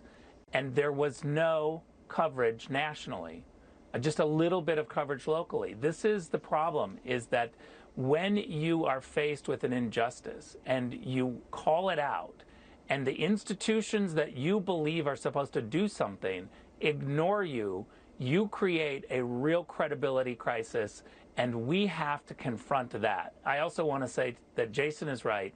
We have to do this on a state level. Each state has to challenge on the voter integrity issue. Well said. All right, Rick, thank you. Congressman Chaffetz, thank you. Joining us now, Congressman Andy Biggs, Congressman Waltz are with us to react to the events today. Congressman Biggs, like all Americans, we watched this small group of people that was pretty big, but compared to the overall crowd, it was not the majority of people or anywhere near the 99% that came with real issues to voice their complaint and peacefully protest. How did this happen, and how will it be prevented? We can't have this ever happen again. Well, Sean, the big crowd was there to peacefully assemble, protest, address grievances to the Congress, to exercise free speech. And then you had some people who, with malevolent intentions, basically overwhelmed the Capitol Police, soared in there, and quite frankly, I don't believe that they were had any intention to further the quest that so many of us have, which is to say, let's see what went on in the election. Let's make sure we have election integrity. And those people all need to be, and you know that they can be because there's cameras everywhere around here, they need to be apprehended and prosecuted and convicted. And if that happens, then we have a chance to deter future conduct like that, because there is no place for that kind of violence. And you know, I was on the floor when they were trying to breach the House floor today. So I can just tell you that I am stunned. There was no preparation, knowing how many people were there, knowing that they were marching to the Capitol. I was stunned. Congressman Waltz. You know, Sean, I was on the floor as well. We were debating through these issues. We heard the concerns of our constituents, and I had those same constitutional issues. But next thing I know, we could smell tear gas. There's members in gas masks. One member saw shots come through the door as we're trying to barricade it. That does not reflect that flag that I fought so hard for overseas. It doesn't reflect it at all. You know, in those countries, they settle their disputes in the streets. In the United States of America, we settle it with debate through courts and through Congress. But I'm glad you brought up the media hypocrisy. Everyone needs to tone it down. I've had media outlets call me a coward, a traitor, seditionist, and slaying that kind of language when we're trying to debate constitutional interpretations of how an election should be conducted is also despicable. And finally, Sean, what do we do about it going forward? We are going to vote tonight, as Congress should. We are going to have a peaceful transfer of power, but we need to have a bipartisan commission to unpack this thing and get to the bottom of it, like what happened in 2005 after Nancy Pelosi objected to President Bush's election. And the other thing, too, Sean, in Florida, you know, we fixed our problems. The states need to fix theirs as well. And Governor DeSantis, with our legislature, is moving forward on much tougher laws on political violence, regardless of your ideology, regardless of the cause that you're upset about.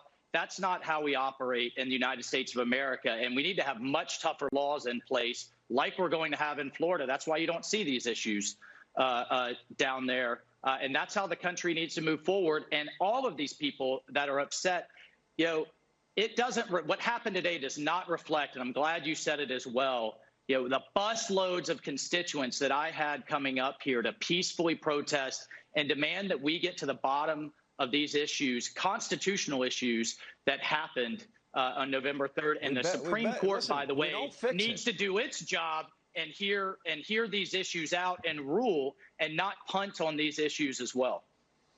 We better fix it, or we'll never have elections people could have confidence in. And there better be a desire on both sides to do it. This should be a nonpartisan issue. Thank you, Congressman You have to have confidence in a democracy. I've seen countries where it doesn't. Right. We used to send observers to countries. Who's going to observe our elections?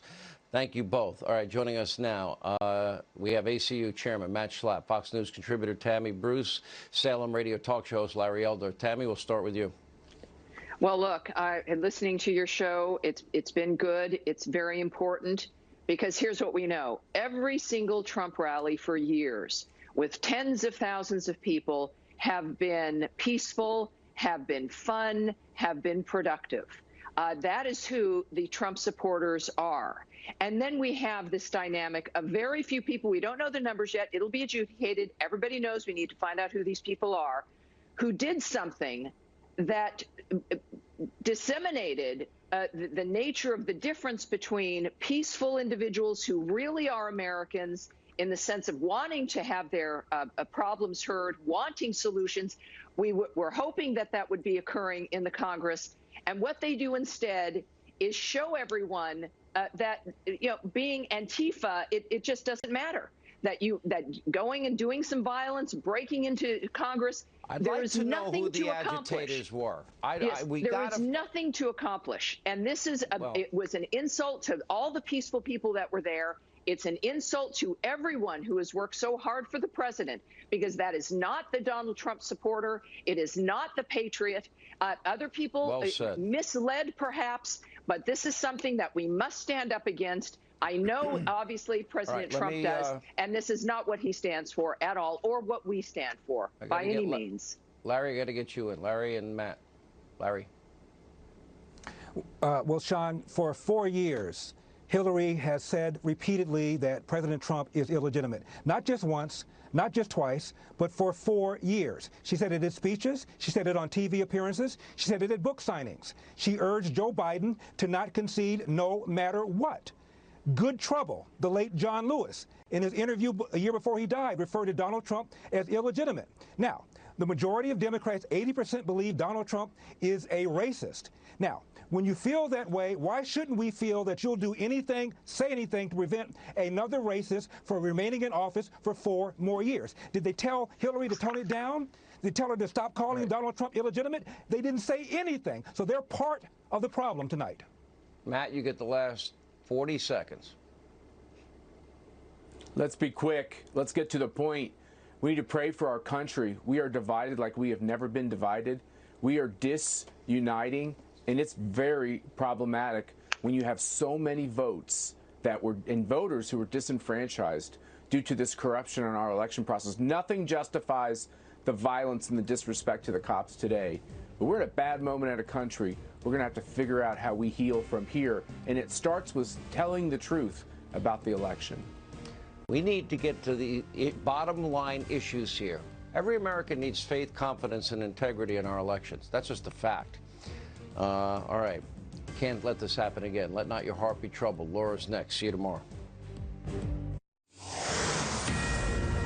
I'm Laura Ingraham, and this is Ingraham Angle from a chaotic Washington tonight. Earlier today, the Capitol was under siege by people who can only be described as antithetical to the MAGA movement. Now, there were likely not all Trump supporters, and there are some reports that Antifa sympathizers may have been sprinkled throughout the crowd. We'll have more on that later. But the point remains. If you were a Trump supporter hoping to display your support for the president, well, today's antics at the Capitol did just the opposite. There are legitimate concerns about how these elections were conducted and in the middle of a pandemic with all the new restrictions, but that never should have lent any license to violence or other chaos. We need meaningful reform. So should we curb expansive mail-in voting or ballot harvesting and demand votes be counted day of? You bet we should. Should we end the idea of jungle primaries and a 50% threshold to avoid a runoff? Absolutely. And should we prosecute all voter fraud? Of course. But political passions boiled over today, and it will only serve to make the lives of MAGA supporters more difficult and even imperil this movement they fought so hard for. Now, I have a lot more to say on this throughout the hour. Plus, we're going to speak to congressmen who, of course, were on the Hill when this all went down. Also, we're going to speak to a video journalist who caught the moment that a 14-year female vet was shot and killed on film. Was lethal force used by the Capitol Police really necessary? But first, the curfew in the nation's capital has now been in effect for 4 hours. Congress has been resuming its debate of certification of the Electoral College vote, and that is where we begin tonight as they're beginning the votes. Let's dip in. Which are Mr. Lankford, Mr. Leahy, Mr. Lee, Mrs. Loeffler, Mr. Lujan, Ms. Lummis, Mr. Manchin, Mr. Markey, Mr. Marshall, Mr. McConnell, Mr. Menendez, Mr. Merkley, Mr. Moran, Ms. Murkowski, Mr. Murphy, Mrs. Murray, Mr. Paul, Mr. Peters, Mr. Portman, Mr. Reed, Mr. Risch, Mr. Romney, Ms. Rosen, Mr. Rounds, Mr. Rubio, Mr. Sanders, Mr. Sass, Mr. Schatz, Mr. Schumer, Mr. Scott of Florida, Mr. Scott of South Carolina, Mrs. Shaheen, Mr. Shelby, Ms. Sinema, Ms. Smith, Ms. Stabenow, Mr. Sullivan, Mr. Tester, Mr. Thune, Mr. Tillis, Mr. Toomey, Mr. Tuberville, Mr. Van Hollen, Mr. Warner,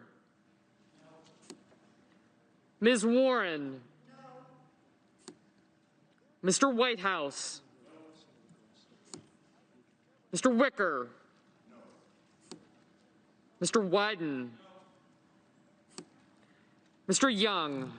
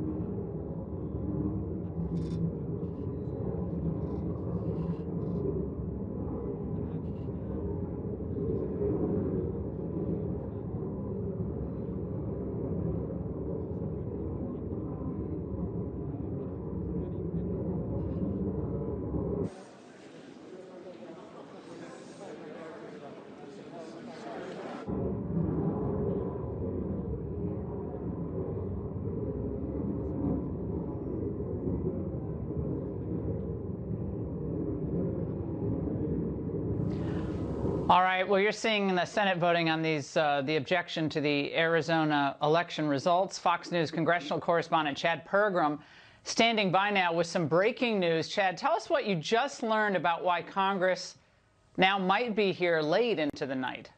Well, it's going to take a while here because Josh Hawley, the Republican senator from Missouri, who announced first that he would object to these slates of electoral votes, indicated that he would go ahead and continue with his objection to the state of Pennsylvania. That would come up next in the mix. Let me walk you through the process here. This is the vote, as you say, on whether or not to certify Arizona.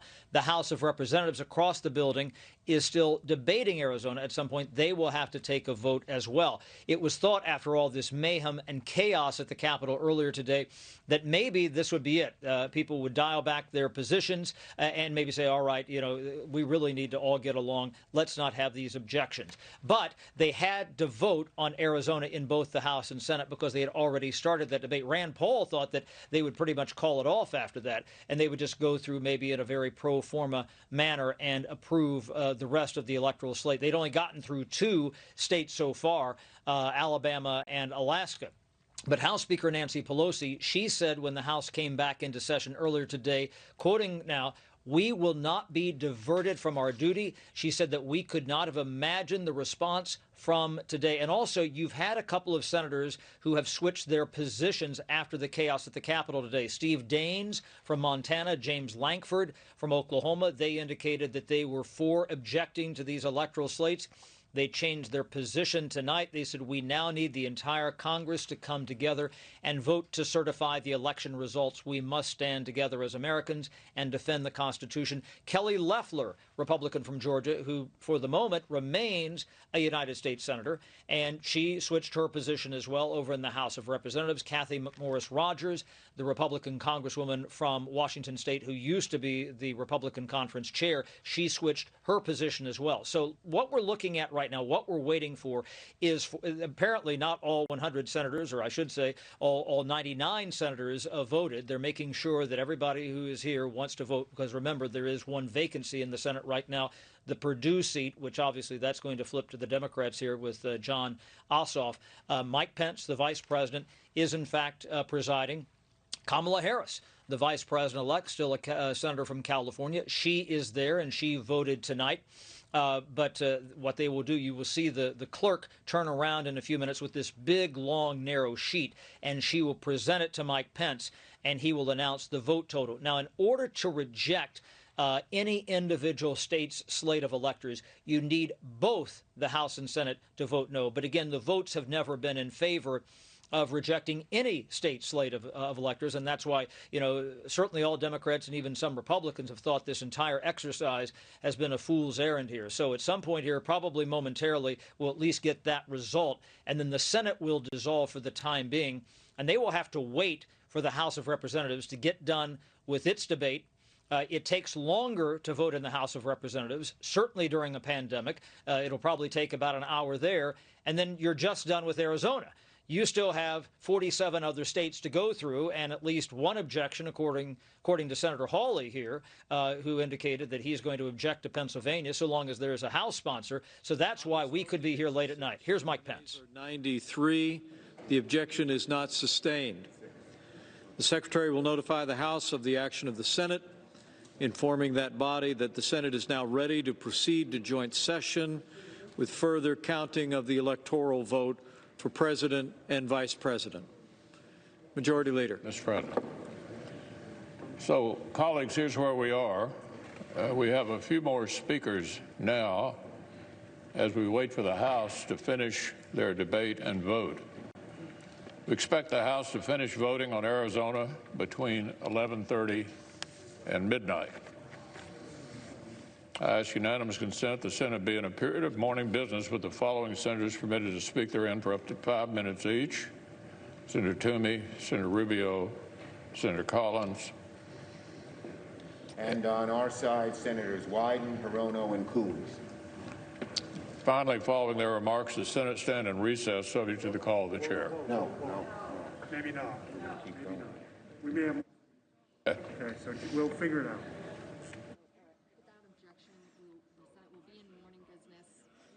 The Senate be in a period of morning business with the following senators permitted to speak therein for up to 5 minutes each: Toomey, Rubio, Collins. Wyden, Hirono, and Coons. All right, we're going to dip back into that. But joining me now are three congressmen who've been in the Capitol the entire day as this day unfolded: Lee Zeldin, Mark Green, and Darrell Issa. Congressman Green, your thoughts on what we're seeing tonight and what we saw earlier today? You know, Laura, this was supposed to be about, the integrity of our elections and a debate. And what we wound up with was a national disgrace with these rioters who really disrupted the debate that we were going to have about the integrity of the election. It was a pretty sad day for America. Congressman Issa, you've been in Washington for a long time and just reelected. We see this continual video loop of the breach of the U.S. Capitol, questions about how that was allowed to occur in the first place. But your thoughts on what unfolded and whether or not this ends up helping or hurting the very cause and the policies that so many of the MAGA and America First conservatives believed in? Well, Laura, there's no question at all this hurt the very cause that true Trump supporters and Republicans wanted heard. They wanted a genuine discussion about the improprieties of the election in many states. They disrupted that. And as we return, it will not be the same debate. Clearly will not be the same debate we were having before. So they've actually hurt the cause. It's not going to change the fact that dedicated members of the House and Senate are going to demand real election reform as a result of what we've seen here. But for the time being, we're dealing with something that hasn't happened in over half a century, this kind of attack on the House. Congressman Zeldin, we heard from the floor tonight from Lindsey Graham, who has grown very close to the president, has been a critic of the president in the past, and tonight he said essentially he's just had it. Let's watch. Trump and I, we've had a hell of a journey. I hate it being this way. Oh my God, I hate it. From my point of view, he's been a consequential president. But today, first thing you'll see. All I can say is count me out. Enough is enough. I've tried to be helpful. Congressman Zeldin, your reaction to that and perhaps more people deciding that election reform is not worth pursuing tonight after what happened today? Laura, this is bigger than the President of the United States. This is bigger than 2020. What we saw in this administration of the 2020 presidential election, rogue state actors, state elections officials, secretaries of state, courts, they usurped state legislative authority. They decided to administer elections however they see fit. And we need to have that conversation today. Today's an important debate. And for anyone not taking advantage of it on the House floor or the Senate floor to have this conversation is a missed opportunity, and it's a misunderstanding that people are viewing this as bigger than President Trump. It's about our Constitution, our republic, our elections, election integrity. We should be having this conversation to ensure that we are addressing these issues and we're not cowering from this conversation. Congressman Green, the idea that you can have a stable country if about, I don't know, 40% of the country thinks the electoral process is unfair, deeply flawed, rigged, whatever you want to call it, it's hard to see how that holds together, especially if people all believe that they're being lumped in with the, well, however many individuals and whoever they were from, whatever groups they were from, came storming into the U.S. Capitol. How do you bring stability and calm to that situation? Well, we can't stop talking about the issue of confidence in our elections. You bring up an excellent point, and I certainly agree with what Congressman Zeldin just said. This is about confidence. And 75 million people voted for Donald Trump, and thousands of them in my district are concerned about whether or not their next vote will really count or be undone. And that's something that we have to address. You know, state legislatures should be the decision maker for laws in each state. executive orders passed by governors and then ruled on by judiciary. That's not the process. We have a separation of powers in this great country, and legislative branches write the laws. And that's who we should be listening to. Unfortunately, that's not what happened here. And we've got to talk about that. We got to stop that from ever happening again. Congressman Issa, and over at the White House, reports tonight that there's a talk of invoking the 25th Amendment, and Democrats are pushing that idea. Impeachment, a rash of Trump administration officials resigning, reportedly all planned out, including among national security staff. Your response to all of this tonight? Today was a bad day for the president. He certainly did not handle this situation the way he could have and should have to be presidential. Having said that, he's leaving office in 2 weeks. The vice president wisely pushed for and got the National Guard here. Our country is going to be well served in the transition to a President Biden. But back to what the others have said, there's no greater voter suppression than to have voters think their vote doesn't count.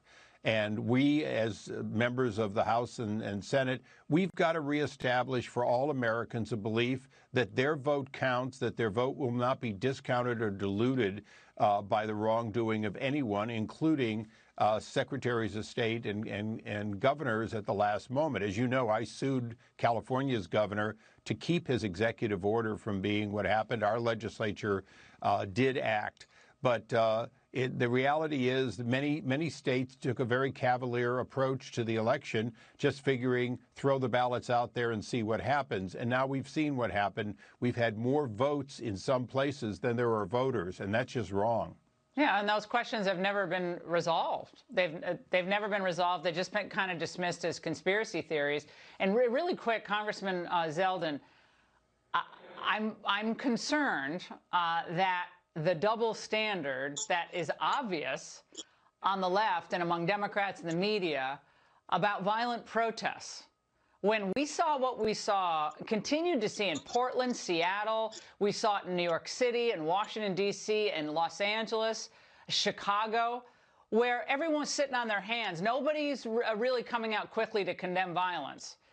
Over the summer when they were ripping down historical monuments, burning police precincts, taking over entire city blocks. And this was also considered some type of righteous protest that Trump stoked. But now we're supposed to believe that all these people are even-handed in condemning violence? I mean, you got to be consistent across the board, as we have been on this show.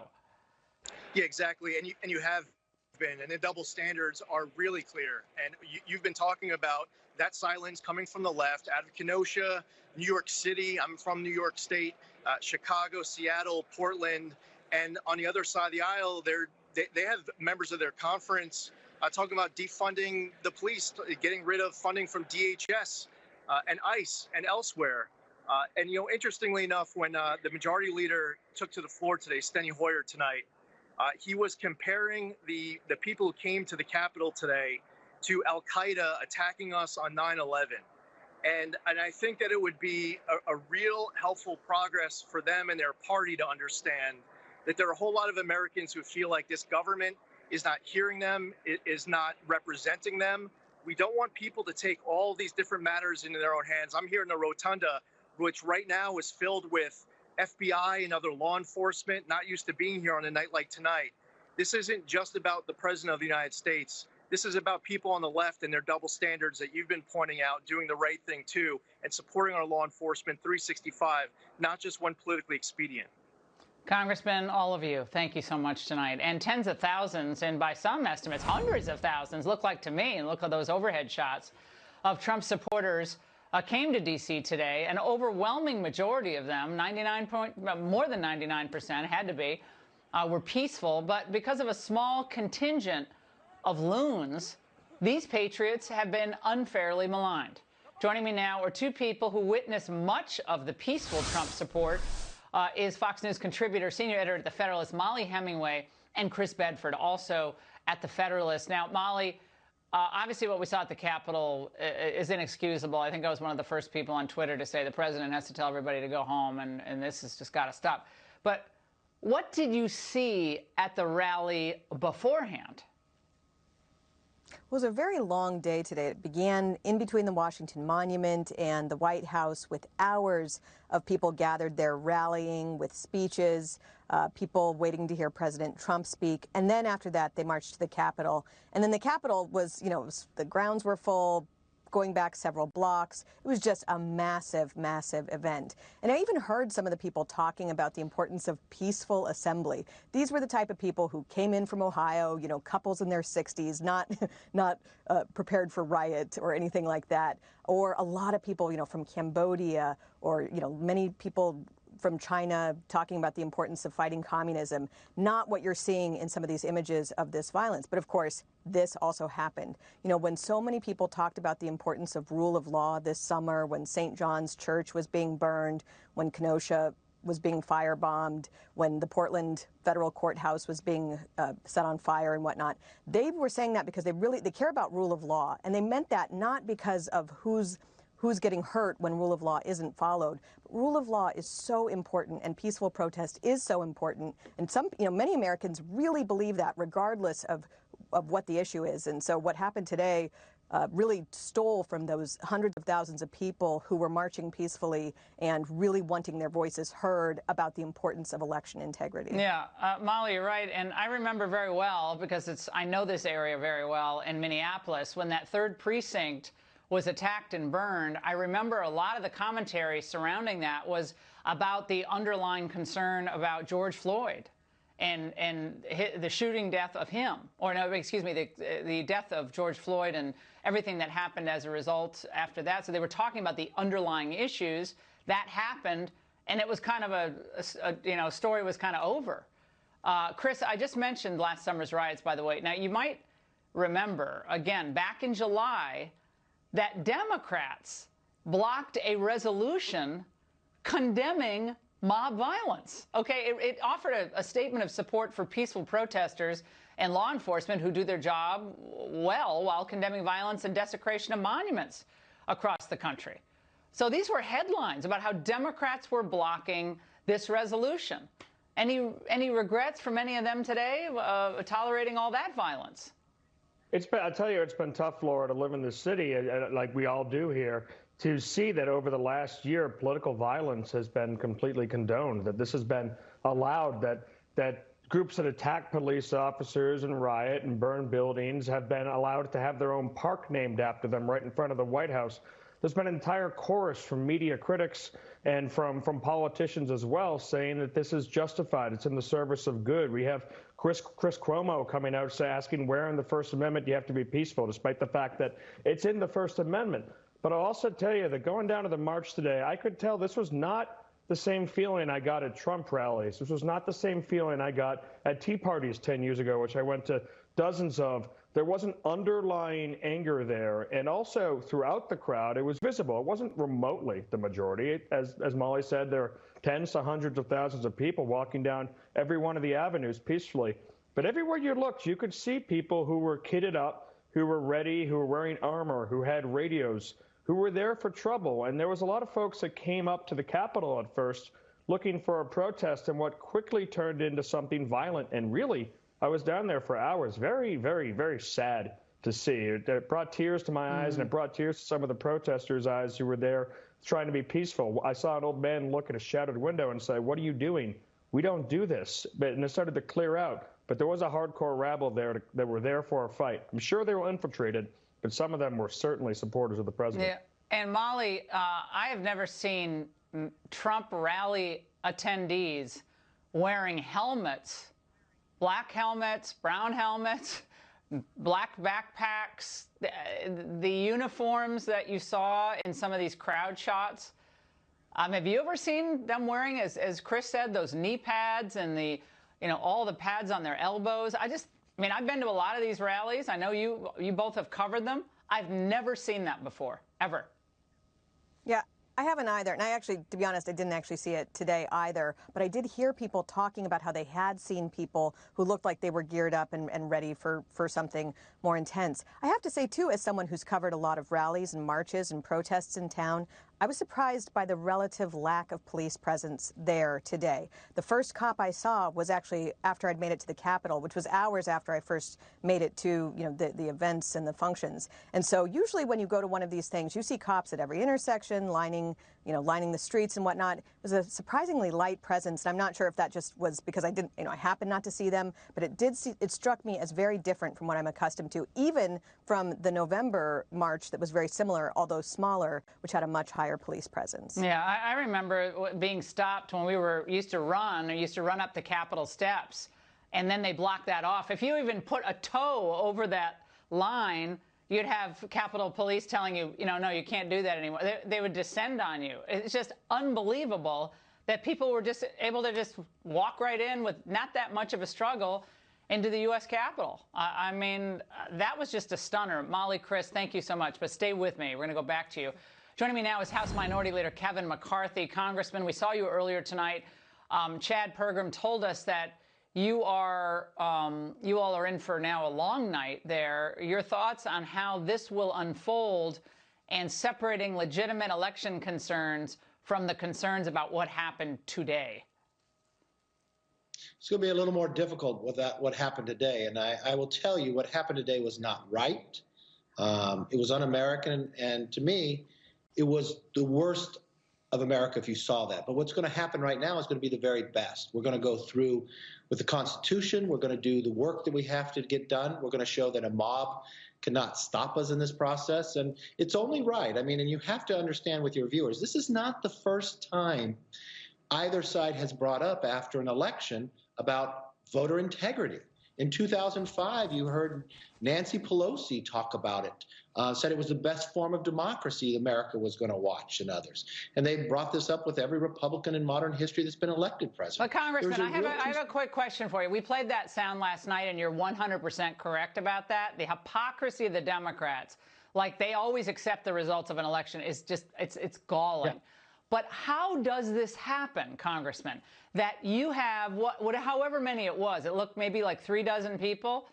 How do they manage to bust through, get into the U.S. Capitol when you have the vice president, the House leadership, the Senate leadership, everybody's there? How does that happen after 9/11? It was more than 36. I watched it because of where my office sits, right by the chambers. They first overtook on the west side where the president gets sworn in. Then they overtook on the east side where they had barriers. And then they rushed up the stairs. And you talk about people in these crowds that had helmets and they had ropes. They started scaling the building. People came here to do some damage. I don't know who they're with, but they came here to do some damage. What we watched, and they overran the Capitol Police in many areas. That was a real problem. And when we're sitting in the chambers, people had to get locked in. There's a number of members that stood and defended the chambers that moved barriers in front of the door. Mark Wayne Woolen, Troy Nehls, Pat Fallon. It was Republicans and Democrats alike to protect within there. This, when you sit back and look, we got FBI running through here. It's part like a crime scene because whoever is stormed inside our offices and ramaged different parts, they need to be prosecuted. That's wrong. That's not who we are as America. No, it's a sad day. It's disgraceful. And again, I want to ask a question. I don't care if it's 36 or 200. How are they allowed to get into the U.S. Capitol after 9/11 when we spent hundreds of millions of dollars, billions of dollars fortifying the Capitol? We got barricades, we got ID checks, but we knew this big crowd was coming, right? We knew they were coming. We knew, whether Antifa was in there or not, we'll find out more. But we know that we're sitting on a powder keg right now. So it's stunning to me that as much happened as it did. And we love the police and we support them, as you know. Yes, and what they did was amazing. But you watched them break windows. You watched them scale buildings, something that we haven't seen before. They did have barriers further away. There'll be a review in the process and to make sure this never happens again. But from one standpoint, these individuals should never try to have done this as well. Oh, that's why the difference. Of course not. We'll continue to do our work in here and not let the mob be able to win the day. We will show the Constitution and democracy works, and we will bring up the issues about voter integrity, and we will be stronger in the end. I know you tried to reach out to the president today. Did you have a meaningful conversation with him? You know, as this Capitol was being overrun, I called the president and I talked to the president. I explained to him what was going on right now, and I asked him to go and speak to the American public, speak to these individuals, and tell them to stop. I know he put a tweet out right then, and then he went a short time later to do a video. I talked to the vice president, who was here at the time as well, to be able to bring the National Guard in, because as you say, we had people scaling in businesses. That there was shooting going on. There were bombs that were put, small ones that were put around IEDs around different parts by the Capitol and by other buildings outside political buildings. So we were able to get when I was talking to the vice president, he called in to have the National Guard come in here because we had to be able to clean this and take the building back. And Congressman, what can you say to Americans tonight? Well, of all political stripes, but you're a Republican. Those Republicans who feel like this election wasn't fair, that they're being unfairly, lumped in with the people who did this today, and they're really demoralized. I have my own message later in the show, but what's your message to them? Well, they shouldn't feel lumped in. Just as this has gone on, we watched what happened to our cities, to our streets this summer. I condemn that, and I condemn this as well. I believe in the rule of law. That's what runs this nation, law. And from my perspective, what I see going forward, we need to solve this election integrity issue. You cannot bring people together if they do not trust what is going on in elections and others. And this hasn't started today. Back in 1993, they voted on voter registration and integrity. They're supposed to clean up these rolls. So when you have a pandemic and they send ballots out to everybody, if one person's making the decision, that's not how it's supposed to work. The law says the legislature is supposed to make these decisions. These are questions that you should be able to raise inside our chambers. That's where debate takes place. That's where it should take place. That's where the country should be able to watch us. But for all your viewers, there's also a responsibility for all of us as Americans. Let's stop back and think for a moment. What did you say on social media?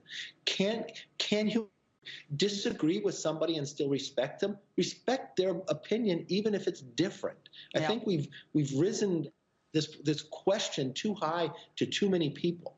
Congressman, and finally, should the president, should you urge the president to attend the inauguration of Joe Biden? Would you?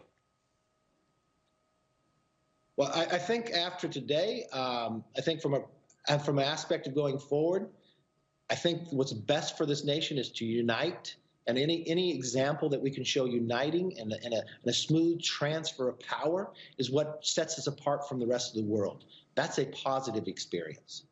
And I don't know within 2 weeks if that can happen. It should. Well, I think attending an inauguration is something that most Americans expect, even when you disagree vehemently with the outcome. Congressman, thank you so much. Thanks for being here tonight. And tonight, a woman is dead after being shot during the chaos at the Capitol. Now, we're about to show you a short video of the gunshot ringing out, but not the most graphic images.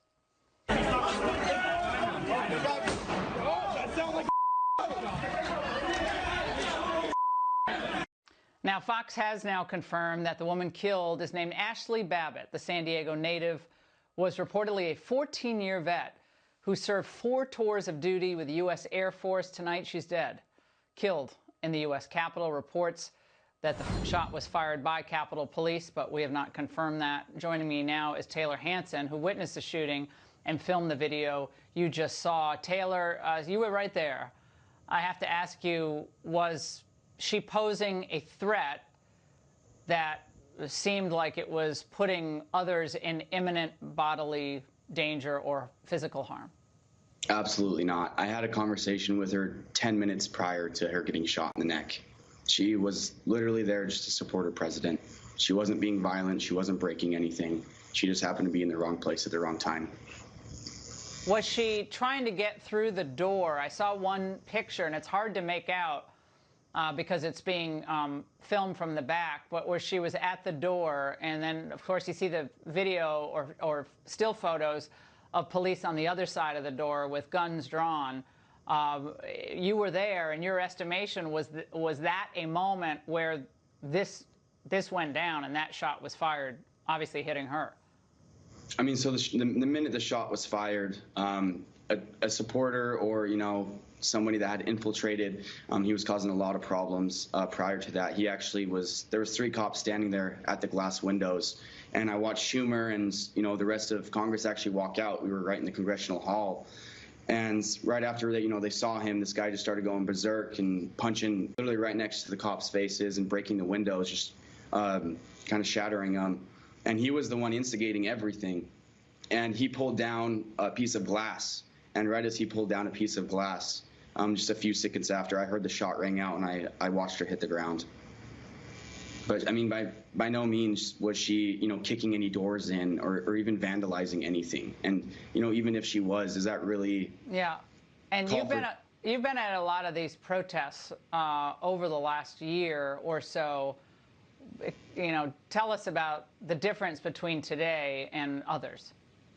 Absolutely, and it's really insane to me because, like you said, I've gone to Portland. I've been everywhere with these people. It's my job to go and act like these people, infiltrate these people. I know where they're at all times. And just what I've seen today is truly despicable. And especially the reaction. I never expected a reaction like that from, the police. I'm a huge supporter of law enforcement. I back the blue. But just what I saw today was insane. I've never seen use of force like that, even on night 100 in Portland when they were Molotoving the police officers there. Taylor, going back to the individual you say was causing a lot of the trouble at that moment when the shot rang out, tell me about his appearance, his demeanor. Did he seem like he had a political agenda? What was it? I mean, absolutely. I mean, anybody that goes in there that charged up and that mad and that wants to start something has some sort of agenda. There was some people with ropes. I mean, that's an Antifa tactic. I've never seen Trump supporters pull down statues or do anything like that. But he was charged up and he was ready to go. And, he was one of the first people that attacked the line of the officers after they had actually pushed up to the Capitol building. So, he had just been causing problems throughout the entire day. Now, when the shot rang out, a lot of us have watched the most graphic part of other video shot where she's on the ground, which is just heart-wrenching. Did she say anything? Did you hear her say anything? Did others try to render assistance to her? Obviously, the shot looked fatal from what we could see. She didn't say anything. She hit the ground, and that's when I was filming, and I stopped filming. That's why my videos are split in two, because I had to shine a flashlight on her to see if we could stop the bleeding, and we put our hands on her neck to try and stop it, and we just watched her eyes go wide, and there was nothing we could do. As an American, as someone who has covered peaceful protests that have devolved into horrific chaos, including what you saw today, but with much even larger numbers in Portland and Seattle and beyond, your comments about what we as Americans can take away from this today? We just need to learn. We need to learn to love and grow and seriously just get along. None of this would be happening if we didn't have media that spins things a certain way. We all bleed red and we're all American. We all live in the greatest country. That's all that there really is to it. We all just need to love each other. Well, Taylor, I could not have said it better, and we need to pray a lot and hard tonight and going forward for this country. Thank you so much, and thank you for being there, doing what you could. Of course, thank you. Joining me now is Chris Swecker, former FBI Assistant Director, newly sworn in. Congressman Troy Nehls also joins us. Congressman, your previous experience as Fort Bend County Sheriff kicked into high gear tonight. We see you right there in the blue shirt next to the Capitol Police, talking to rioters through a broken door to the House floor there. You can see it. Now, what happened during that conversation? You heard what we just talked about with the woman who was obviously killed. Thank you for having me, Laura. It was a very tense time. We're in session. We saw a bunch of plainclothes officers escort the speaker off of her chair. other uniformed officers were in there securing the doors. And then just moments later, that main door, that main hallway that leads into the House floor just started being kicked in, and people were hitting it, and it was a very, very tense time. Of course, the Capitol Hill Police and some other plainclothes officers were there. Of course, you know, I've been an old sheriff. I've been in law enforcement for 30 years, and I said I have to do my part and play a role and protect this most sacred place, and that is, you know, the House of Representatives. Well, Chris, the tactics of what we saw today, what in your mind are they reminiscent of? We just saw an independent journalist give us an eyewitness account of what he saw with an Air Force vet. I mean, don't know much about her, but sounds like she wasn't posing any imminent bodily threat to anyone. She's dead tonight. They had other people in helmets and knee pads who were scaling the Capitol. What does that look like to you? Yeah, what happened today was tragic and disgraceful. I think what you're referring to is what I saw on images throughout the day. Some of these tactics are reminiscent of Antifa, and this was foreseeable. I mean, you would expect for them to infiltrate the crowd and try to create an incident. That's what they do. That's what they're set up to do. But I will say I was a bit shocked at how unprepared the security forces were. It looked to me like there were too few. Not enough. Their tactics seemed to be more retreat than try to secure the building, and they were just vastly outnumbered. Yeah, well, Congressman, I asked this of Congressman McCarthy earlier in the show, and I didn't get I thought a thorough answer. Maybe there is no answer right now. But after 9/11, you have to take your shoes off to get on an airplane. You have to go through, you know, very stringent security, throw away your big shampoo and your toothpaste. But apparently, if you have a couple ropes and some knee pads, you can get into the U.S. Capitol. Just barge your way in. How is that? That's a disgrace, given what we've spent and what we've done to innocent Americans being security screened everywhere they go. But this is allowed to happen? Well, listen, Laura, I've been up here for 3 days. You know, I've been up here, though, for the orientation over the past few months. And, you know, I felt pretty safe, you know, walking around the Capitol grounds. But who in their right mind would have ever thought you would have had a group of individuals storm the Capitol? I mean, I was talking to the individuals, these protesters, you know, through the door, and I was telling them this isn't the way to handle business. We as patriotic Americans should be able to have a casual conversation with each other and agree to disagree. We need to get back where we can sit at a coffee table or the kitchen table and discuss things and have meaningful dialogue and debate issues. But it seems like we can't do that today. It just gets so, the hatred and the name calling and the slurs and the insults. We as Americans must do better. We should come together as all Americans and make sure that something like this never happens again. These individuals at that front door, I said, let me tell you something. What you're doing is wrong. It's un-American. Get away from this door. Get back outside, because what you're doing is not healthy. It's just, this is a black eye on this institution.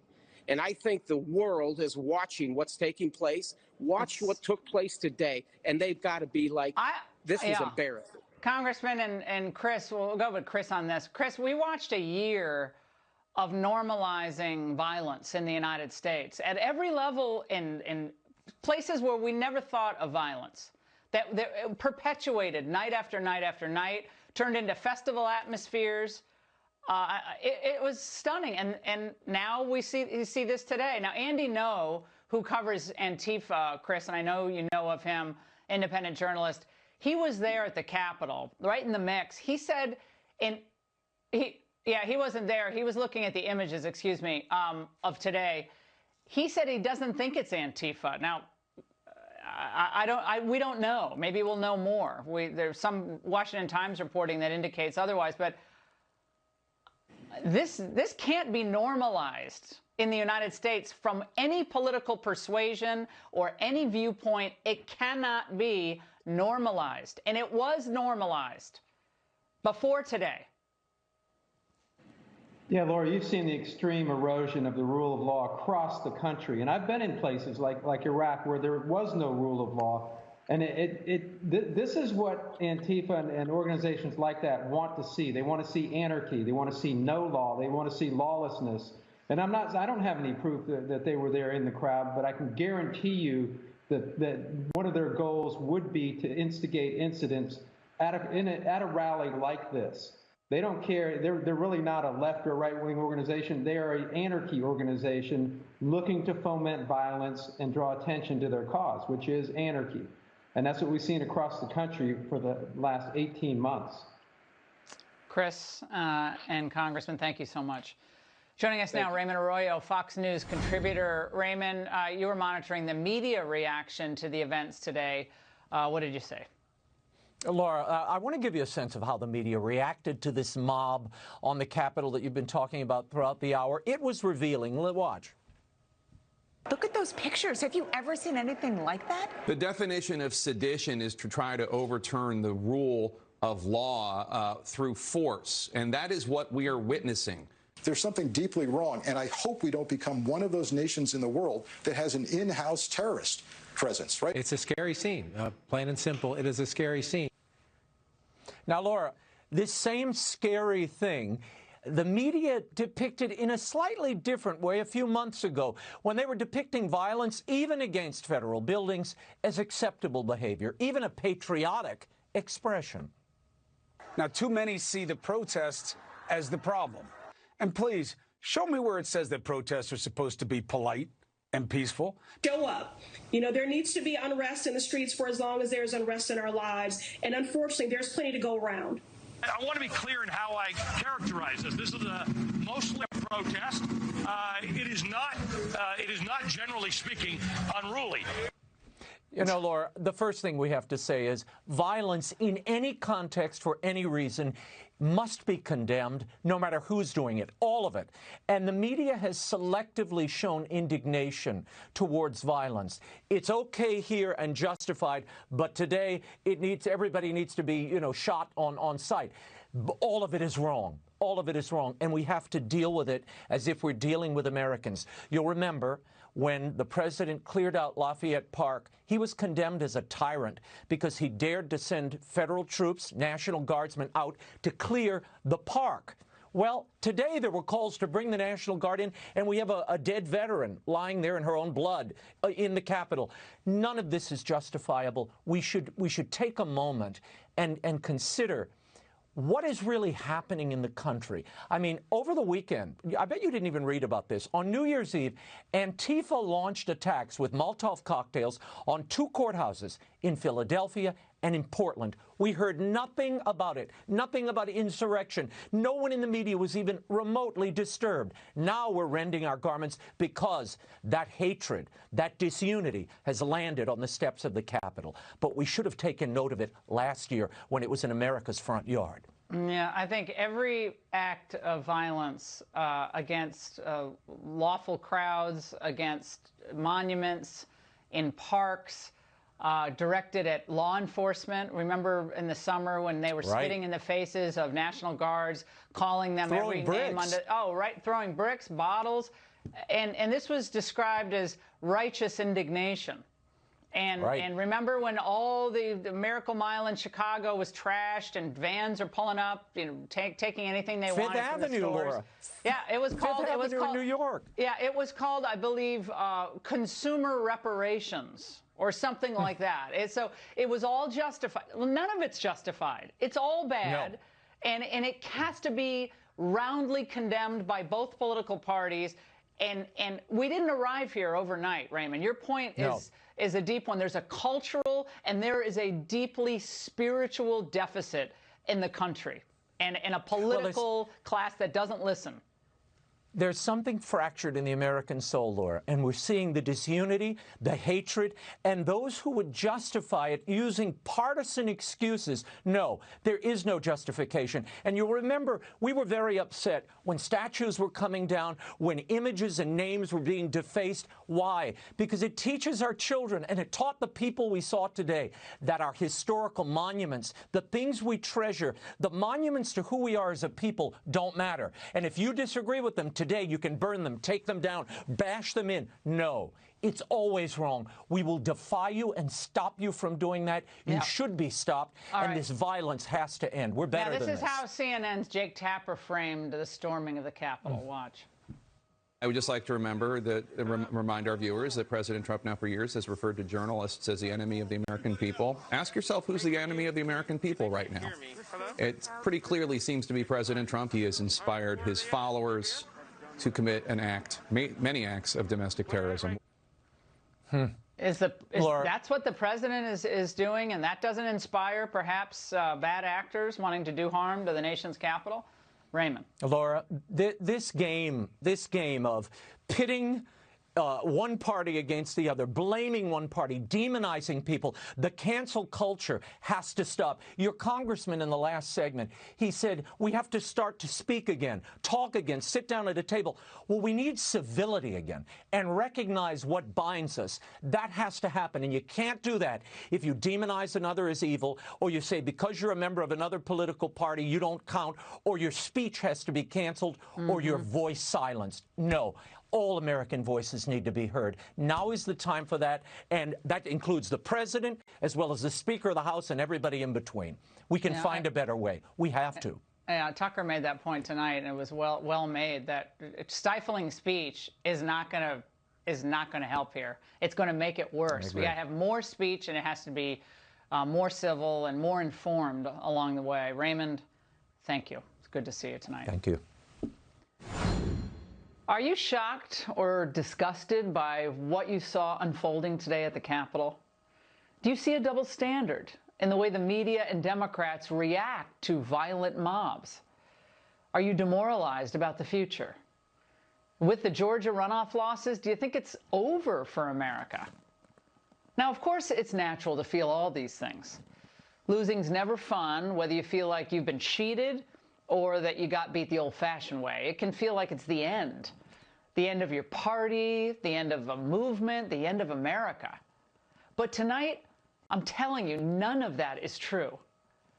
What is true is that the Trump administration will be out of power in 2 weeks, and millions of Republicans believe the election was unfair and even stolen. It's also true that many claims remain unadjudicated, many questions unanswered, and most will never be resolved. Anyone, by the way, who told you that Mike Pence would or even could overturn the decision of state electors was deceiving you. What's also true is that hundreds of Trump rallies have taken place over the past 5 years all across America and without violence. The MAGA supporters who stood in line for hours in places like Rochester, Minnesota, and in the cold in Grand Rapids, Michigan, they weren't violent. They were patriots. I was there. I saw them. But those who breached the Capitol Hill security today, whoever they were criminals. I've been to literally dozens of Trump events, and the criminal actions we saw today do not represent this movement.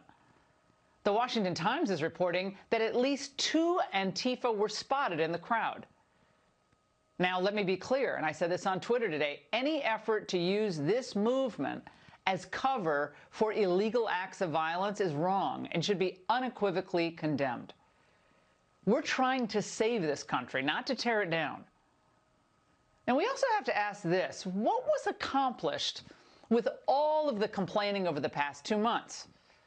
Why were legal challenges unsuccessful, even when brought before conservative judges? Many were never heard. Why was a 2020 election commission never established? Should have been done right after the election.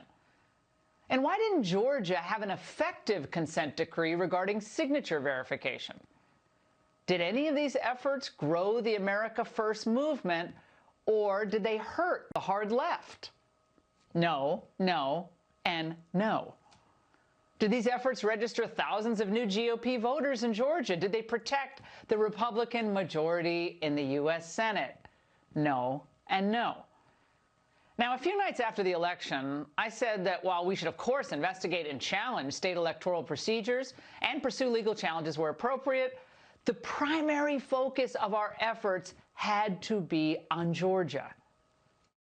For now, it's time to take our gains, learn from our defeats, and confidently expand one of the greatest political movements of the past 100 years. If and when it's time to accept an unfavorable outcome in this election, and we hope it never comes, but if and when that does happen, President Trump needs to do it with the same grace and composure he demonstrated at that town hall with Savannah Guthrie. Now, I received a lot of grief for those comments at the time. Some MAGA supporters claimed that I wasn't fighting for Trump. That was preposterous. I supported Trump in 2015, 2016, when many of my critics were writing him off, ridiculing him. My point was and is, this America First movement is bigger than any one person, and it must survive Donald Trump.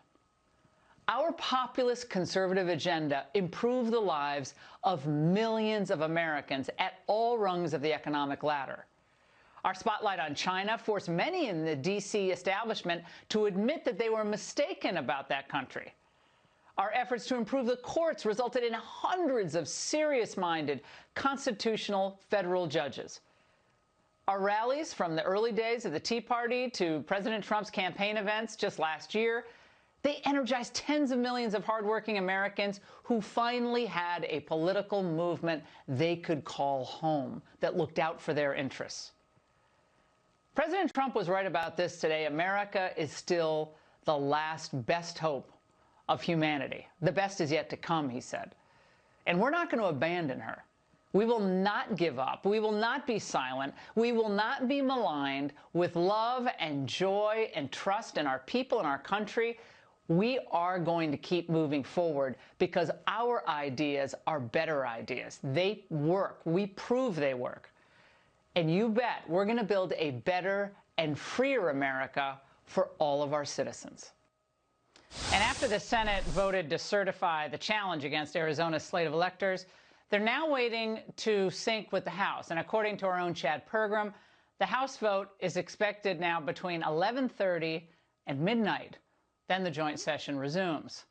Now, we do expect objections to Pennsylvania, so we may be here all night. That's all the time we have tonight. I'm praying extra hard for the country, for peace and healing, for discernment, for good information, for context and perspective, and for a sense that we're all Americans. We need to love each other a lot more. Shannon Breen, next.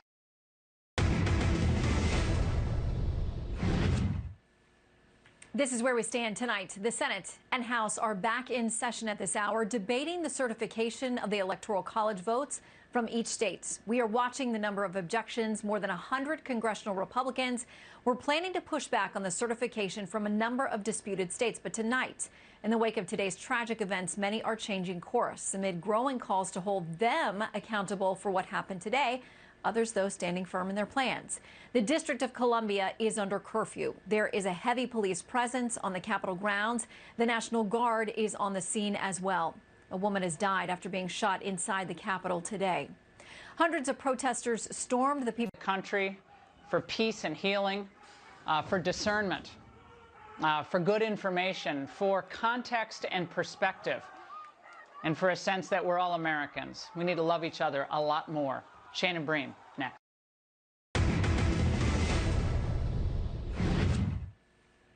This is where we stand tonight. The Senate and House are back in session at this hour, debating the certification of the Electoral College votes from each state. We are watching the number of objections. More than 100 congressional Republicans were planning to push back on the certification from a number of disputed states. But tonight, in the wake of today's tragic events, many are changing course amid growing calls to hold them accountable for what happened today.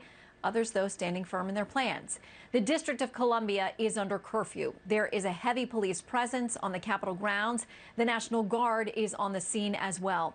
A woman has died after being shot inside the Capitol today. Hundreds of protesters stormed the People's House sometime after a rally headlined by President Trump.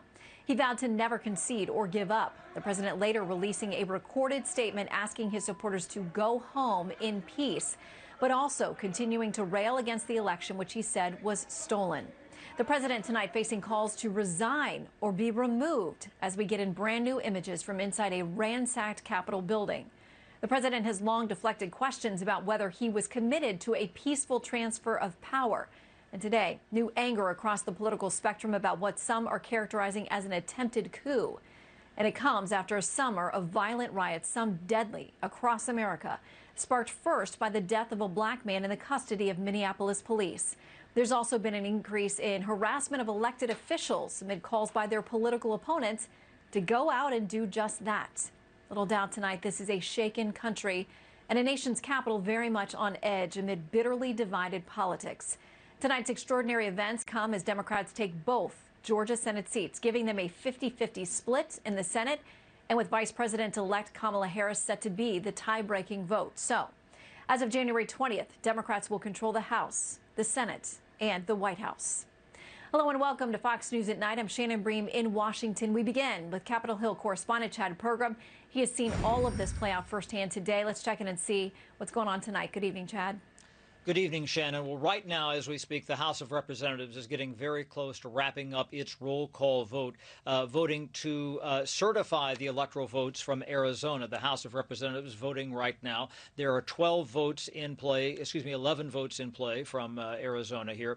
And so right now, we've only been through 2 states. So once the House of Representatives votes to align here and say, okay, Arizona's all right, then the House of Representatives takes a break. They bring the Senate back over and they go back into the joint session of Congress with Mike Pence, the vice president, presiding. And then you continue to go down the roll. Arkansas would be next alphabetically. We don't expect any problems there. We are expecting a challenge later tonight to Pennsylvania. Josh Hawley, the Republican senator from Missouri, who said he would contest this. You need both a House petitioner and a Senate petitioner in order to trigger this separate debate in the House and Senate over an individual slate of electoral votes from states. Keep in mind that this is only the 3rd time that this has ever happened in U.S. history. It happened in 1969 with one elector from North Carolina. It happened in 2005 with Ohio's electoral slates, and then today. And we're expecting this to go late into the night here.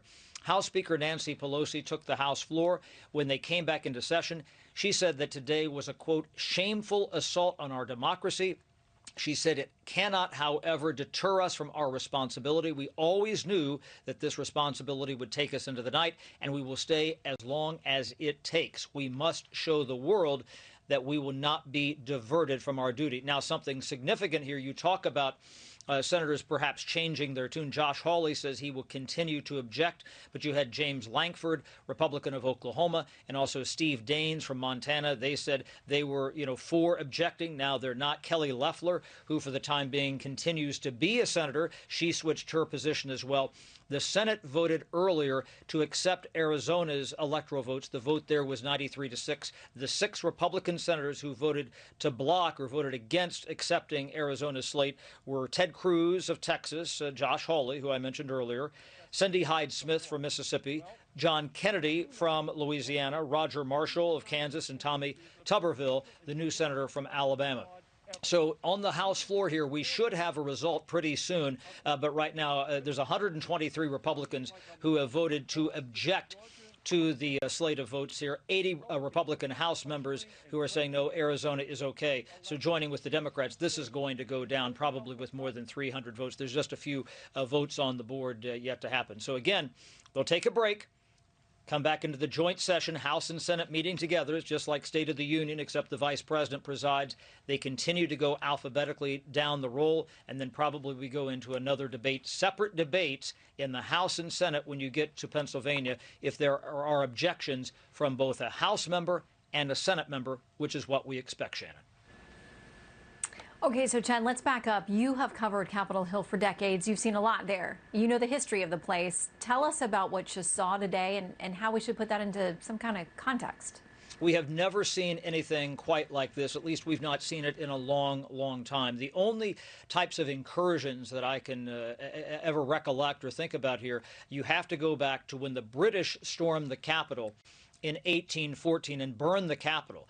They had won the Battle of Bladensburg in suburban Maryland here, which is just a few miles outside Washington, D.C. And then you have to go back to when you had Puerto Rican nationalists who came into the House chamber and shot up the chamber. There are still bullet holes in some of the furniture up on the third floor.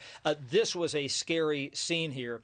And this is where, the House and Senate members tonight, they were afraid that the mob was going to win. That's why they wanted to come back into session. And even though it's going to take a while to certify these electoral results late tonight, they want to show that the mob wasn't going to win. You've had both Democratic leaders and Republican leaders say, look, we have our duty to get this done tonight. We're not going to be defeated. The other thing, there are going to be serious, deep questions about how this happened. How did the U.S. Capitol Police not have sufficient security here to stave off a protest of this nature? I used to talk to one former Capitol Police chief here, Phil Morse, who now works at AU, American University here in town. He's the police chief there. And he said, our goal is to always keep the fight outside. There's a perimeter, a balloon, a bubble around the Capitol. And he said, we keep the fight outside. They were nowhere near achieving that today. And I've had at least one member of Congress call on the firing of the U.S. Capitol Police chief, asking why there wasn't a better perimeter set up. When I first, was coming into the Capitol about 1 o'clock today, I was on Independence Avenue, and there were members coming back from the Capitol because the Capitol Police were not even allowing members to get into the building because they were trying to secure the plaza. And I was like, my goodness, if they're not going to allow members in, they're not going to allow me to get in. And so I went in through the Longworth House office building and went through the tunnels. But the problem with securing the building after that is they had protesters everywhere. And they weren't protesters. This was a mob. These were marauders running through the rotunda, coming in to House Speaker Nancy Pelosi's office, coming and sitting in the Senate chamber, the same seat where Mike Pence had been presiding just a bit before as president of the Senate. I mean, this was a breakdown in security that is, really astonishing. And this is an ignominious day in U.S. history. Mm-hmm. Yeah, it was stunning to watch this and just see just how far they breached all the way into the inner sanctum onto the floor of the House and the Senate. The bad thing for them and the good thing for us is that many of them happily smiled at cameras and their faces are everywhere, and we hope there will be swift accountability. Chad, thank you. Thank you. Well, senior correspondent Mike Tobin has been tracking developments on the ground outside the Capitol all day. He joins us now live. Mike, what is the situation at this hour? We're now well past the curfew that the D.C. mayor had set for tonight. Well past the curfew and 11 hours into the events of today, and we have an estimate from Metro Police that some 40 to 45,000 people participated in all the chaos that we saw today. Largely, the Capitol grounds are in control now, but some of what we saw during the worst of it, I can tell you the southeast entrance of the Capitol building, we saw bullet scars on the window, or at least what appeared to be bullet scars on the very thick glass at the entrance of on the southeast side, windows that were broken out. In the Capitol, we have pictures now of some of the blood that is on the ground where Ashley Babbitt was shot. She's a 14-year Air Force veteran. She was shot at that location, and I talked with someone who witnessed her shooting. I had turned away, and I heard the shot, and I could smell the gunpowder. And I get prior military. I know a live round. I turned around and looked. She's falling back on the ground. Chest is just oozing with blood. There's blood all over the floor. The two Capitol cops that are standing next to her were shot. Incidentally, I asked that witness why he had rushed inside the Capitol, and he said everyone else was doing it. The crowd largely dissipated from the east side of the Capitol and formed up on the west side of the Capitol, facing the Washington Monument. Just before 6 o'clock, multi-agency force took control over the Capitol grounds. The police lined up shoulder to shoulder with their truncheons at the ready, and with decisive force, they started moving west toward the Washington Monument, pushing that crowd off of the Capitol grounds. Within an hour, they had the Capitol grounds cleared. Within about 2 hours, they had pushed further west here onto Pennsylvania Avenue, where I am now, where the crowd has largely dissipated. A few demonstrators remain, but things are quiet here to the west of the Capitol. Shannon? All right, Mike Tobin, thank you very much. So we are learning more about the woman who died today after being shot in those protests in Capitol Hill. Correspondent Jeff Paul has the latest on that part of the story, of course. for us tonight. Good evening, Jeff. Yeah, good evening, Shannon. The investigation into the shooting is still in its early stages, but here's what we know so far. The family of the woman killed has confirmed her identity as Ashley Babbitt of San Diego. She was reportedly a 14-year veteran with the Air Force. We also know just the day before the shooting, she sent out this tweet in response to another, quote, "Nothing will stop us. They can try and try and try. But the storm is here, and it is descending upon D.C. in less than 24 hours, dark to light." The shooting happened after 3 p.m. today inside the Capitol as pro-Trump supporters stormed the building. There is video that appears to show the incident where it shows a crowd of people inside the Capitol yelling. There's seemingly some confusion and chaos, and then you hear a shot fired off. Metropolitan Police later confirmed to Fox News that the woman who was shot died from her injuries. Now, a witness who recorded one of the videos that's circulating spoke with Fox News a short time ago. Here's how he's describing the scene. She didn't say anything. She hit the ground, and that's when I was filming, and I stopped filming. That's why my videos are split in two, because I had to shine a flashlight on her to see if we could stop the bleeding, and we put our hands on her neck to try and stop it, and we just watched her eyes go wide, and there was nothing we could do. Now, Babbitt's mother-in-law also told our local Fox affiliate in D.C. that, quote, "I really don't know why she decided to do this. What is unclear is specifically where the shooting took place inside the building." Shannon. All right, Jeff Paul for us tonight out west. Thank you. So minutes after the president told a large crowd of supporters that he will never concede, they marched down Pennsylvania Avenue. Some of them stormed the Capitol. And as those events played out, both he and the president-elect weighed in. I call on President Trump to go on national television now to fulfill his oath and defend the Constitution and demand an end to this siege. I know your pain. I know you're hurt. We had an election that was stolen from us. We have to have peace. We have to have law and order. We have to respect our great people in law and order. I know how you feel, but go home and go home in peace.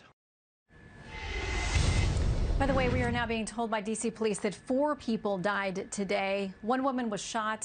3 others had medical emergencies. Let's check in with White House correspondent Kevin Cork, reporting live on the ground for us tonight in Washington. Hello, Kevin. Good evening, Shannon. We're on the east side of the Capitol, where things are obviously very quiet at this hour, in sharp contrast to, unfortunately, what happened inside the building. Part of an historic and memorable day here in the nation's capital, a very sad day that actually began with the president addressing hundreds of thousands of his supporters. We will never give up. We will never concede. It doesn't happen. You don't concede when there's theft involved. President Trump standing firm in his belief that the election was stolen, speaking for over an hour to thousands of his most ardent supporters on the ellipse. At the same time, Congress was preparing to certify the 2020 results just down Pennsylvania Avenue. His own vice president became the target of his ire. Mike Pence, I hope you're going to stand up for the good of our Constitution and for the good of our country. And if you're not, I'm going to be very disappointed in you. I will tell you right now. I'm not hearing good stories. Each House will deliberate separately on the pending objection and report its decision back to the joint session. Vice President Pence did make a rare departure from the president, writing to members of Congress today, "It is my considered judgment that my oath to support and defend the Constitution constrains me from unilateral authority to determine which electoral votes should be counted and which should not." Anger from Trump supporters seemed to reach its boiling point just hours later, some of them storming the U.S. Capitol, breaking windows, gaining access to the legislative chambers and lawmakers' offices. Calls for Trump to condemn the violence were quick to follow. As usual, the president took his message to Twitter, saying, "These are the things and events that happen when a sacred landslide election victory is so unceremoniously and viciously stripped away from great patriots who have been badly and unfairly treated for so long. Go home with love and in peace. Remember this day forever." Even some of the president's closest aides say the response was not enough. Former acting chief of staff and OMB director Mick Mulvaney saying he can stop this now and needs to do exactly that.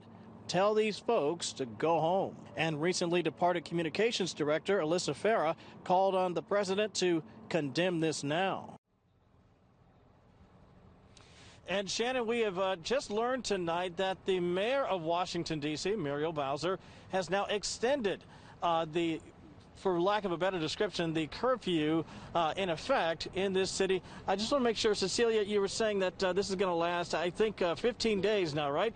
15 days. And so what I'm showing you and what we're learning here tonight is that the city is really wounded by what has happened here today, and they're trying to do, the leadership right now, not just look for answers as to what happened in here, but obviously trying to keep things calm moving forward. Shannon? All right, Kevin, can you clarify, tonight it was set for 6 p.m. to 6 a.m. tomorrow. So we're saying those are the hours that we think will be in place for D.C. for the next 15 days? Or do you know about the hours yet? Yeah, right. Here's what we understand. It's a 6 to 6 between now and tomorrow morning. But for the next 15 days, they're going to have restrictions on people being able to gather and to get together here in this city. As you know, this entire city really has a foundation of protest. People love to come here. They want to have their voices heard, whether it's here at the Capitol or over right across the street at the Supreme Court. This is the foundation of Washington, D.C. But the mayor is pushing back and saying we're not going to be able to allow that, especially in light of what has happened here today. Okay. Well, Kevin, you and I were on the air many nights over the summer covering the protests that were down closer to the White House. And we know that there was a lot of trouble managing the city at that point, too. Okay, Kevin, thank you. Stay safe. Yeah. So the House just voting to accept Arizona's electors. So that state is done. Now, Vice President Pence returns. They're going to resume state-by-state roll call. As Chad Pergram has explained to us, they go alphabetically. So let's bring in one of the lawmakers who's been there, Chairman of the Republican Study Committee, Indiana Congressman Jim Banks. Congressman, good to have you back with us. Great to be with you. Okay, first of all, I want to start with the growing calls tonight. A number of members of Congress, as far as I've seen, just Democrats so far. But now a letter is circulating. There are tweets out there. There are calls for invoking the 25th Amendment to make sure that President Trump leaves office before January 20th. What's your reaction to those calls tonight? Yeah, well, Shannon, what happened today was gut-wrenching for so many of us. And let me say this from the outset. The debate that occurred on the floor of the House today was robust. It was healthy.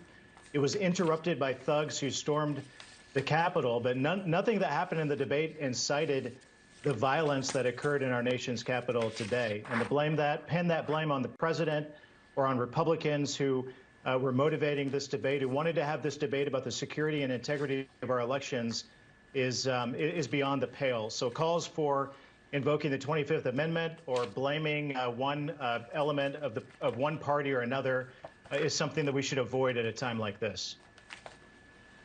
Okay, I know that you had been publicly saying that you would object to some of the electors from one or more of the states that are being considered tonight. A number of your Republican colleagues who were in the same position said after what happened today, they can no longer do that. It's time to heal the nation and bring it together. What's your position tonight? Well, we just voted on the state of Arizona, Shannon, and I did vote to object to the electors for the state of Arizona. The rumor on the floor of the House right now is that it's likely that Pennsylvania will be the only other state that is objected to, that Senator Josh Hawley will continue forward with his objection for Pennsylvania. But most of the senators who objected to other states have backed off of their objections. This is an important debate, and what happened today was despicable. With the thugs who stormed the Capitol, the violence that occurred, it doesn't mean that we shouldn't have this debate. In fact, the hundreds of thousands of Americans, including hundreds of Hoosiers that came from my district to make their voices heard peacefully in our nation's capital today, we should hear them, we should listen to them, and we should have this debate to make sure that we move forward to restore the trust and integrity in our elections. In fact, tomorrow, Shannon, I will be introducing a major piece of legislation that's resolved around a number of the notions that are being raised in these debates and stopping ballot harvesting and all mail-in ballots, and related to some of the voter registration issues, requiring states to match their voter rolls with Social Security databases. That's the debate that I hope will occur moving forward.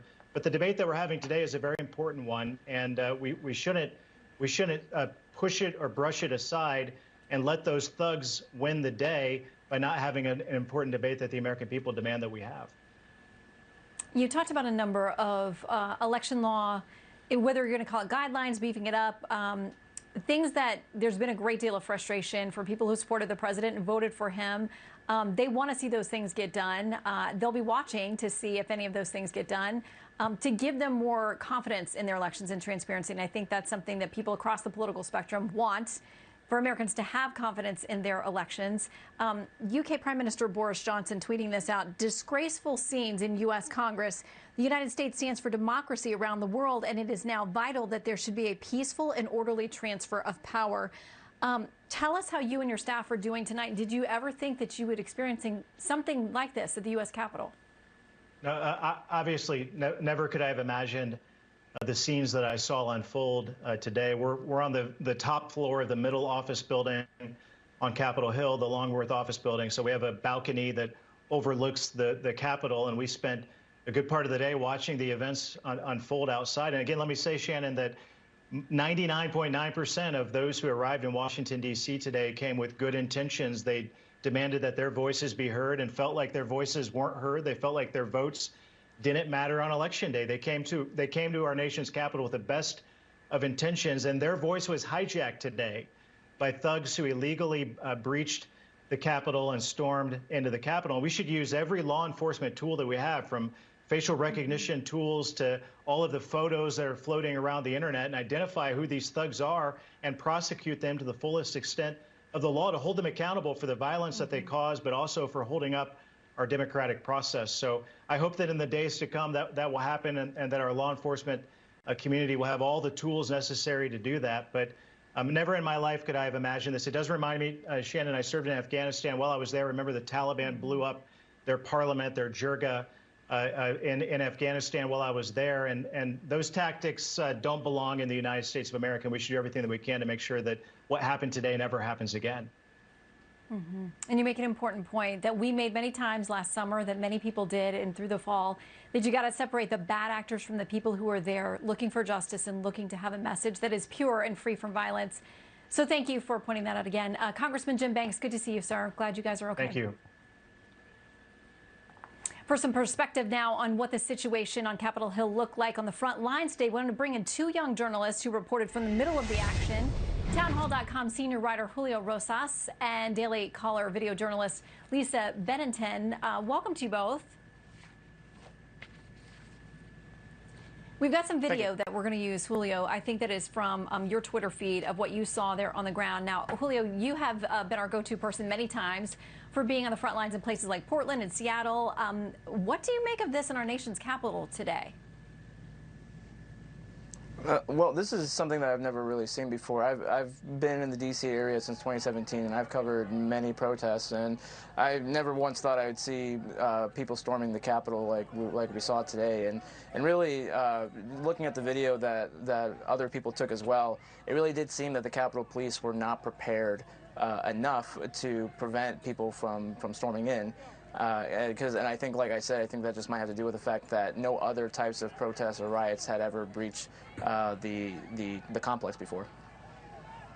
Yeah, and we're going to talk a little bit later about whether Capitol Hill Police, who I've seen cover and handle many of these things, whether they were caught off guard in some respects today, because there have been peaceful protests in the past by various groups, and maybe this one was underestimated.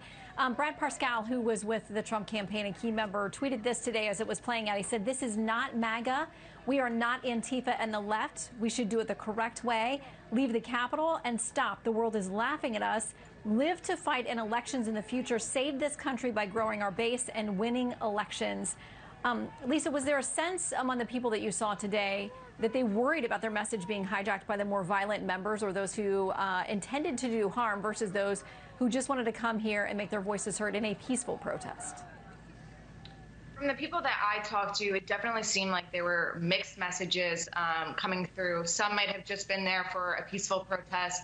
One-man individual that I talked to, only 20 minutes before the chaos really ensued and people stormed the Capitol building, said that he really wanted to get into the Capitol building and wanted those barriers to be broken down.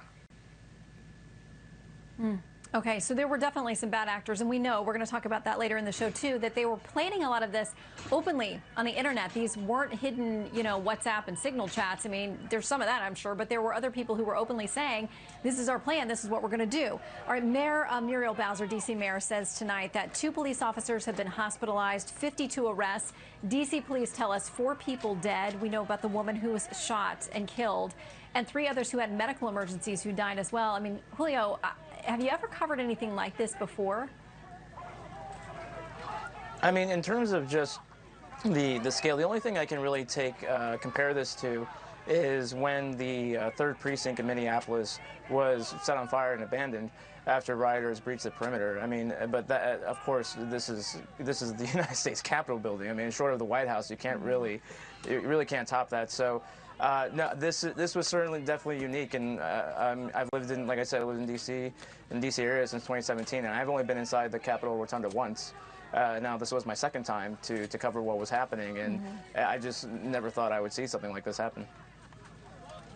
And Lisa, I was just talking about the statement from Boris Johnson and from others outside of the country who are looking at the U.S., and this is so foreign to them that we would operate this way. What was your feeling being in the middle of this today? Yeah, I mean, it really was surprising to me. And getting onto, once the crowd had gotten on to the Capitol, watching somebody take a crowbar and smash the windows and let people in, and people just storming in and out, and tear gas and pepper spray and flash grenades. It was really something I've never seen before and didn't expect. So, Julio, we're told again, 52 arrests today. There were a lot more people than 52 who were at part of these rallies and part of what happened at the Capitol. There were some who were raising questions about why more people weren't taken into custody. What's your sense, having been there? Was there just an overwhelming number? Was there not the law enforcement personnel able to take all of them? Or, what do you make of the situation? Did you expect the numbers to be higher?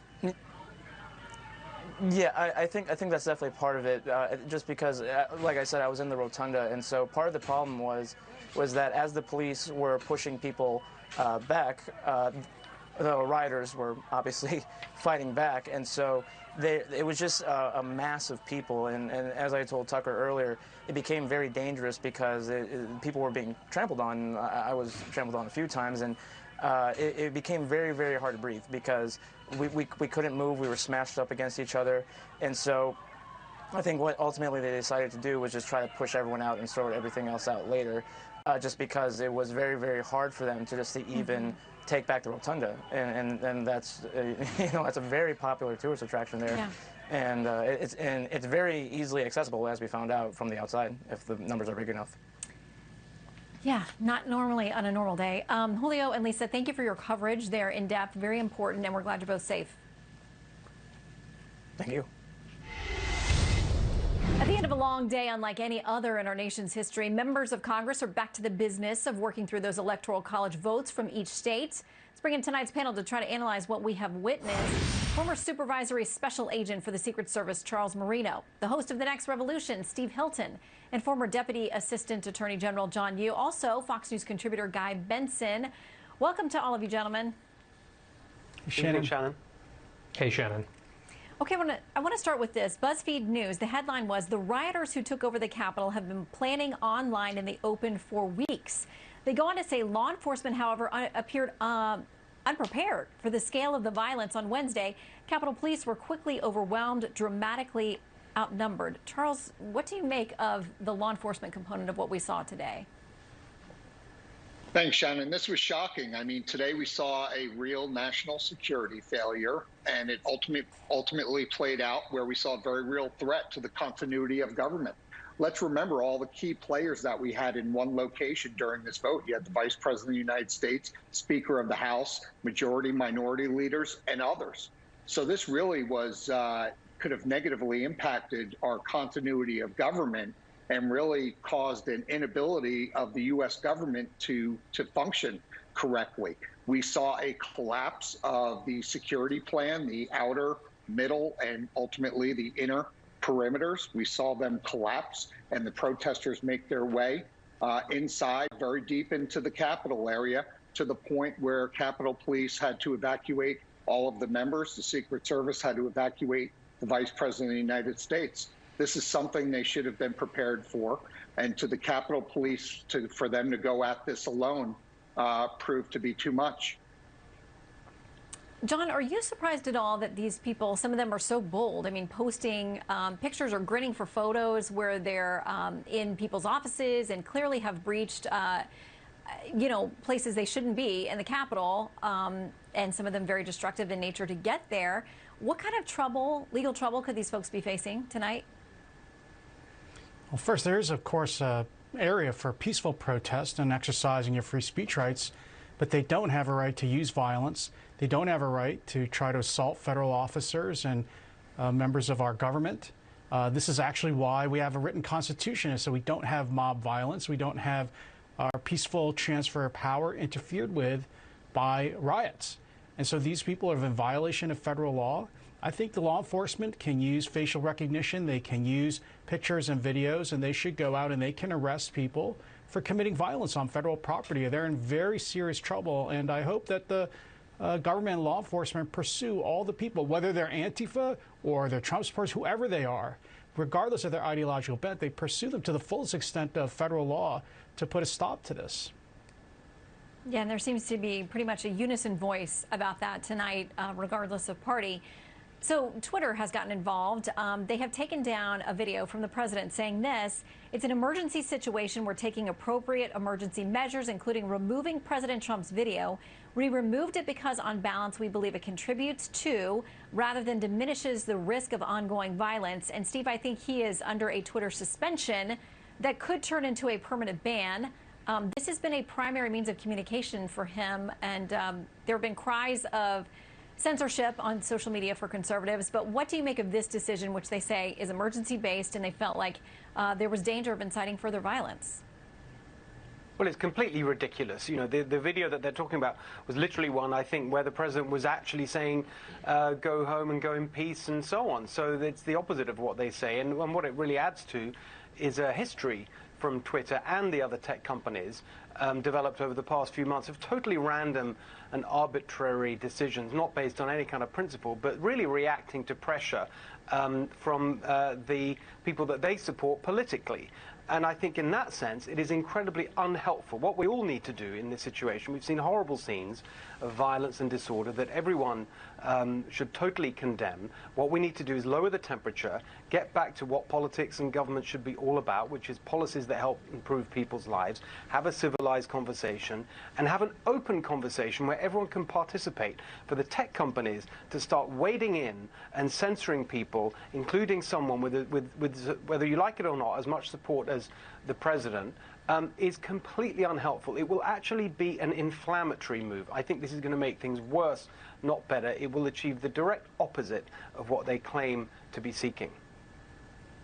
Well, I think YouTube and Facebook have taken similar actions tonight with regard to the president's statements and postings.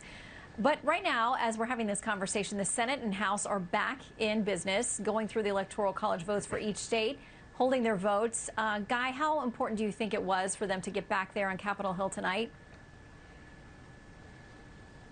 Extremely, right? When this type of thuggery takes place, that strikes at the heart of the constitutional process of the peaceful transfer of power. This was clearly designed to intimidate and disrupt. That cannot be allowed to stand. So the fact that on a bipartisan basis, the leaders of both chambers got together and said, come hell or high water, law enforcement's going to do their job and clear this place, which they finally did. We're going to come back and we're going to complete this task.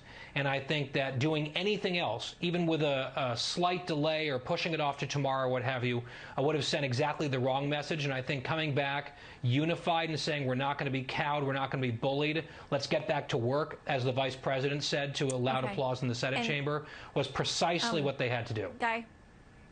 And Guy, sorry to interrupt, but we're watching here now live as the vice president is heading back into the chamber so that he can pick up where they left off with, again, these electoral votes from each of the states. They go through alphabetically when there are objections. that include a House member and a senator. Then they break off into their different chambers, the House and the Senate, to consider the objections and then vote. It looks like Senate Majority Leader is Mitch McConnell is back there as well. So we see Vice President Pence there presiding over where we will go next. Again, we've been going alphabetically through these states. We're told to expect objections to Pennsylvania, potentially other states as well. Do we want to listen in for a minute here? Looks like they're getting procedurally back where they want to go. Is Chad Pergram with us? Chad, do we know? They just had the vote on Arizona, so will they pick up from that point, or did they get past Arizona? I mean, I know Arizona's done, but I'm not sure if we got anywhere out of the A's yet. That's right.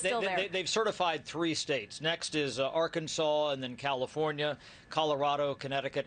And so what happens now, mostly when they do this certification, they meet just in the House chamber, a joint session of Congress. It's very similar to State of the Union. In fact, the only capacity when they ever have a joint session of Congress, not a joint meeting of Congress, a joint session of Congress, is when they certify the electoral vote and when you have State of the Union. And that's why Vice President Mike Pence is presiding in his capacity of President of the Senate alongside House Speaker Nancy Pelosi. Keep in mind, though, that the reason that Mike Pence has a little more latitude here, and I use that word very specifically, is because the 12th Amendment to the Constitution indicates that he's the one that runs the show. He opens the envelopes, the certificates of election, and reads the total. And it says in the 12th Amendment, whoever has the most electoral votes shall, that's the exact verbiage in the 12th Amendment to the Constitution, shall be president. So very soon here they will start. They will pick up. Again, as I said, with Arkansas, no challenge there. We thought there may be a challenge to Georgia. That doesn't seem to be in play at this stage, and so they would probably eventually get down to Pennsylvania. And Josh Hawley, the Republican senator from Missouri, indicates that he will object. Again, you need 2 petitioners, one from the House, one from the Senate, to trigger that double-barrel debate where what will happen is the House will stay where it is, the Senate will go back, you'll have a little bit of a lapse, the joint session will be suspended, and then for up to 2 hours, they will debate respectively in the House and in the Senate the Pennsylvania slate of electors. Each senator and each House member can only speak for up to 5 minutes during that 2-hour window, and then you have to vote on Pennsylvania. And this is why we could be here very deep into the night, Shannon. Okay, Chad Pergram, we know you're going to be with us, so stick around. I think that we have Congressman Andy Biggs with us, Republican out of Arizona. If you're there, Congressman, can you let us know what you're feeling tonight as Arizona is now over and done with? You have objected, and do you plan to continue to with regard to other states? Yeah, I signed on to objections in a number of states, Shannon, but I think Chad is correct. As far as I can tell, you might have one state that has a senator join, and then there'd be debate on that. But otherwise, you will hear objections registered by dozens of Republican members of the House, but they won't be matched with senators. So what do you make of those who have changed their minds tonight and said after the events of today they had planned to object, they will not anymore? Senator Kelly Loeffler is among those, but there are others out there in the Senate who have said as much that it's time to get together and heal the country. What do you say in response to that about why you plan to continue to object? Well, what happened today cannot be condemned strongly enough. I mean, that type of violence. There needs to be prosecutions, and there needs to be convictions. We can't tolerate that type of conduct and attempt to, quite frankly, hijack the government. But at the same token, we still have a constitutional obligation and duty, if we feel that way, to weigh in on this. That's the process that we've established. And if you believe that there was constitutional improprieties or distortions in the Constitution, or there were anomalies, or there were things that shouldn't have been done in the election, then I think you have a duty to go ahead and raise that objection. And that's part, by the way, that's part of what we defend. If you can stick with us just for a second, we're going to listen into the Vice President here. In the Senate of the United States, ordered that the Senate, by a vote of 6 ayes to 93 nays, rejects the objection to the electoral votes cast in the state of Arizona for Joseph R. Biden for president and Kamala D. Harris for vice president. The Clerk of the House will report the action of the House. Ordered that the House of Representatives rejects the objections to the electoral vote of the state of Arizona. Pursuant to the law, Chapter 1 of Title 3 of the United States Code, because the two houses have not sustained the objection, the original certificate submitted by the state of Arizona will be counted as provided therein. The tellers will now record and announce the vote of the state of Arkansas for president and vice president in accordance with the action of the two houses. This certificate from Arkansas, the parliamentarians advised me, is the only certificate of vote from the state that purports to be a return from the state, and that is annexed to it a certificate from an authority of the state purporting to appoint or ascertain electors.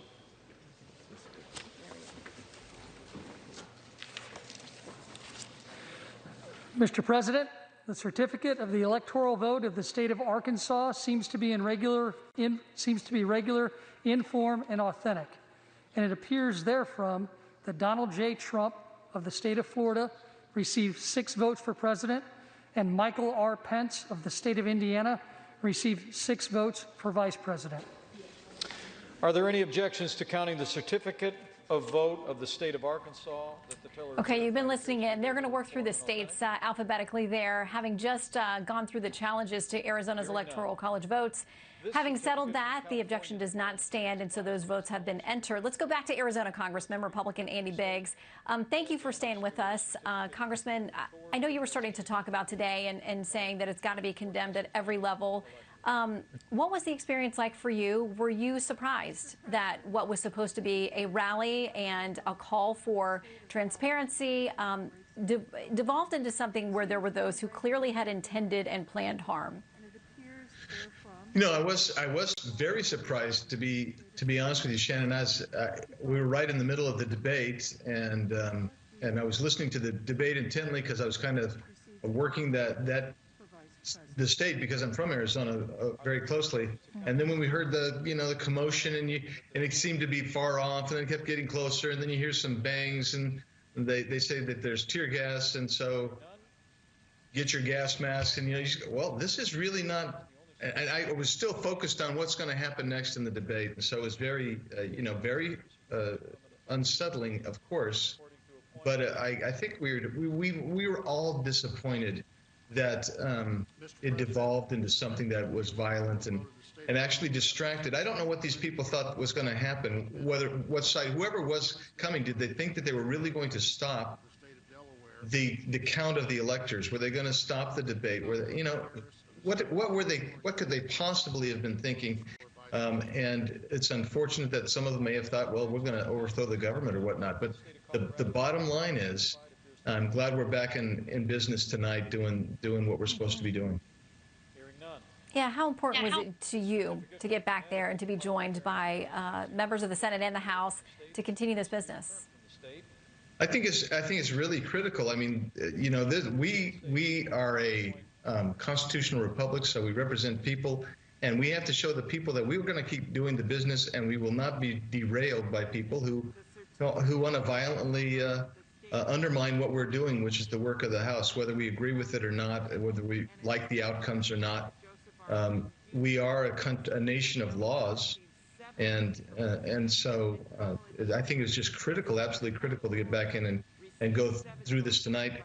And we may have another debate for a couple of hours, and that's important too. And some of the rhetoric that I heard, even post events from my colleagues across the aisle, was still rather personally derogatory towards those of us who believe that not only the U.S. code that Mike Pence is operating under to count these votes also allows us to challenge the election for various reasons, and so I'm hoping that we can get over that divide at some point, but it may be a long time coming. Mm-hmm. Well, we'll watch through the night as you all continue your business. Glad you and your staff are safe. Thanks for joining us, Congressman. Thank you, Shannon. Appreciate it. At about the same time that the U.S. Capitol was stormed today, a group of Georgia militia members alarmed officials when they gathered around the state Capitol grounds there. Correspondent Steve Harrigan is reporting tonight live from Atlanta on that. Good evening, Steve. Good evening, Shannon. The Georgia Secretary of State, the man in charge of the elections here, was evacuated from his office today over security concerns. That office was later closed. Also, security around the Capitol was beefed up as well. The governor of Georgia, Brian Kemp, has extended his ability to deploy the National Guard. He said he condemned the violence in Washington, D.C., and said that same violence would not be repeated in Georgia. It is unimaginable that we have people in our state and our country that have been threatening police officers, breaking into government buildings. This is not the Georgia way, and it is not the way of our country. Tensions have been high in Georgia. Two bitter runoff races for control of the Senate. Now two Democrats projected to win those races in really historic contests. 33-year-old John Ossoff, a man who's never held elective office, is projected to win, and also his fellow Democrat, Reverend Raphael Warnock, a man who reflected on his own personal history during much of the campaign. He is the 11th of 12 children and grew up in public housing. We were told that we couldn't win this election, but tonight we prove that with hope, hard work, and the people by our side, anything is possible. May my story be an inspiration to some young person who is trying to grasp and grab hold of the American dream. The Democrats credited a ground game for their wins. They turned out more than 3 million people in the early voting. Shannon, back to you. All right, Steve Harrigan in Atlanta, thanks so much. Okay, let's check in with Chad Pergram. They're talking about Georgia now on the Hill. And Chad, that's one of the states we thought there might be some objections. What can you tell us?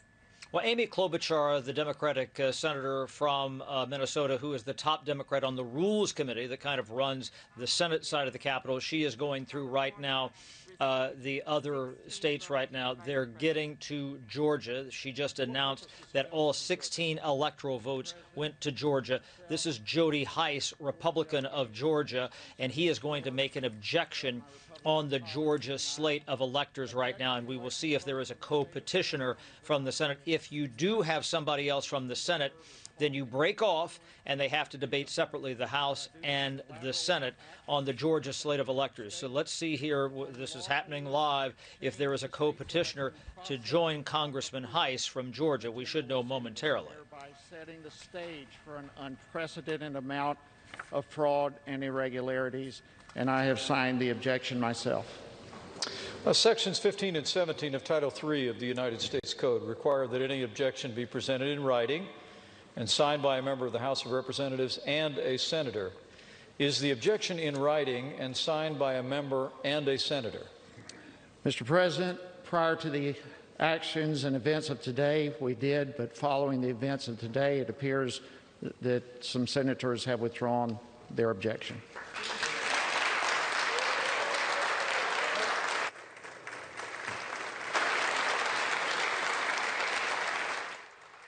That is a significant development right there. You heard that some of these senators, were prepared to join and have a debate here, but because of the mayhem at the Capitol, they did not sign on. So what will happen now, Georgia is done. The 16 electoral votes from Georgia go to Joe Biden. They will continue alphabetically down the roll, and then what will happen, they get to Pennsylvania, and that's where Josh Hawley says that he will weigh in, and he will be that Senate petitioner, and presumably they will have a House petitioner. That's when the joint session will be suspended again, and then they will have debates separately in the House and Senate over Pennsylvania. So it could be the case that we only have two states that are being challenged here, Arizona and Pennsylvania. There was a point where we thought we might have as many as 6, Nevada, Wisconsin, Michigan. We talked about Georgia a second ago. So this does shorten things up a little bit, but we probably have a couple hours of debate plus of votes in both the House and Senate to certify that state. And then you get to the end of the process, This is the final stage before Inauguration Day on January 20th. They reconvene the joint session of Congress with Mike Pence. He reads the vote total, the electoral vote total, and under the 12th Amendment, the language is the one with the most votes shall be president. It is done at that stage, Shannon. Okay, you were used to working around the clock. We count on you, Chad, and today has been a busy, crazy day. We know that this is no different for you, so we'll check back in as this continues to play out. Thank you, Chad. Absolutely. Okay, for now, let's bring in Republican Congressman from Colorado, Ken Buck. All right, Congressman, I understand you did not plan to object going into these electoral votes being counted today. What do you make of the fact that it seems like very much a scaled-back operation based on the events of what's happened today? It started out as a fool's errand, and it is now pretty much a done deal. My understanding is there will be an objection to Pennsylvania. The debate will be more truncated than it has been for Arizona, but the result will be the same. Overwhelming numbers in the Senate and in the House will vote to accept the electors, and we will move forward to an announcement that Joe Biden is the president-elect. So what do you say to those who will point to the fact that the Constitution says that it is state legislatures who are to set election laws? And in a number of states, this was a very strange year because of the pandemic and other issues that came up. A number of these states didn't follow that path. It was a court or an elected official or someone else who made changes to those state election laws. And so for these objectors, they say, we don't think these states handled their selection of their electors properly. And they find it to be unconstitutional. And they say there are no other options left at this point, so that's why they're taking this route. Shannon, the law is very clear. If a Secretary of State enters an order that the legislature should have entered, the time and place for that objection is before the election occurs. You can't wait for an election to occur and then go back and try to pick the states that you didn't win and say, well, this was mishandled in this way. You have to file your to ask for an immediate injunction and stop the process before the election occurs. What we're doing today is covered by the 12th Amendment, and it is a very simple process. And the process is that we will find that the votes have been counted. And that is all that we are supposed to do, and that is all we are authorized to do in this process. Mr. President, the certificate of Well, I know that there were some pre-election challenges in some states. I know Pennsylvania is one of those, and that may be why they're going to try that avenue. When you get to Pennsylvania tonight, we'll watch as this plays out. We thank you for your time, and glad that you're safe, sir. Thank you. So let's bring back tonight's panel to try to analyze what we've been witnessing. Former Supervisory Special Agent for the Secret Service, Charles Marino, host of The Next Revolution, Steve Hilton, former Deputy Assistant Attorney General John Yoo, and Fox News contributor Guy Benson. Guy, I'll start with you because we had to cut you off in the middle of your last answer. We've talked a lot about getting back to business as usual tonight. You heard what Congressman Buck just said, that he said that this was a fool's errand. But for a lot of folks, both in the House and Senate, they say that they have a legitimate constitutional duty, that these electors were not chosen properly per the U.S. Constitution. They feel like they have legitimate objections, and they're going to continue to play them out tonight, we think, again, with Pennsylvania. Yeah, at least in Pennsylvania. I think by and large what the congressman just said is correct about Congress's role here. Senator Mike Lee from Utah gave a good, succinct speech on this on the floor in the Senate just a few hours ago. And when we get around to Pennsylvania, which seems like it might be the one and only remaining challenge that might be lodged and then make it into both chambers for debate, I would encourage people to go back. They can find it on YouTube. It just happened a short while ago. Senator Pat Toomey, Republican of Pennsylvania, used his time on the floor tonight to really delve into a number of the allegations being made about supposed irregularities in that state, and he systematically and thoroughly debunked them. And I think listening to Senator Toomey explain that is worthwhile for a lot of people who may be concerned about elements of this process. Steve, I want to bring you back in here, too, because I know that in reading some of your notes and your thoughts on what's gone on with the Trump administration, you say that he's been a different leader because he made people change the way that they think. It wasn't just about a policy or a personality. It was more broad than that. So what do you think will be his impact moving forward? A lot of folks today thought they wanted to see more quick and, just unwavering calls from him for these protesters to get out of the Capitol. What's his role moving forward? Well, I think, Shannon, that's one of the things that is so frustrating about what we've seen today, this completely unacceptable way to handle a political dispute with this kind of violence and disorder, obliterates what should have been a positive period. Of course, disappointing for Trump supporters to have got the result in November, but there's a positive aspect to this, both in terms of politics and policy. In terms of politics, what actually happened in that election was that the president expanded the Republican coalition. People were talking about the new multiracial working class coalition that he'd built in terms of more support from black voters, from Latino voters, and from working class people. No one's talking about that anymore, but that is and should be a positive, lasting legacy. In terms of policy and ideas, one thing I've said very often is that real power in politics comes not from the office you hold, because everyone loses that eventually, not even necessarily from the policies you implement, because they can be reversed. It's about whether you change the climate of opinion, you change the intellectual framework within which politics is discussed. And, Donald Trump would be the last person anyone would think of as an intellectual, and he'd probably hate the label himself. But actually, if you look at the change in the consensus in terms of issues like trade and immigration, standing up to China, America's role in the world, these are big shifts that we haven't seen for many, many years. And I think they will be lasting within the Republican Party, and to a certain extent, right across the board. If you look at how Joe Biden's talking about China, very different from what we saw even 4 years ago. And so there is a positive aspect to this presidency, and the really frustrating thing is that the kind of stunt and performance and things that we've seen today just really blot all that out. Mm-hmm. Charles, having been a member of the Secret Service and a special supervisory agent, what can we learn from today about this not being repeated by any group? Yeah, it's a good question. I think it's a matter of overall intelligence, right? And sometimes it's just simply putting two and two together. Earlier today, we have a very large rally that focuses on the validity of the election. You have a visit by the president, which often shows support for that belief. And at the same time, at the other end of Constitution, we have a vote on the very election to certify the election.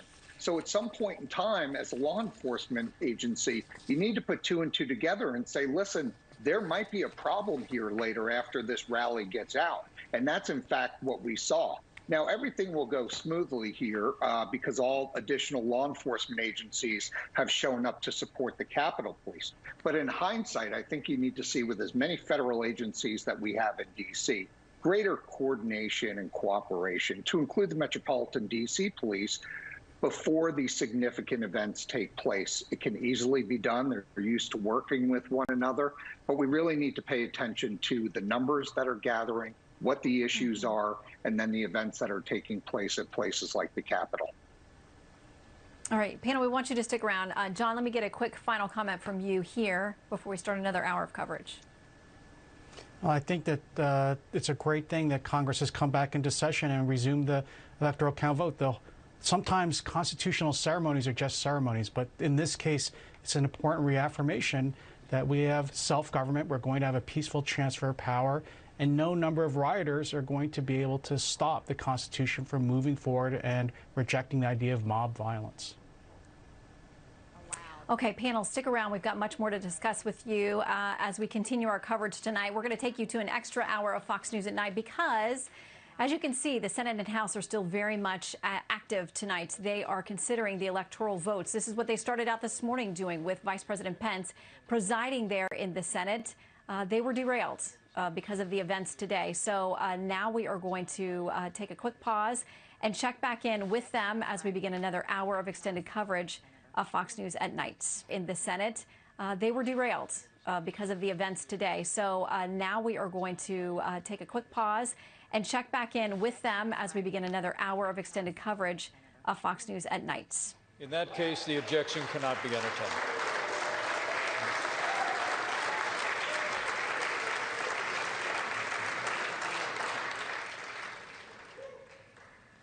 And it appears another state has made it through the electoral vote contest. You know the objection takes somebody from the House and the Senate. That did not occur. In a number of states, electoral votes are being entered. Vice President Mike Pence, who is presiding over this as they work through alphabetically. We think the next state they'll get to is Pennsylvania. Welcome back to Fox News at Night's extended coverage of everything that took place today on an unbelievable day here in the capital city, plus the debate and the vote still going on at this hour. We're going to begin with some breaking news. The House and Senate have both voted to certify the electoral votes from Arizona tonight after debate on the objections was historically interrupted earlier today. I'm Shannon Bream in Washington. We continue on and we go back to Capitol Hill, where congressional correspondent Chad Pergram has been tracking all the latest developments today, the dangerous events that played out on the Hill, and now what's happening as they're back in business. Hey, Chad. Hey there. Well, there was just some applause in the House chamber as they meet in this joint session of Congress. The reason is they thought there might be some challenges to Michigan. There were no challenges, so Michigan's electoral votes have been certified for Joe Biden. As you say, Pennsylvania is the next big question. We thought earlier in the day that Georgia was going to be one that they challenged. The idea with Georgia, of course, Jody Hice, Republican congressman from Georgia, he was the House petitioner, but you need a sponsor from the Senate. And Hice was asked by Mike Pence, the vice president presiding. He said, do you have a Senate sponsor? And he said, well, we had some earlier, but they dropped off after the mayhem at the Capitol today. We've seen that. There were a number of famously, do you have a Senate sponsor? And Maxine Waters said, I don't have a Senate sponsor and I don't care. And Al Gore famously said, well, the rules do care. It didn't get to that level here in the House chamber tonight with Vice President Pence presiding. But that was very similar, where you have a House petitioner, but not a Senate petitioner. And we certainly had that happen in 2017, where there were House members from Jayapal from Washington State, Jamie Raskin from Maryland. They were questioning and petitioning some of the individual states that President Trump had won in 2016. This is in the 2017 adjudication of the Electoral College. And at one point, Joe Biden, again, vice president, he said to Jayapal from Washington State, it is over. That's the exact quote, because there was never a Senate sponsor to trigger this bicameral debate between the House and the Senate, Shannon. All right, Chad, you have worked through many strange and upsetting days on Capitol Hill. I'm guessing that today is just going to be standing alone by itself.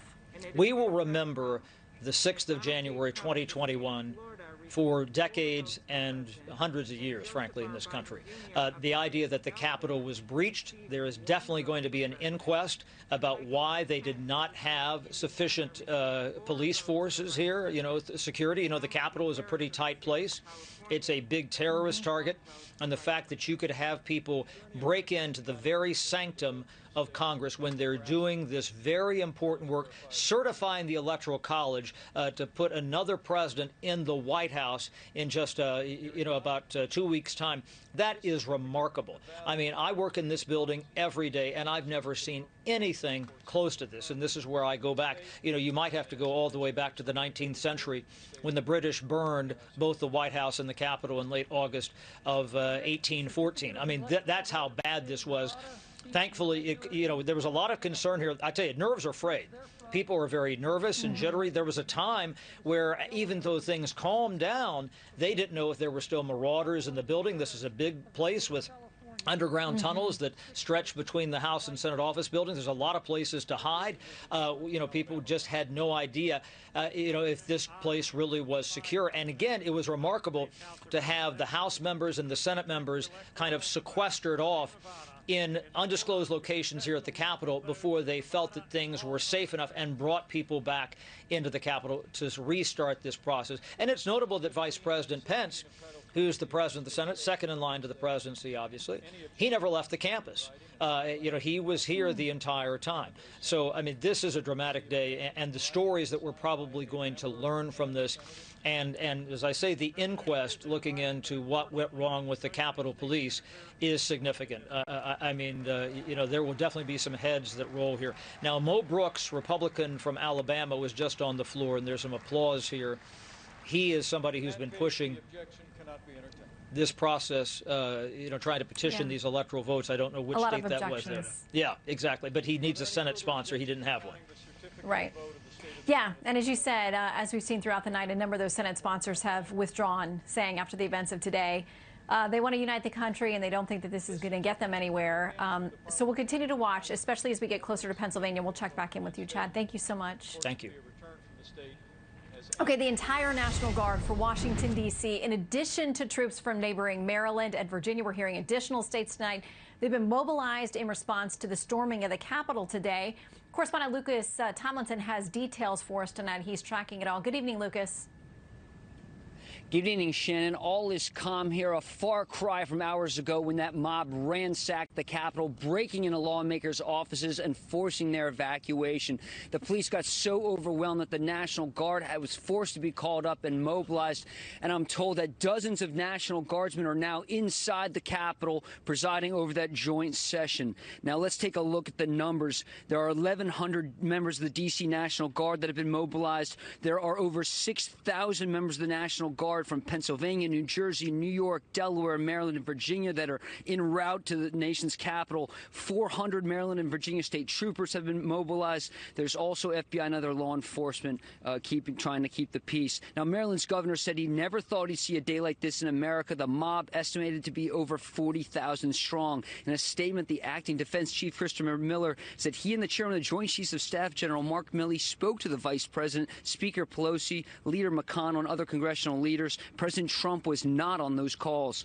The president's former defense secretary, Jim Mattis, blasted President Trump and blamed him for the violence. Quote, "Today's violent assault on our Capitol, an effort to subjugate American democracy by mob rule, was fomented by Mr. Trump. His use of the presidency to destroy trust in our election and to poison our respect to our fellow citizens has been enabled by pseudo-political leaders whose names will live in infamy as profiles in cowardice. Our Constitution, our republic will overcome this stain, and we, the people, will come together again in our never-ending effort to form a more perfect union, while Mr. Trump will deservedly be left a man without a country." And one of the president's biggest supporters and a former Army officer and Iraq war veteran, Tom Cotton, added, quote, "Those who attacked the Capitol today should face the full extent of federal law. It's past time for the president to accept the results of the election, quit misleading the American people, and repudiate mob violence. And the senators and representatives who fan the flames by encouraging the president and leading their supporters to believe that their objections should reverse the election results should withdraw those objections." Now, Shannon, just to show some of the extent of the damage here, there's over $50,000 worth of damage to camera equipment here. 4 people were killed who ransacked the Capitol. Of course, the woman, an Air Force veteran who was shot by Capitol Police. And the curfew appears to be holding, but there's a lot of people hoping that the calm continues. Shannon? All right, they certainly are. Lucas, thank you so much. So minutes after the president told a large crowd of supporters that he would, quote, never concede, some of them marched down Pennsylvania Avenue and stormed the Capitol. As those events played out, both he and the president-elect weighed in. I call on President Trump to go on national television now to fulfill his oath and defend the Constitution and demand an end to this siege. I know your pain. I know you're hurt. We had an election that was stolen from us. We have to have peace. We have to have law and order. We have to respect our great people in law and order. I know how you feel. But go home and go home in peace. White House correspondent Kevin Corke reporting live on the ground tonight on a very busy day in Washington. And evening, too. Hello to you, Kevin.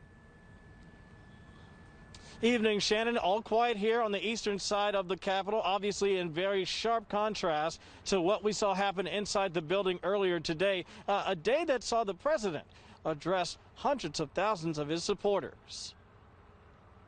We will never give up. We will never concede. It doesn't happen. You don't concede when there's theft involved. President Trump standing firm in his belief that the election was stolen. speaking for over an hour to thousands of his most ardent supporters on the ellipse. At the same time, Congress was preparing to certify the calls for Trump to condemn the violence were quick to follow. As usual, the president took his message to Twitter, saying, "These are the things and events that happen when a sacred landslide election victory is so unceremoniously and viciously stripped away from great patriots who have been badly and unfairly treated for so long. Go home with love and in peace. Remember this day forever." Even some of the president's closest aides say the response was not enough. Former acting chief of staff and OMB director Mick Mulvaney saying he can stop this now and needs to do exactly that. Tell these folks to go home. And recently departed communications director Alyssa Farah called on the president to condemn this now. Activity still fairly quiet here. I'm going to step out of the camera for just a second, just so you can see it has been basically vacant for the better part of an hour. And in fact, we've been told that this sector of the Capitol grounds, well, we need to get out of here. So we're going to move for you here, but we'll stick around all the same over the next hour or so. Shannon, back to you. All right. Thank you very much, Kevin. Okay, there is progress on Capitol Hill as they work through the states alphabetically. We know they're getting close to Pennsylvania, so we want to bring in not only our own Chad Pergram, because we think this might be another one of the states where they have objections. We're going to keep an eye on that. But also, Congressman Byron Donalds, he's newly elected out of Florida. He is a Republican. Congressman, welcome. Thank you for joining us. Good evening, Shannon. Thanks for having me. Okay, it sounds like we're on Pennsylvania. Let's listen in for a second. Mr. President, the certificate of the electoral vote of the Commonwealth of Pennsylvania seems to be regular in form and authentic, and it appears therefrom that Joseph R. Biden, Jr. of the state of Delaware received 20 votes for president, and Kamala D. Harris of the state of California received 20 votes for vice president. For what reason does the gentleman from Pennsylvania rise? Mr. President, sadly but resolutely, I object to the electoral votes of my beloved Commonwealth of Pennsylvania on the grounds of multiple constitutional infractions that they were not, under all of the known circumstances, regularly given. And on this occasion, I have a written objection signed by a senator and 80 members of the House of Representatives. Is the objection in writing and signed by a senator? Yes, Mr. President, it is. An objection presented in writing and signed by both a representative and a senator complies with the law. Chapter 1, Title 3 of the United States Code. The clerk will report the objection. We, a United States Senator and members of the House of Representatives, object to the counting of the electoral votes of the state of Pennsylvania on the ground that they were not, under all of the known circumstances, regularly given. Signed, Josh Hawley, United States Senator, Scott Perry, Member of Congress. Are there further objections to the certificates from the Commonwealth of Pennsylvania? The chair hears none. The two houses will withdraw from joint session. Each house will deliberate separately on the pending objection and report its decision back to the joint session. The Senate will now retire to its chamber. Okay, what you have seen there is what we expected would happen with Pennsylvania. You've got many, many House members, and you also have Senator Josh Hawley. You need both in order to lodge that written objection. Now the House and Senate will meet separately to go through the objections with those electoral votes. With Pennsylvania, they'll vote. They'll come back together. One of the men who'll be voting is Congressman Byron Donalds, newly elected, just sworn in on Sunday. I can't imagine that you would have expected your start to Congress would be what you experienced today and tonight with these challenges. My understanding, sir, is that you were going to vote to object. Will you do that tonight? That is correct, Shannon. My intentions were to object to the electoral votes in the Commonwealth of Pennsylvania. I still hold that position, and I'm going to do so. I'm also going to take the time to watch the debate as well. I think one thing is clear, in spite of the tragedy that happened here at the nation's capital today, is that the law in Pennsylvania was violated by the Secretary of State and, in my view, the state Supreme Court. I was a former member of the Florida legislature. I had a responsibility to vote on changes to our election law as a member of Florida's legislature. And I will tell you, there's no way that we would tolerate our Secretary of State or even our court making such unilateral changes around the legislature. That is something that is reserved in the Constitution for state legislatures. That's the reason why I oppose what happened in Pennsylvania, and I'm willing to see and sit down and watch the debate like everybody else is going to see over the next couple of hours. Okay, we want to let you get back to that. A couple more questions. I want to ask you about one of your colleagues there, Democratic Congresswoman Cori Bush. I believe she's out of Missouri, tweeting this: I believe the Republican members of Congress who have incited this domestic terror attack through their attempts to overturn the election must face consequences. They have broken their sacred oath of office. I will be introducing a resolution calling for their expulsion. How do you respond to your new colleague? Frankly, I think Cori is wrong, and I think the resolution is out of line. Listen, the members of Congress have a constitutional responsibility to lay objections if they feel that something happened in those states. That is what we did. To bring a resolution calling for us to be removed is outrageous. There is not one member of the House or Senate that is bringing objections that wanted anything to happen like what happened today in the Capitol. Not one of us. And so I think the resolution is out of bounds. And frankly, I think the resolution continues to cause the kind of division in our politics that's not necessary. This is a constitutional process that is happening here in the nation's capital. We're going to go about our business dealing with the Commonwealth of Pennsylvania. And when the votes are cast there, we're going to move on to the next states. So sworn in on Sunday. Today, the Capitol is under siege. I'm not sure exactly what you and your staff experienced, but your thoughts on being a new member of Congress and seeing something that hasn't happened, as our Chad Pergram has told us, not just in decades, but in centuries. Well, I got to tell you, quite shell-shocked, actually. I was really concerned for my staff and really concerned for a lot of the members here at the Capitol. A lot of our members, are much older than I am. I'm 42 years old. We have many women who are here who are serving their communities, who were duly elected to serve. And so, when this happened, when the Capitol was breached, the number one concern for myself and a lot of the male colleagues that serve here on both sides of the aisle was trying to make sure that the people who are elderly here in the Capitol and the women were protected and we got them out of harm's way. That was number one. Number two, this type of thuggish behavior that occurred here can never be tolerated. We wouldn't tolerate it in Minneapolis. We wouldn't tolerate it in Kenosha, Wisconsin, and it should not be tolerated here in the nation's capital. But I'm really thankful for Capitol Police and the reinforcements that came here because they were able to get this under control pretty quickly and restore order here in the nation's capital. Congressman Byron Donalds, welcome to Washington. We are glad you're safe, sir, and thanks for your time. We hope you'll come back soon. Of course. Thank you, Shannon. Have a good evening. You too. Okay, and Chad Pergram is sticking close, too. But right now, we want to check in. Trump supporters numbering in the thousands marched on Capitol Hill today. Hundreds of them did manage to storm into the building, the Capitol. It's raising a lot of questions about security. We've got Ken Cuccinelli with us, I believe, on the phone. We've had a little bit of trouble connecting technically. The Deputy DHS Secretary, he knows about a lot of the planning and the threats that have gone on. Ken, good to have you with us. Always good to be with you, Shannon. Okay, so let's talk about this. There have been concerns about how this played out today. Tom Rogan, writing in the Washington Examiner, says a catastrophic Capitol security failure.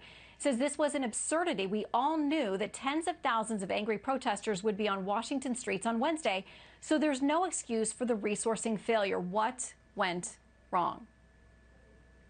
Well, first of all, it's important to remember that the Capitol Police report only to Congress. They are not part of the executive branch, and it's an unusual situation. The only other one like it is the Supreme Court Police, which reports to the court itself. And they are linked up with the Secret Service, with the Washington Metro Police, with the Department of Interior, which plays an unusual role for your viewers in Washington because there's so many national parks. The whole mall is a national park. Lafayette Square across from the White House. So they are They're intimately involved, as are the Department of Homeland Security law enforcement, Secret Service being one, Federal Protective Service being another. Both of those agencies rushed officers over to the Capitol upon request. Literally, we had hundreds of officers over there from the Department of Homeland Security. And as the congressman noted, control was reestablished quickly, but that doesn't change the questions that arise from the breach in the first place. And those are going to have to be addressed by Congress itself, and I'm not sure we're all going to be very satisfied with those answers, given that we all knew that the epicenter of today's events was going to be the U.S. Capitol. We did, and for those of us who have lived and worked in this area for a long time and have spent time in the Capitol, we know it's not an easy thing to get in there on a daily basis, on a normal basis, and we've seen on many big occasions. I mean, big Supreme Court cases you mentioned on the Supreme Court Police and Capitol Police. There are so many agencies here, law enforcement agencies here in D.C., but Inauguration Day, State of the Union, it's always a big one, too, on the Capitol, where there are officers everywhere, heavily armed, and ready. And we've seen that repeatedly. Do you think that there was an underestimate on how many people would show up, or what exactly the people would be planning to do today? Well, if there hadn't been, Shannon, there wouldn't have been a breach. So the real question is why and to what degree. I will say this, but the Secret Service and the Capitol Police kept members safe. That's their first priority. And they did accomplish that. So, but that doesn't change the fact that they were put in an emergency situation because of the breach. And I think they were overwhelmed by numbers, and they expected what amounted to a normal protest, as opposed to the kind of aggressive behavior that we've been dealing with in other parts of the country, and some in Washington, D.C., though not at the Capitol, over the last 6 months. And frankly, there's been an awful lot of treatment by a lot of people in Congress and the media that have been accommodating of violence in lieu of protesting. And we saw some of that again today. And when that's allowed to go on, when a society like the United States of America accepts that, then it breeds more of it. And until we all agree on a nonpartisan, bipartisan basis to reestablish the rule of law and to say that under all and any circumstances violence is unacceptable, then we will continue to see it. And whether it comes from the left or the right is secondary to the fact that violence is wrong morally and legally, and has no place in our discourse or our society. Mm-hmm. Yeah, and people have to agree, as you said, on a totally apolitical but very consistent basis that this behavior is not acceptable, regardless of who is behind it. Okay, Acting Deputy DHS Secretary Ken Cuccinelli, thanks for your time. Good to be with you, Shannon. Okay, senior correspondent Mike Tobin has been tracking the developments on the ground. He's been there in the Capitol all day as this plays out. He is no stranger to protests and dangerous situations. So, Mike, is it under control and quiet at this hour? What can you tell us? It is under control and quiet now. We know now, Shannon, that in the course of this chaos that a total of 4 people died. 1 woman was shot and 3 people died from medical emergencies. And we know now from the chief of the Capitol Police that woman who was shot, or I should say the chief of Metro Police, the woman who was shot by Capitol Police officers. Some 52 people were arrested. 47 of those who were arrested for violating curfew. It was just after 1 o'clock when the people started storming inside the Capitol building, ultimately breaching security, running wild inside of the building itself, ransacking offices, even ransacking the legislative offices, the House chambers, legislative chambers, I should say. I asked some of the people who were out here demonstrating what was accomplished. Some of them said they sent a message. Others said they were here to start a revolution. Others said they were here because they're angry with the media. This is a bubble. These guys have been living in their own little bubble and don't realize that the balloon outside is about to pop, and it's popping. It's popped, and we're mad. And they're not doing anything. The vote, it was at least halted, right? They at least paused it. So, I mean, at least that, I would consider that a victory. But, no, I don't think this level of aggression is needed. the kind of damage we have seen. Certainly from the outside, you can see broken windows. You can see bullet scars on some of the windows. Inside, a lot of broken glass. 14 police officers were wounded, 2 of them hospitalized. One of them is said to be hospitalized with serious injuries. And the chief of Metro Police also said that a couple of pipe bombs were found inside. Now, Muriel Bowser, the mayor of D.C., has extended the emergency declaration by 15 days. And what that does, it gives her a broad range of options, including financial resources, the ability to call up other resources like the National Guard, and it gives her the ability to extend the curfew. Shannon, back to you. Okay, Mike Tobin on Capitol Hill. Thank you very much, Mike. And by the way, we're learning more about the woman who died today after being shot in those protests on Capitol Hill. Correspondent Jeff Paul has the very latest on that part of the story. Good evening, Jeff. Yeah, good evening, Shannon. The investigation into the shooting is still in its very early stages, but here's what we know right now. The family of the woman killed has confirmed her identity as Ashley Babbitt of San Diego. She was reportedly a 14-year veteran with the Air Force. We also know just the day before the shooting, she sent out this tweet in response to another. Quote, "Nothing will stop us. They can try and try and try. But the storm is here and it is descending upon D.C. in less than 24 hours, dark to light." Now, the shooting happened after 3 p.m. today inside the Capitol as pro-Trump supporters stormed that building. There is video that appears to show the incident where it shows a crowd of people inside the Capitol yelling. There's seemingly some confusion and chaos, and then you hear a shot fired. Metropolitan Police later confirmed to Fox News that the woman who was shot by police and died from her injuries. A witness who recorded one of the videos that's circulating spoke with Fox News a short time ago. Here's how he's describing the scene. She didn't say anything. She hit the ground, and that's when I was filming, and I stopped filming. That's why my videos are split in two, because I had to shine a flashlight on her to see if we could stop the bleeding, and we put our hands on her neck to try and stop it, and we just watched her eyes go wide, and there was nothing we could do. Babbitt's mother-in-law also told our local Fox affiliate in D.C. that, quote, "I really don't know why she decided to do this." What is unclear, though, is where specifically it took place in the building. And Shannon, we should also mention that in addition to this death, investigators tell us 3 other people died today at the riots from medical emergencies. Shannon? All right, we hope to find out more about those in the coming days and the arrests as well. Thank you, Jeff. So with tonight's panel, let's talk about all of this. Former Supervisory Special Agent for the Secret Service, Charles Marino, Fox News contributor Steve Hilton, the author of Defender-in-Chief, John Yoo, and we're going to bring in our top congressional correspondent as well, Chad Pergram. Welcome back, everybody. Chad, I want to start with you because we're now in the middle of this debate over Pennsylvania and its electors. They had to have a House objector. They had many of them. They had to have a senator. They got Josh Hawley. So what is playing out now? So we have double-barrel action right now. You have Joe Neguse, a Democratic second-term member from Colorado, making the case to certify Pennsylvania. He's on the House floor right now. On the Senate floor, the Senate has just reconvened individually, and Mike Pence has just retaken his position on the dais as president of the Senate, presiding there, and bringing before the Senate the petition, basically, that Josh Hawley leveled, saying, okay, I don't agree with what Pennsylvania has done here. Let's debate. Again, everybody gets up to 5 minutes to debate this in both the House and Senate. Mitch McConnell, the Senate Majority Leader, is on the floor right now, and we should expect some debate from Josh Hawley shortly, although Mike Pence just said if there's no further debate, maybe they're going to go right to a vote here. This is all just happening as it unfolds. Okay, so Chad, once they do hold Pennsylvania... on 1 second here, Shannon. I'm just listening to Vice President Pence Okay, let's here. listen in for a second. Yes. Is there a sufficient second? There is. The clerk will call the roll. Ms. Baldwin. Ms. Baldwin, no. Mr. Barrasso.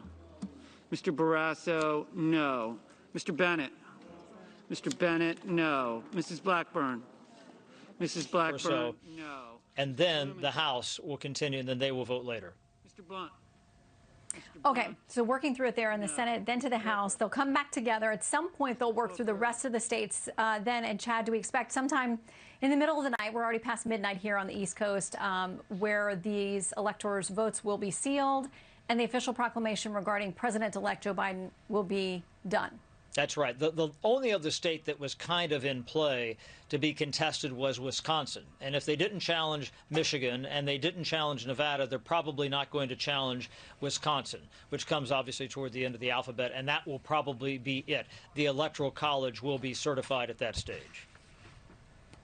Okay, Chad, stick around with us, and we've got the rest of our panel here. I want to go back to Charles Marino, who has served with the U.S. Secret Service, and I want to get into something from Congressman Tim Ryan, who actually oversees a subcommittee. I think that it controls the appropriations or connects the funding for the U.S. Capitol Police. He says there was a strategic breakdown for sure, and you can bet your ASS we're going to get to the bottom of it. I think it's pretty clear that there's going to be a number of people who are going to be without employment very, very soon because this is an embarrassment. I know that there's a lot of bureaucracy and procedure, Charles, on Capitol Hill and in Washington, but it sounds like Congressman Ryan is ready to take some swift action if he can. The right committee to do that, being on appropriations with direct oversight, as your previous guest said, the Capitol Police report to Congress. So they have direct oversight of the Senate and House Sergeant at Arms, who have direct oversight of the chief of the Capitol Police and those officers. So it really is right in their wheelhouse, if you will, from a supervisory standpoint. So they certainly will be able to make decisions regarding leadership, regarding funding, where that funding is directed, and resourcing.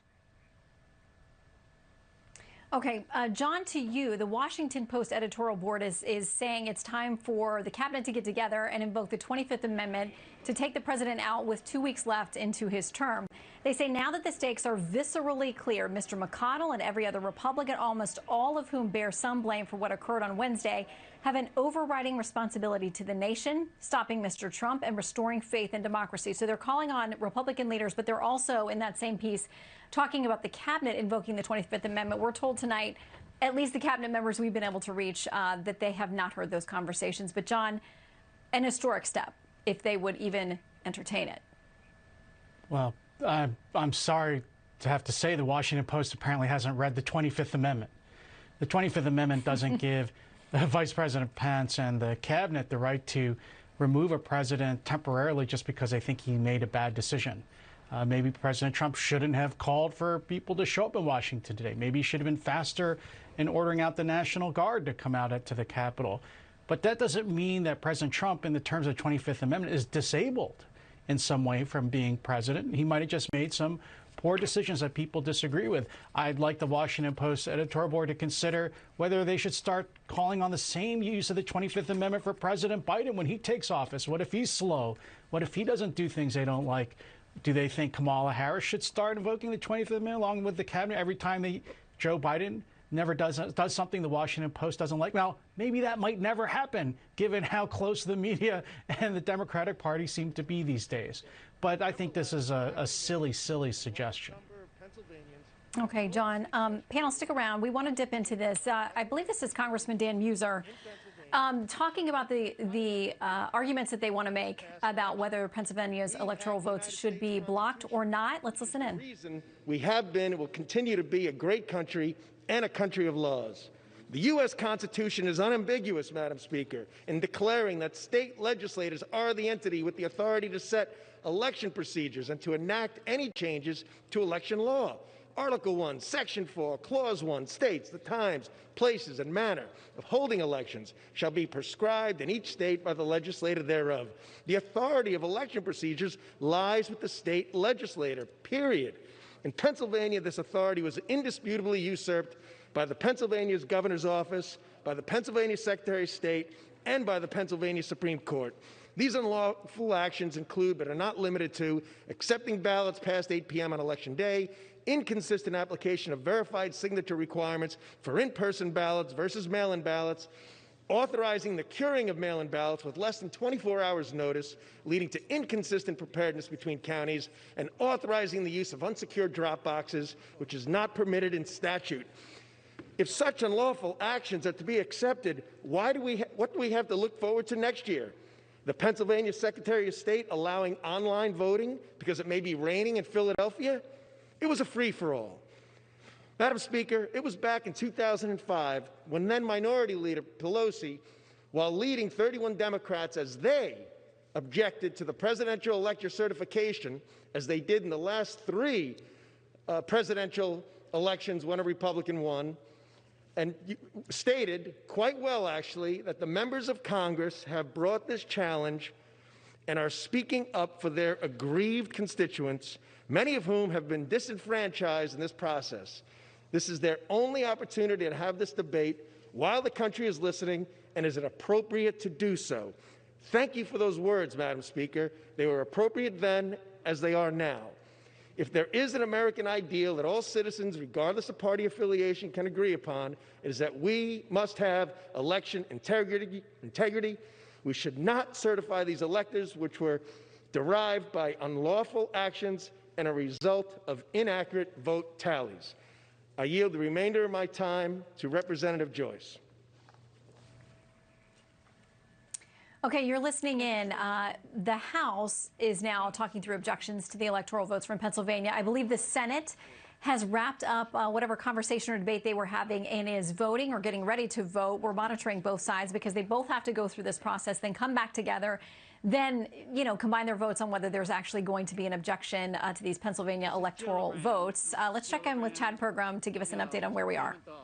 Well, we're almost at the very end of the alphabet in the United States Senate as they are voting on the Pennsylvania slate of electors here. They're getting down into the W's here, so we're going to have a result here soon. It'll take a minute to calibrate this. Again, 99 senators in the Senate right now, 1 vacancy. They have not actually sworn in John Ossoff. Purdue is not a senator. Kamala Harris was in the Senate chamber earlier. She's coming in, obviously, as vice president here in a couple of weeks and still is a senator from California. She was casting votes. But they've just about wrapped this vote up in the Senate. It'll take a minute. They'll make sure that they have crossed all the T's and dotted the I's, and Mike Pence will announce the total. Inevitably, this will go to certify the electoral vote from Pennsylvania. And then we'll have another break from the Senate because the House is still debating the Pennsylvania slate. They have not yet gone to the vote there, so they'll have to wait a little bit of time until the House finishes its debate. Then the vote itself will probably take close to an hour, and then we carry on with the rest of the alphabet. And then they finally, ostensibly, have certified the Electoral College for the presidential election for 2020, which means that Joe Biden will be sworn in on the 20th of January. But we still have a couple of hours of work ahead of us here on Capitol Hill, Shannon. Okay, with your help, we'll continue to track it. Chad, thank you. So, minutes after finishing a night of live reporting for Fox News at Night last May, we were here on the air. Correspondent Leland Vittert and his team were attacked by left-wing protesters just across the street from the White House. So, Leland has reported on numerous protests in our nation's capital over the last 7 months. He's done this around the world. He's back with us tonight to trace the timeline of civil unrest. But first, reaction to today's events pouring in from across the political spectrum tonight. So let's check in there. Good evening, Leland. Shannon, good evening to you. Good morning as it was. The list of prominent Republicans supporting the president and his speech today is rather short. Even some of his most ardent supporters are talking more about the process and the crowd's righteous anger rather than support for Mr. Trump's rally today. And here's the problem. On one hand, Congress as an institution has stood up and do its job, but another important institution has failed us, which is the media. Because whose job is it to debunk the lies? It's the media's job to debunk the lies. But the problem is, from Trump supporters' perspective, these are the same people who spread for 2 years the Russia collusion conspiracy theory. They don't trust the media, and so we've lost the only arbiter of truth that we have, which is the independent free press. How dangerous it is in our time in society to not be able to trust the media. And I've been saying this for years and years. When we can't trust on either side, really, what the information that's being fed to us, then things like this will be a result because there's so much frustration out there that some misguided, very, very wrong-headed yahoos are out there causing this mayhem. Big tech is having none of this. Facebook banned the president for 24 hours. Twitter blocked his account for 12 hours. Two of the president's former defense secretaries wrote different statements. This from Mark Esper. This afternoon's assault on the U.S. Capitol was appalling and un-American. This is not how citizens of the world's greatest and oldest democracy behave. The perpetrators who committed this illegal act were inspired by partisan misinformation and patently false claims about the election. This must end now for the good of the republic. This from former Secretary Mattis, General Mattis. Today's violent assault on our Capitol, an effort to subjugate American democracy by mob rule, was fomented by Mr. Trump. His use of the presidency to destroy trust in our election and to poison our respect for fellow citizens has been enabled by pseudo-political leaders whose names will live in infamy as profiles in cowardice. Mitt Romney explained it this way. We gathered today, he said, Shannon, this meeting yesterday, due to a selfish man's injured pride. All right. Well, Leland, I thinking about through today and all you went through last year, does this take you back to that one particular night that really got not so good for you and your crew? Sadly, yes, because the more things change, the more they stay the same. All the things we never thought would happen seem to be happening. The attempt to storm the White House this past summer, the storming of the Capitol today. What's similar is the level of anger by the protesters and rioters is they believe that their ends justify the means. On that night that our crew was attacked in May, we were confronted and harassed by Black Lives Matter protesters for a few hours before. And in the same way, today I was confronted by protesters demanding to know if I was a patriot. In their words, who supported the president. At the time, they had no idea I was a journalist. But they would come up to people in the street all over the city and ask if you were a patriot and then demand some type of oath of allegiance to the president. And it wasn't just me, but I talked to others who experienced the very same intimidating behavior miles from the Capitol, and anybody who was around downtown D.C. during the Black Lives Matter protest experienced the exact same kind of intimidation. Okay, so what about the difference in aftermath now?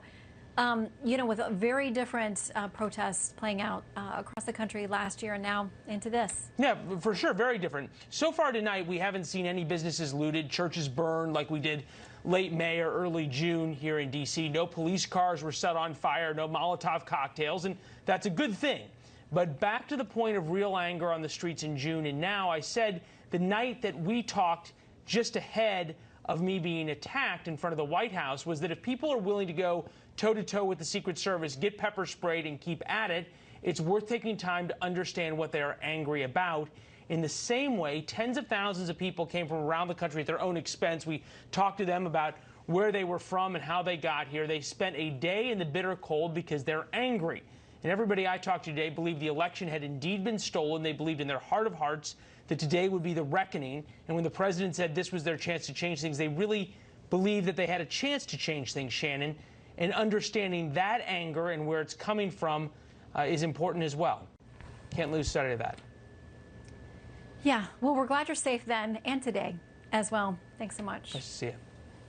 Okay, let's get back to our panel to talk about what we've seen playing out. And now as they're debating Pennsylvania over on the Hill and continuing that process, I want to bring in Steve Hilton along with Charles and John. And Chad Pergram continues to be with us on the Hill as well.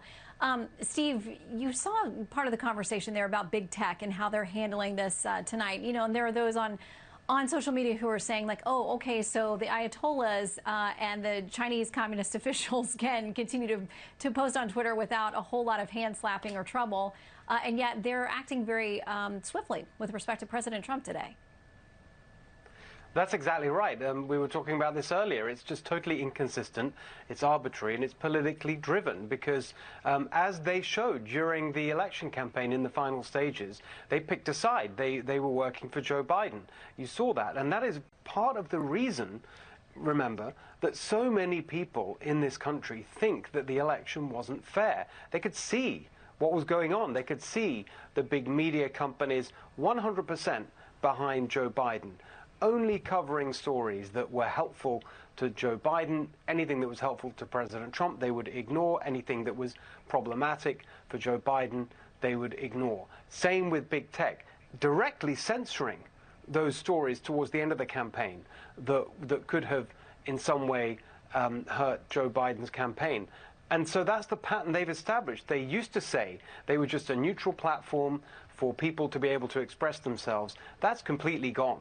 They are now taking a side politically, in this country at least, for the Democrats, for Joe Biden, against Trump and his supporters. And that's one of the reasons that people think the election wasn't fair. They've contributed to the rage and anger that Leland was just talking about. Big tech is absolutely part of the problem. Well, and Charles, as we've heard the explanations from social media, they're worried about the incitement of violence. They thought that some of what the president had to say would lead toward and not away from violence. We've seen the images from inside the Capitol, the video, the stills, the destruction that's there. What happens next for cleaning up and securing the Capitol, as we know that the D.C. mayor is putting in a curfew that's going to extend, it sounds like, all the way through Inauguration Day. How do they secure the Capitol, secure that event, and move forward so these members can get their work done safely? Yeah, the words matter in the example that you gave, certainly as a possibility to incite or be interpreted the wrong way for others to incite. I think you're going to see the Capitol Police will have the additional resources, be it the National Guard and other federal and local agencies, to assist with their security plan for the next 14 days, certainly through the inauguration at least. But the bigger question here, Shannon, is what's the deterrent to prevent this from happening again? You know, and I just pulled it up to make sure that I had it correctly. But if you look at the definition on the FBI website for domestic terrorism, what happened today fits the bill. And so we really need to hold these people accountable, and the way they carried out these violent acts today, criminal acts today, to pursue an ideological goal, which was to turn the political outcome in a different direction. So if the crime fits the bill, we need to start charging accordingly. I think gone are the days of the simple criminal trespass, local charges, a day in jail with a $500 fine. We haven't seen what happened today since the mid-1800s. This could have turned out much worse today. And thankfully, the building wasn't burned to the ground. So we got away with one today, but now we need to put forth a very clear deterrent in the future, in my opinion. Yeah, and earlier on the channel, we heard from a young man who was right there as that 14-year Air Force veteran was shot. He said she wasn't rampaging, she wasn't causing trouble. Yes, she was inside the Capitol, but there were others who were much more destructive and amped up and ready for violence. So when you see somebody caught up in it who, you know, was part of here protesting what she thought was an unfair election, John, it's just heartbreaking. And you do hope that people will be held responsible for what they did incite today and overgoing those barriers, you know, pushing aside the Capitol police officers, really desecrating a lot of areas inside the Capitol. You know, what will be the process for holding them responsible? I'm assuming most of these will be federal charges. Yes, it's a crime to commit violence like this on federal property. It's a crime to attack federal officers. It's a crime to try to attack our elected representatives. You know, I used to work in the Senate building. I was a member of the staff of the Senate Judiciary Committee back far too long ago. And I feel bad for the dilemma that the Capitol Police face. I mean, it is the people's house. They do want the people to be able to participate in government, to protest if necessary, to talk to their representatives. But they also have to have a firm hand if things get out of control and things get violent. And I think that the police were a little too lax today. The other thing I just want to emphasize is it was a tragic day, but one thing we should remember is that the real action, the real way that we select the president is in the states. And I think today, even though we saw this violence, we saw this disruption, it actually underscores the wisdom of our framers was not to let Washington, D.C. pick the president, to let the states do it, to let the states run their election systems.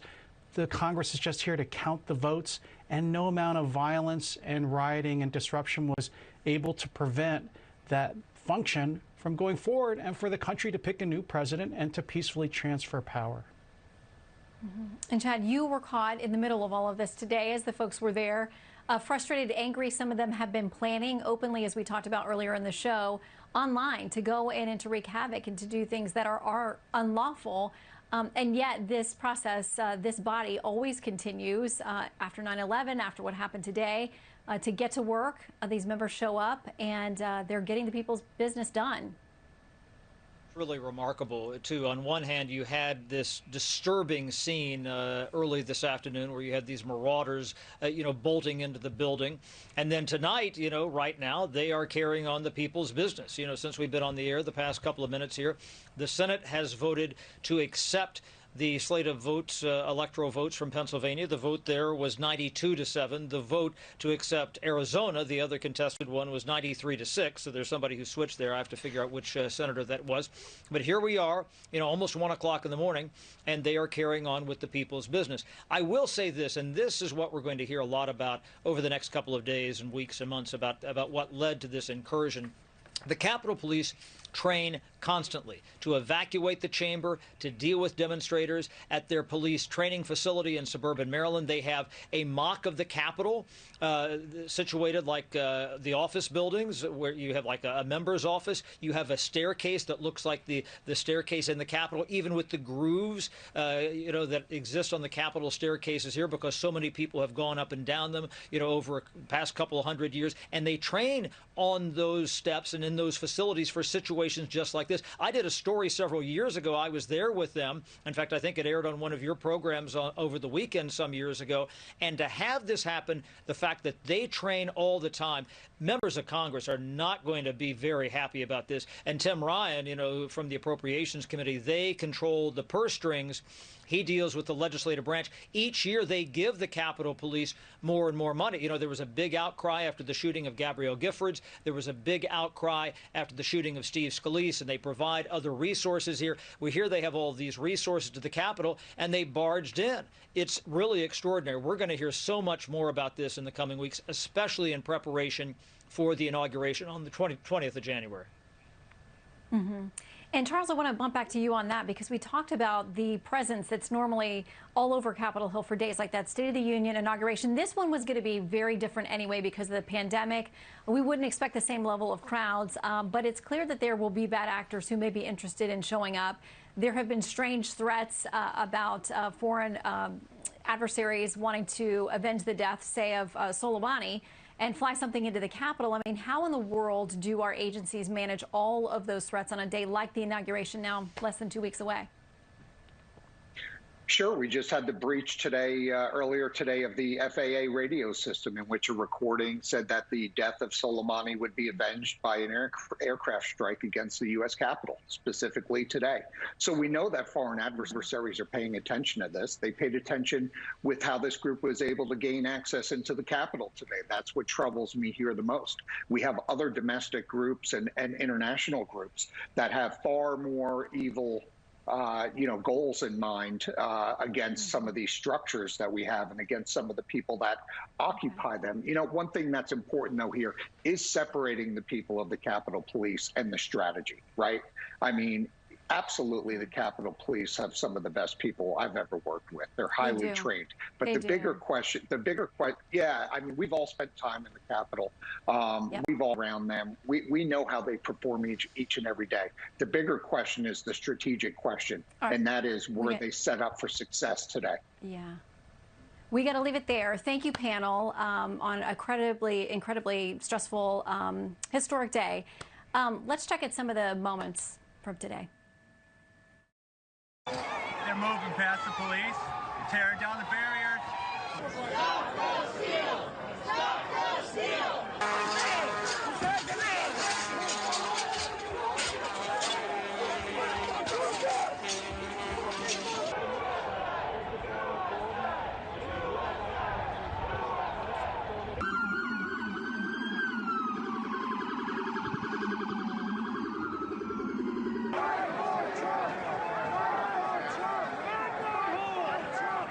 Without objection, the House is going to go back into recess.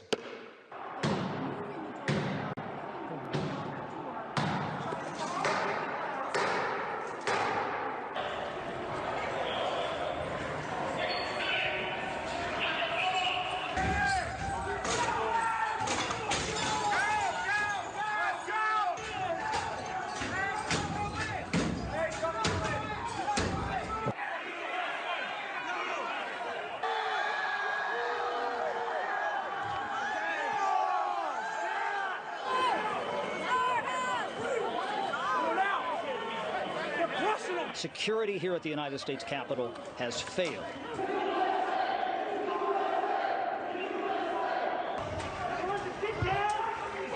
They wouldn't stand. They broke the glass.